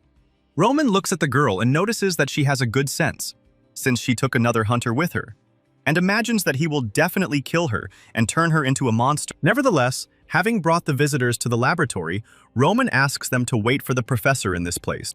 Roman leaves, and Ho says that the atmosphere in the lab is uncomfortable. While Ho and Shin look around, Chohan hands them 2 bracelets, aura protector. Chohan adds that it is best to wear them on the wrists. The girl and the young man take the protectors and thank the hunter. Shin shares with Ho that Leader Huang advised him to take Chohan with him to the lab for safety. Ho thinks to himself that he has completely forgotten about this hunter and should ask him for help in modifying the aura weapon. Suddenly, something starts to happen in the room, and Chohan warns that it is a trap. The door to the laboratory is knocked down, and monsters burst inside. Chohan rushes forward with a weapon, protecting the young ones. The hunter skillfully wields his sword and defeats the orcs running straight at them. Once the monsters are dealt with, Shin and Ho approach Chohan and thank him. The man notices that there is an extremely foul stench in the room.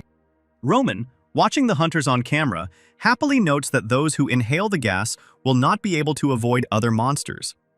Anticipating what will happen next, he plans to release more powerful opponents. Meanwhile, the protagonist finds himself inside the Ghost King's soul blade. Many souls that have been inside the weapon for a long time see Daesung and head towards him. The main character looks mockingly at the souls and is about to absorb them. Meanwhile, the Ghost King discovers Ryu lying unconscious. The creature is about to kill the girl, but he cannot take control of his body and stabs himself with a sword. The Ghost King hears Khan's voice in his head and doesn't understand what's happening. A moment later, the monster itself begins to penetrate the blade. Returning back, Khan sadly notes that every quest has its own hassle. Someone starts to appear in front of him, and the guy wearily asks that nothing is over yet. An unknown deity appears before the main character and asks Khan who he is.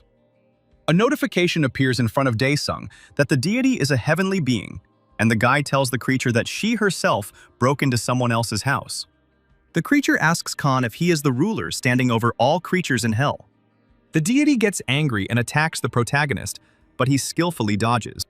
Reacting quickly, Daesung cuts off the heavenly being's hand. In his head, Khan begins to hear the voices of the inhabitants of hell, begging to wash away their shame with vengeance on heaven. The guy gets angry and shuts up the voices, saying that he will figure everything out himself. The deity turns to Daesung and asks how he can be the main one in hell and communicate with its creatures if he is not the main deity. The guy clings to the creature's words about the main deity and asks her about it again.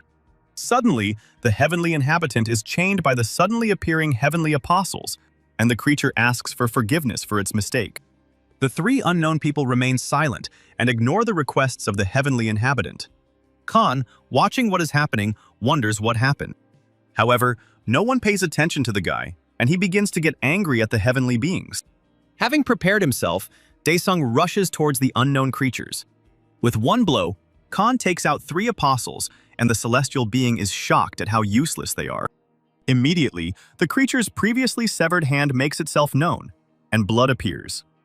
While the system notifies Khan that the quest is complete and he has become stronger, the celestial being noticeably weakens, and the main deity rejects him.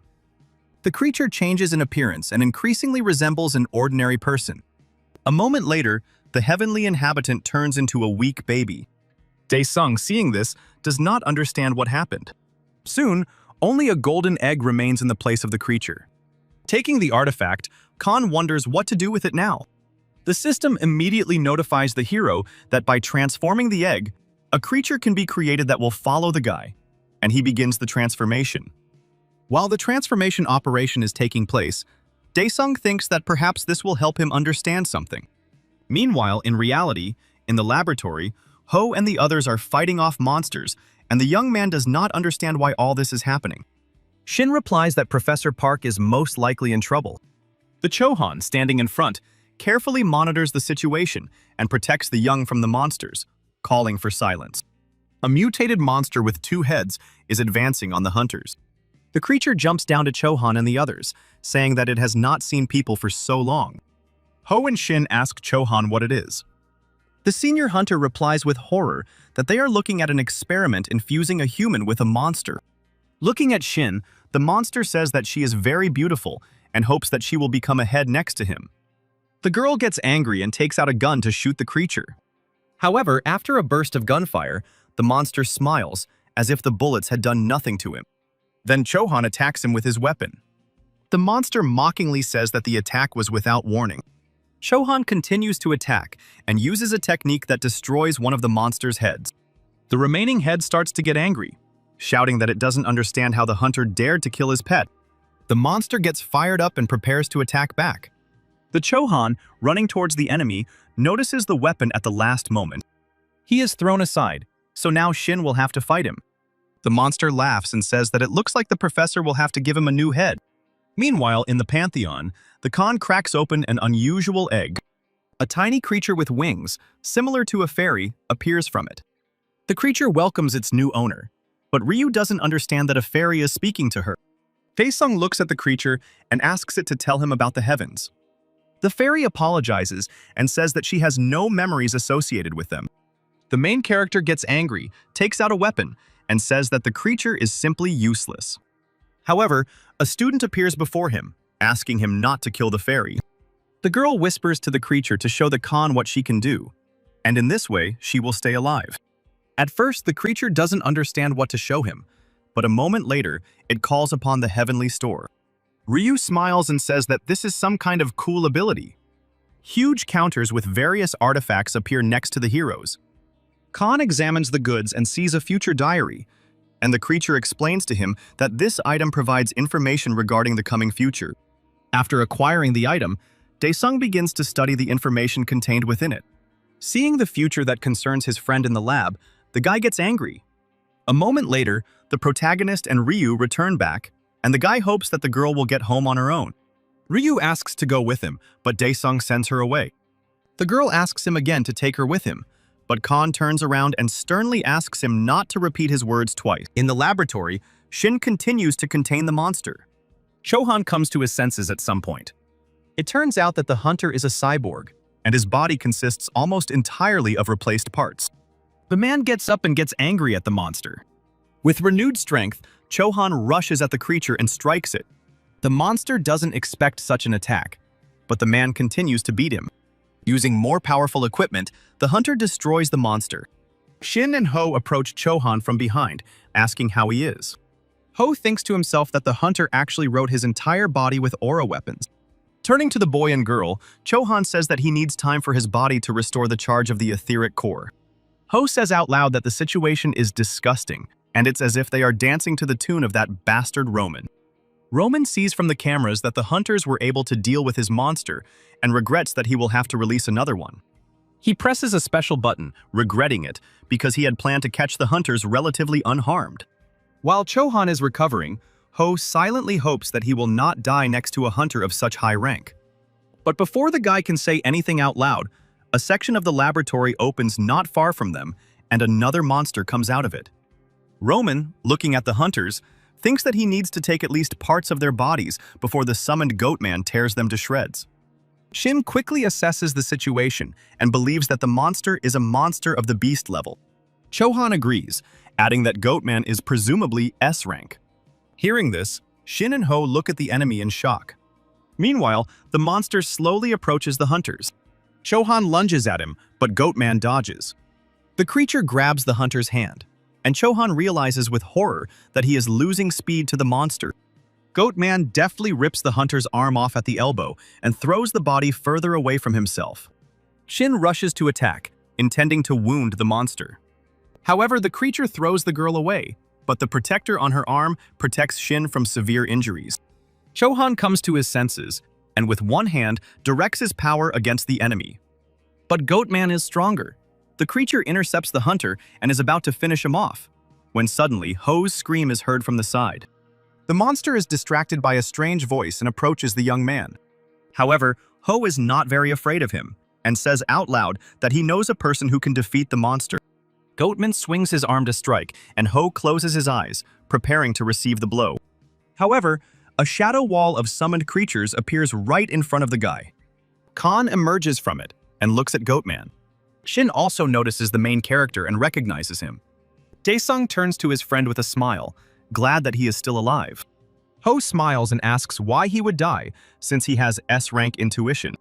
However, the friends immediately react to the monster that is approaching Shin. Goatman was about to kill the girl, but Khan's technology prevented him from doing so. Daesung smiles and uses his stealth skill to attack. Goatman can't see Khan, so he attacks everything. The monster uses sound to weaken enemies, and Ho and Shin must cover their ears to avoid being deafened.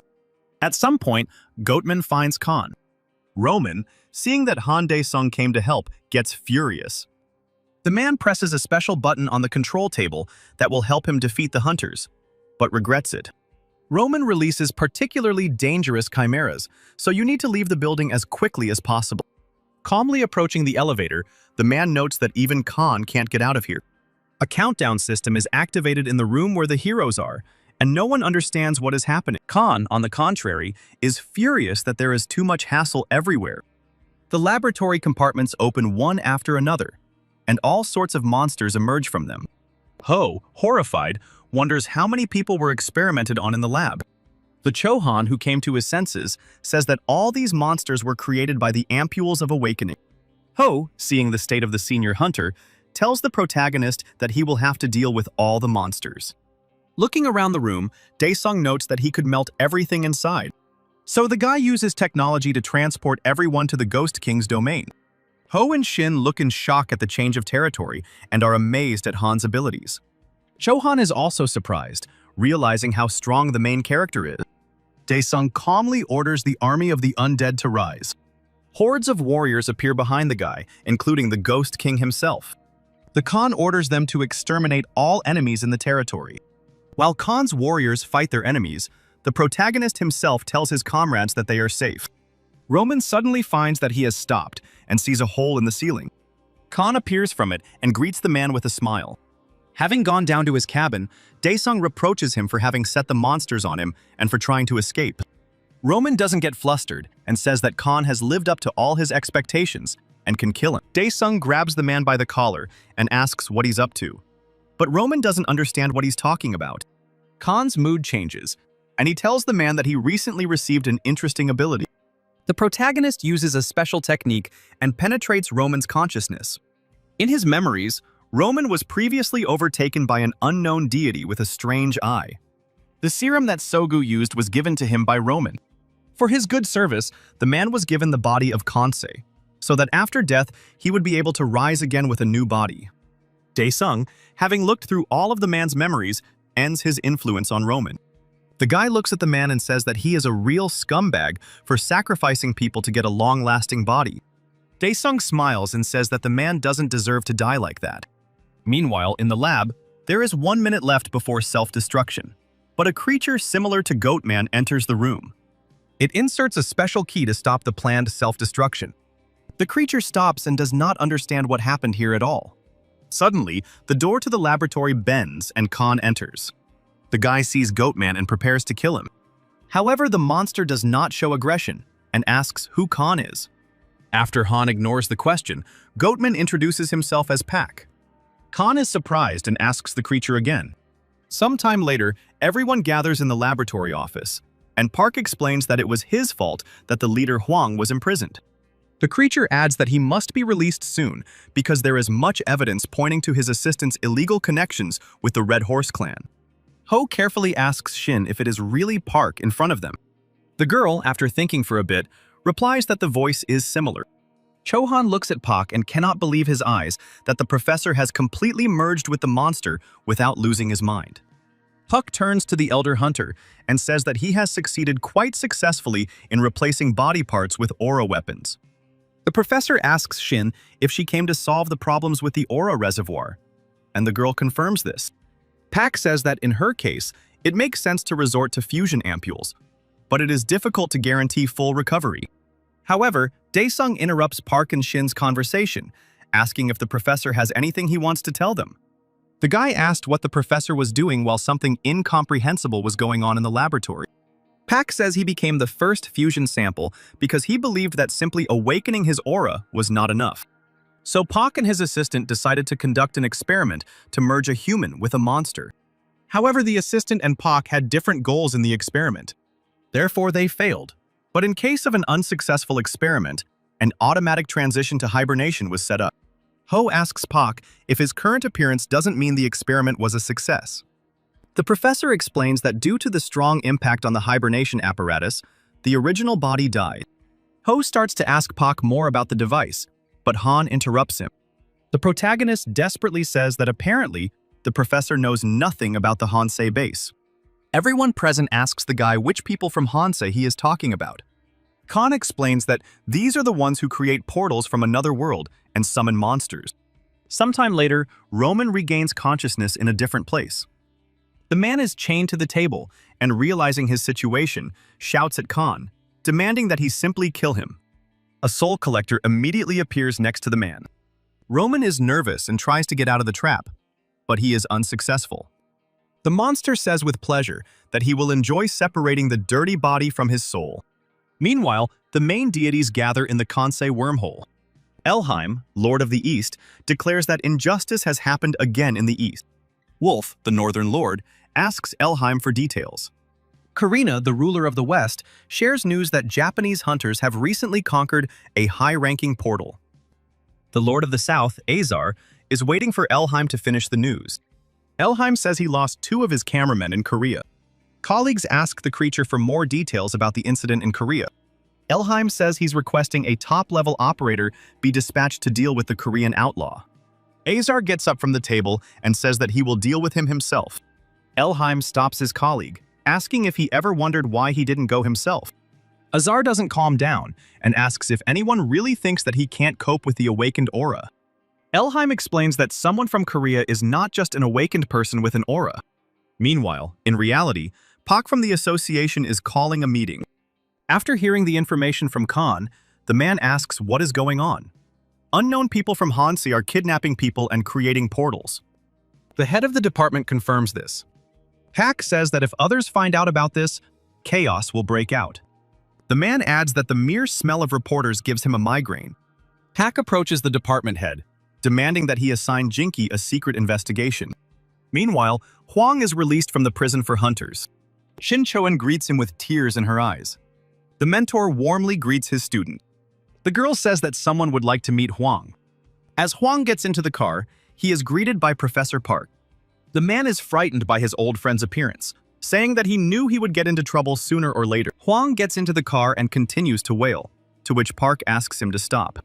As they leave, the friends continue to tease each other. Later that night, the serial killer continues to rampage in Korea. He finds a lonely girl, and she asks him what he needs. Before the maniac can respond, someone flies out from the side and stabs him with a knife, but the villain dodges. Chanwoo came to the girl's aid and was glad that he was able to identify the maniac.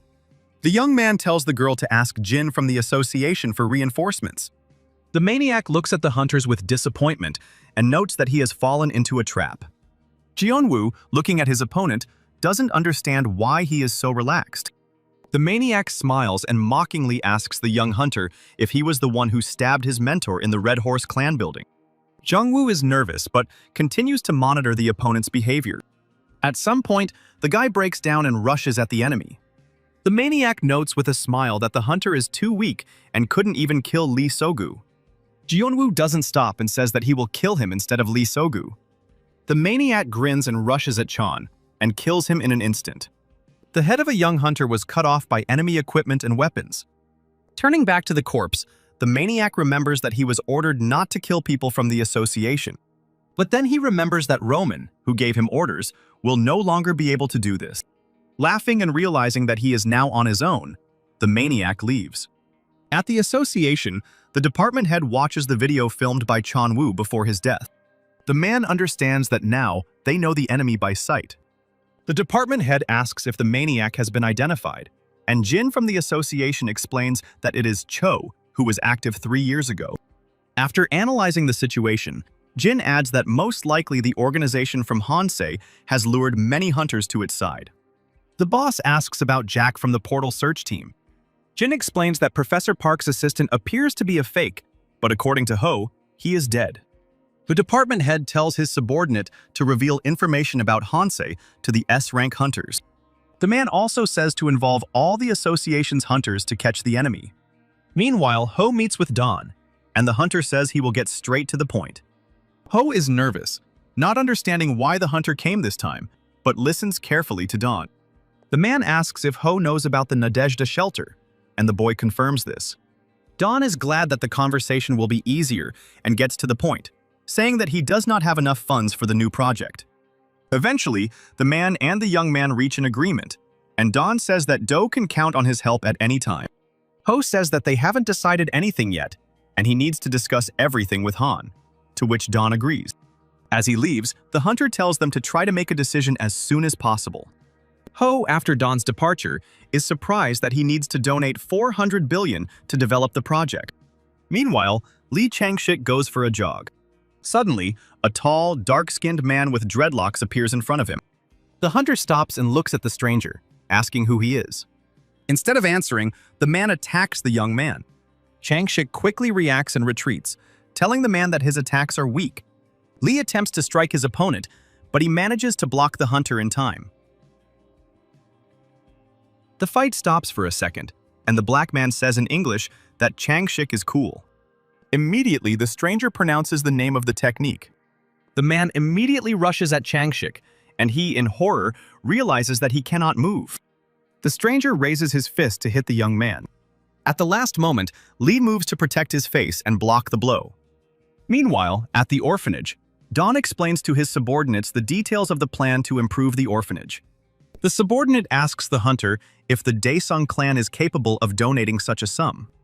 The man explains that by protecting S-rank portals, a person receives huge amounts of money, so there is no need to worry. Suddenly, Dawn turns his attention to the window. The man feels someone's presence. The hunter gets up from the table and tells his subordinate to begin the evacuation.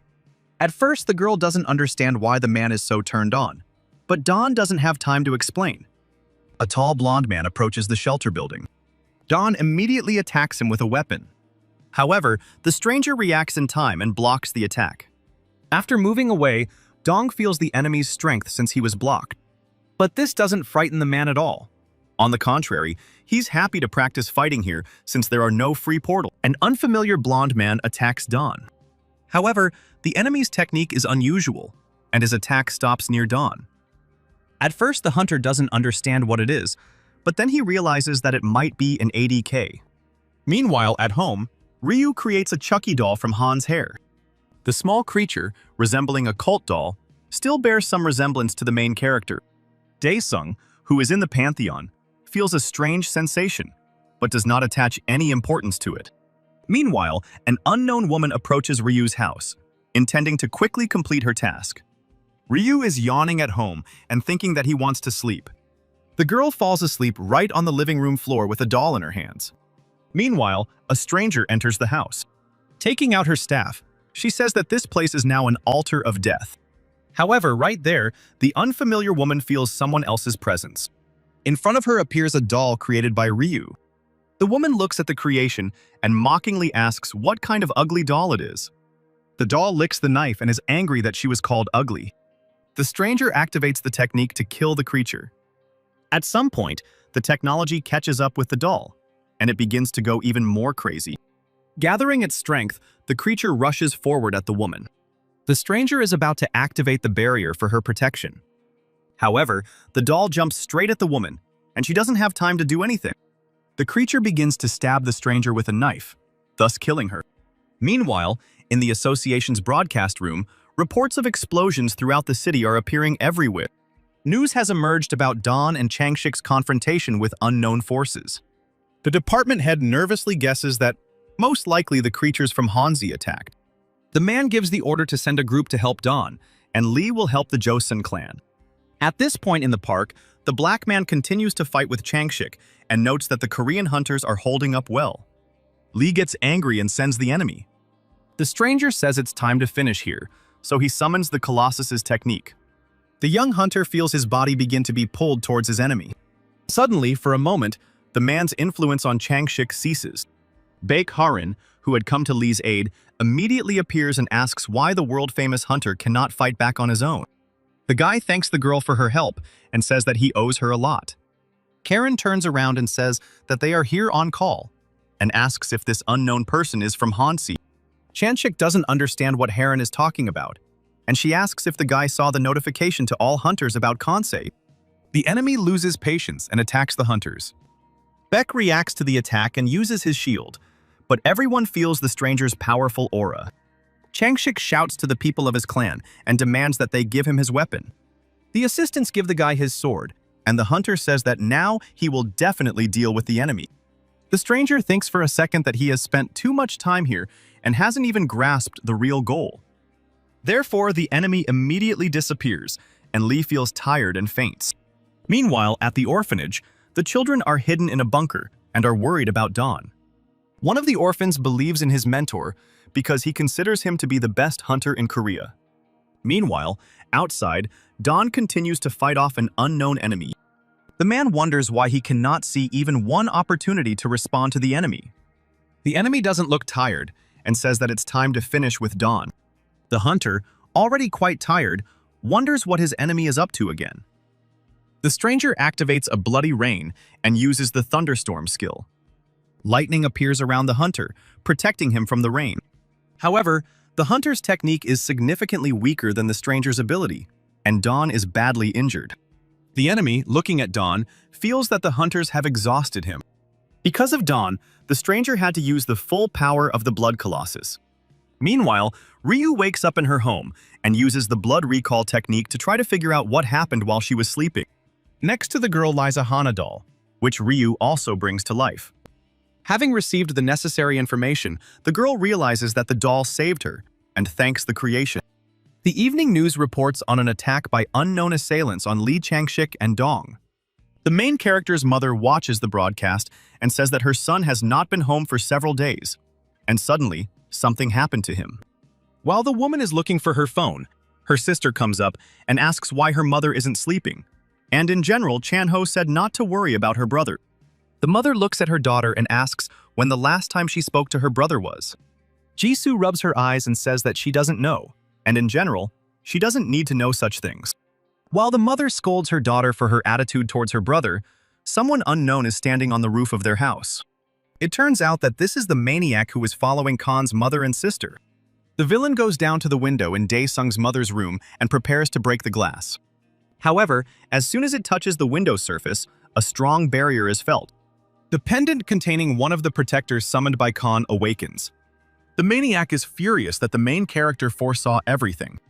Before he can do anything, he is pierced by someone else's weapon. The defender appears from the window and is angry that someone disturbed the hero's mother's sleep. The maniac looks at the call with horror and is surprised that it appears even without Khan. The villain addresses the call and says that he will now explain everything. But the summoner is not going to listen to the maniac and says that the master himself will interrogate him. Meanwhile, in the Pantheon, Dae-sung had almost completely completed the realization of his body and powers. Khan's appearance changes. He returns to his light, ash-colored hair and is happy that his old self is back. Immediately, Khan hears the voice of one of the calls, saying that he has caught the offender. The maniac finds himself chained in a new place and does not understand where he is. Dae-sung comes to him and receives notifications from the system, congratulating him on the completion of the implementation. The main character stops next to the offender. Finally, Dae-sung turns his attention to the maniac, who is already very nervous. Khan turns to the villain and asks who is the maniac's master.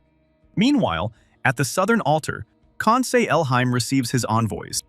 An unknown blonde man and a man with dreadlocks report to the creature, saying that they have almost gotten rid of the target. The blonde man asks his partner if he didn't completely kill Changshik, but the dark-skinned man starts making excuses.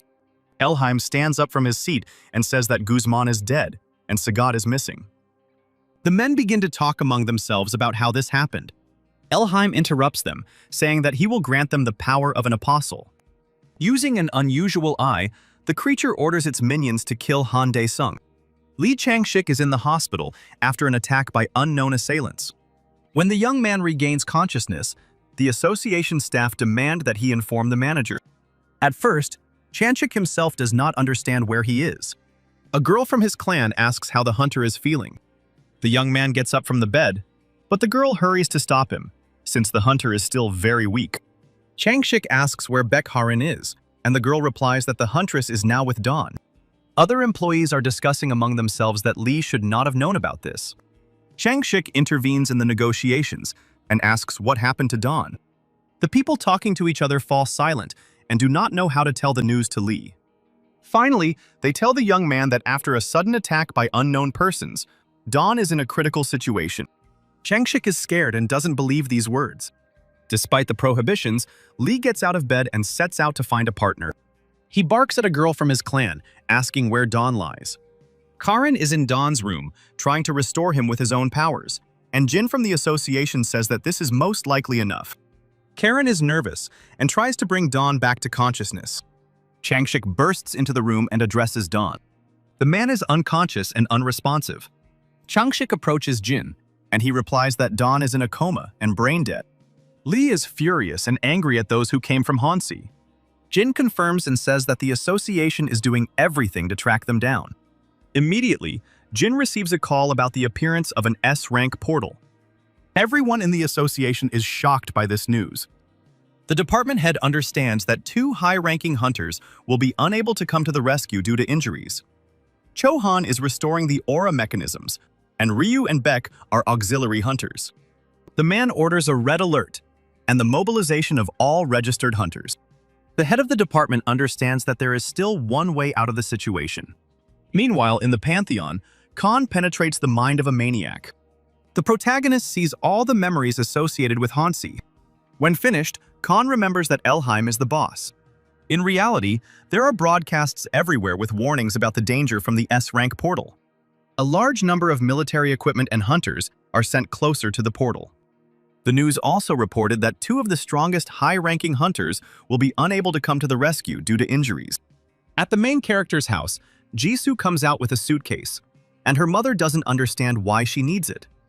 The girl explains that chaos is happening and they need to leave quickly. Mom says that they can't go anywhere because Han hasn't returned home yet, and Jisoo says that her brother is already strong. Han immediately returns home, and his mother and sister are surprised by his appearance, and Dae-sung himself asks where Jisoo and her mother are going. The sister explains to her brother that a high-ranking portal has appeared, and they need to evacuate. Hearing this, Khan turns to his mother. The guy tells the family to sit quietly at home because they are safe here. The protagonist adds that he will calmly deal with all the monsters.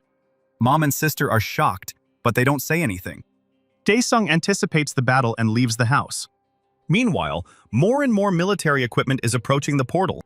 Khan arrives at the portal and looks at it, suspecting that he is being lured inside on purpose. The department head, monitoring the situation through the cameras, is furious that the creatures from Hansei were able to create an S-rank portal. A blonde wearing glasses immediately approaches him and says that the Daesung clan has placed its bets on clearing the portal on its own. The head of the department cannot hide his relief and loudly rejoices. The man immediately calms down and says that he was apparently overexcited.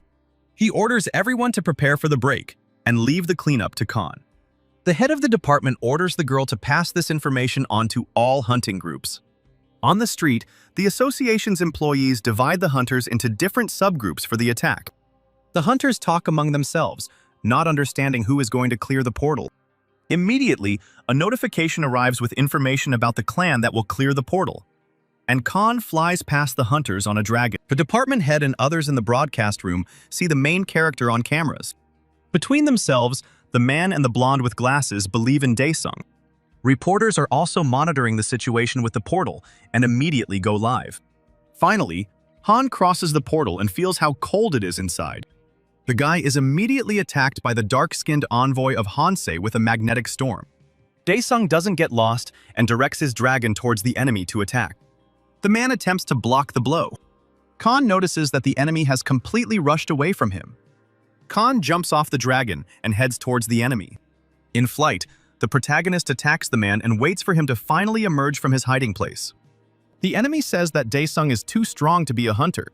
Khan ignores the praise and asks if his opponent has said everything. The man uses the Apostle's technique to attack.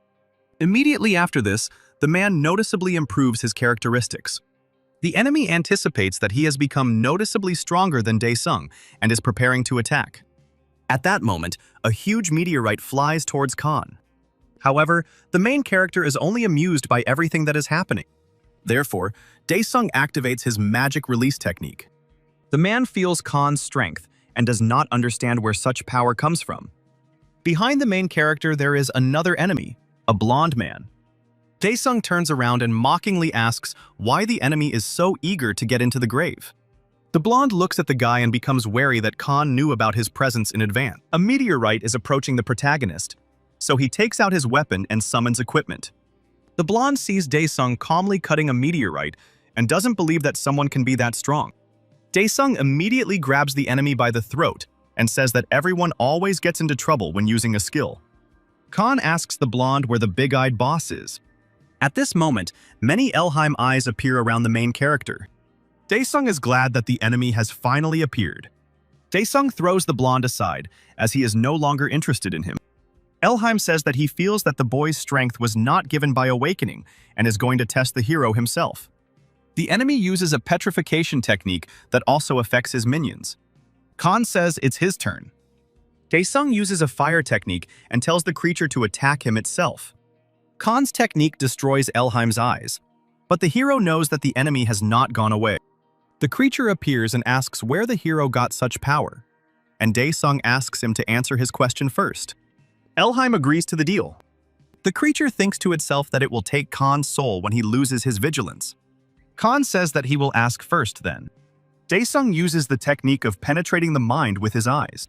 Elheim is lost and does not understand what is happening to him.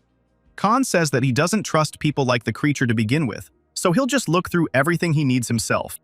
The hero sees that in the past, creatures came from the planet of the Titans, Hakar.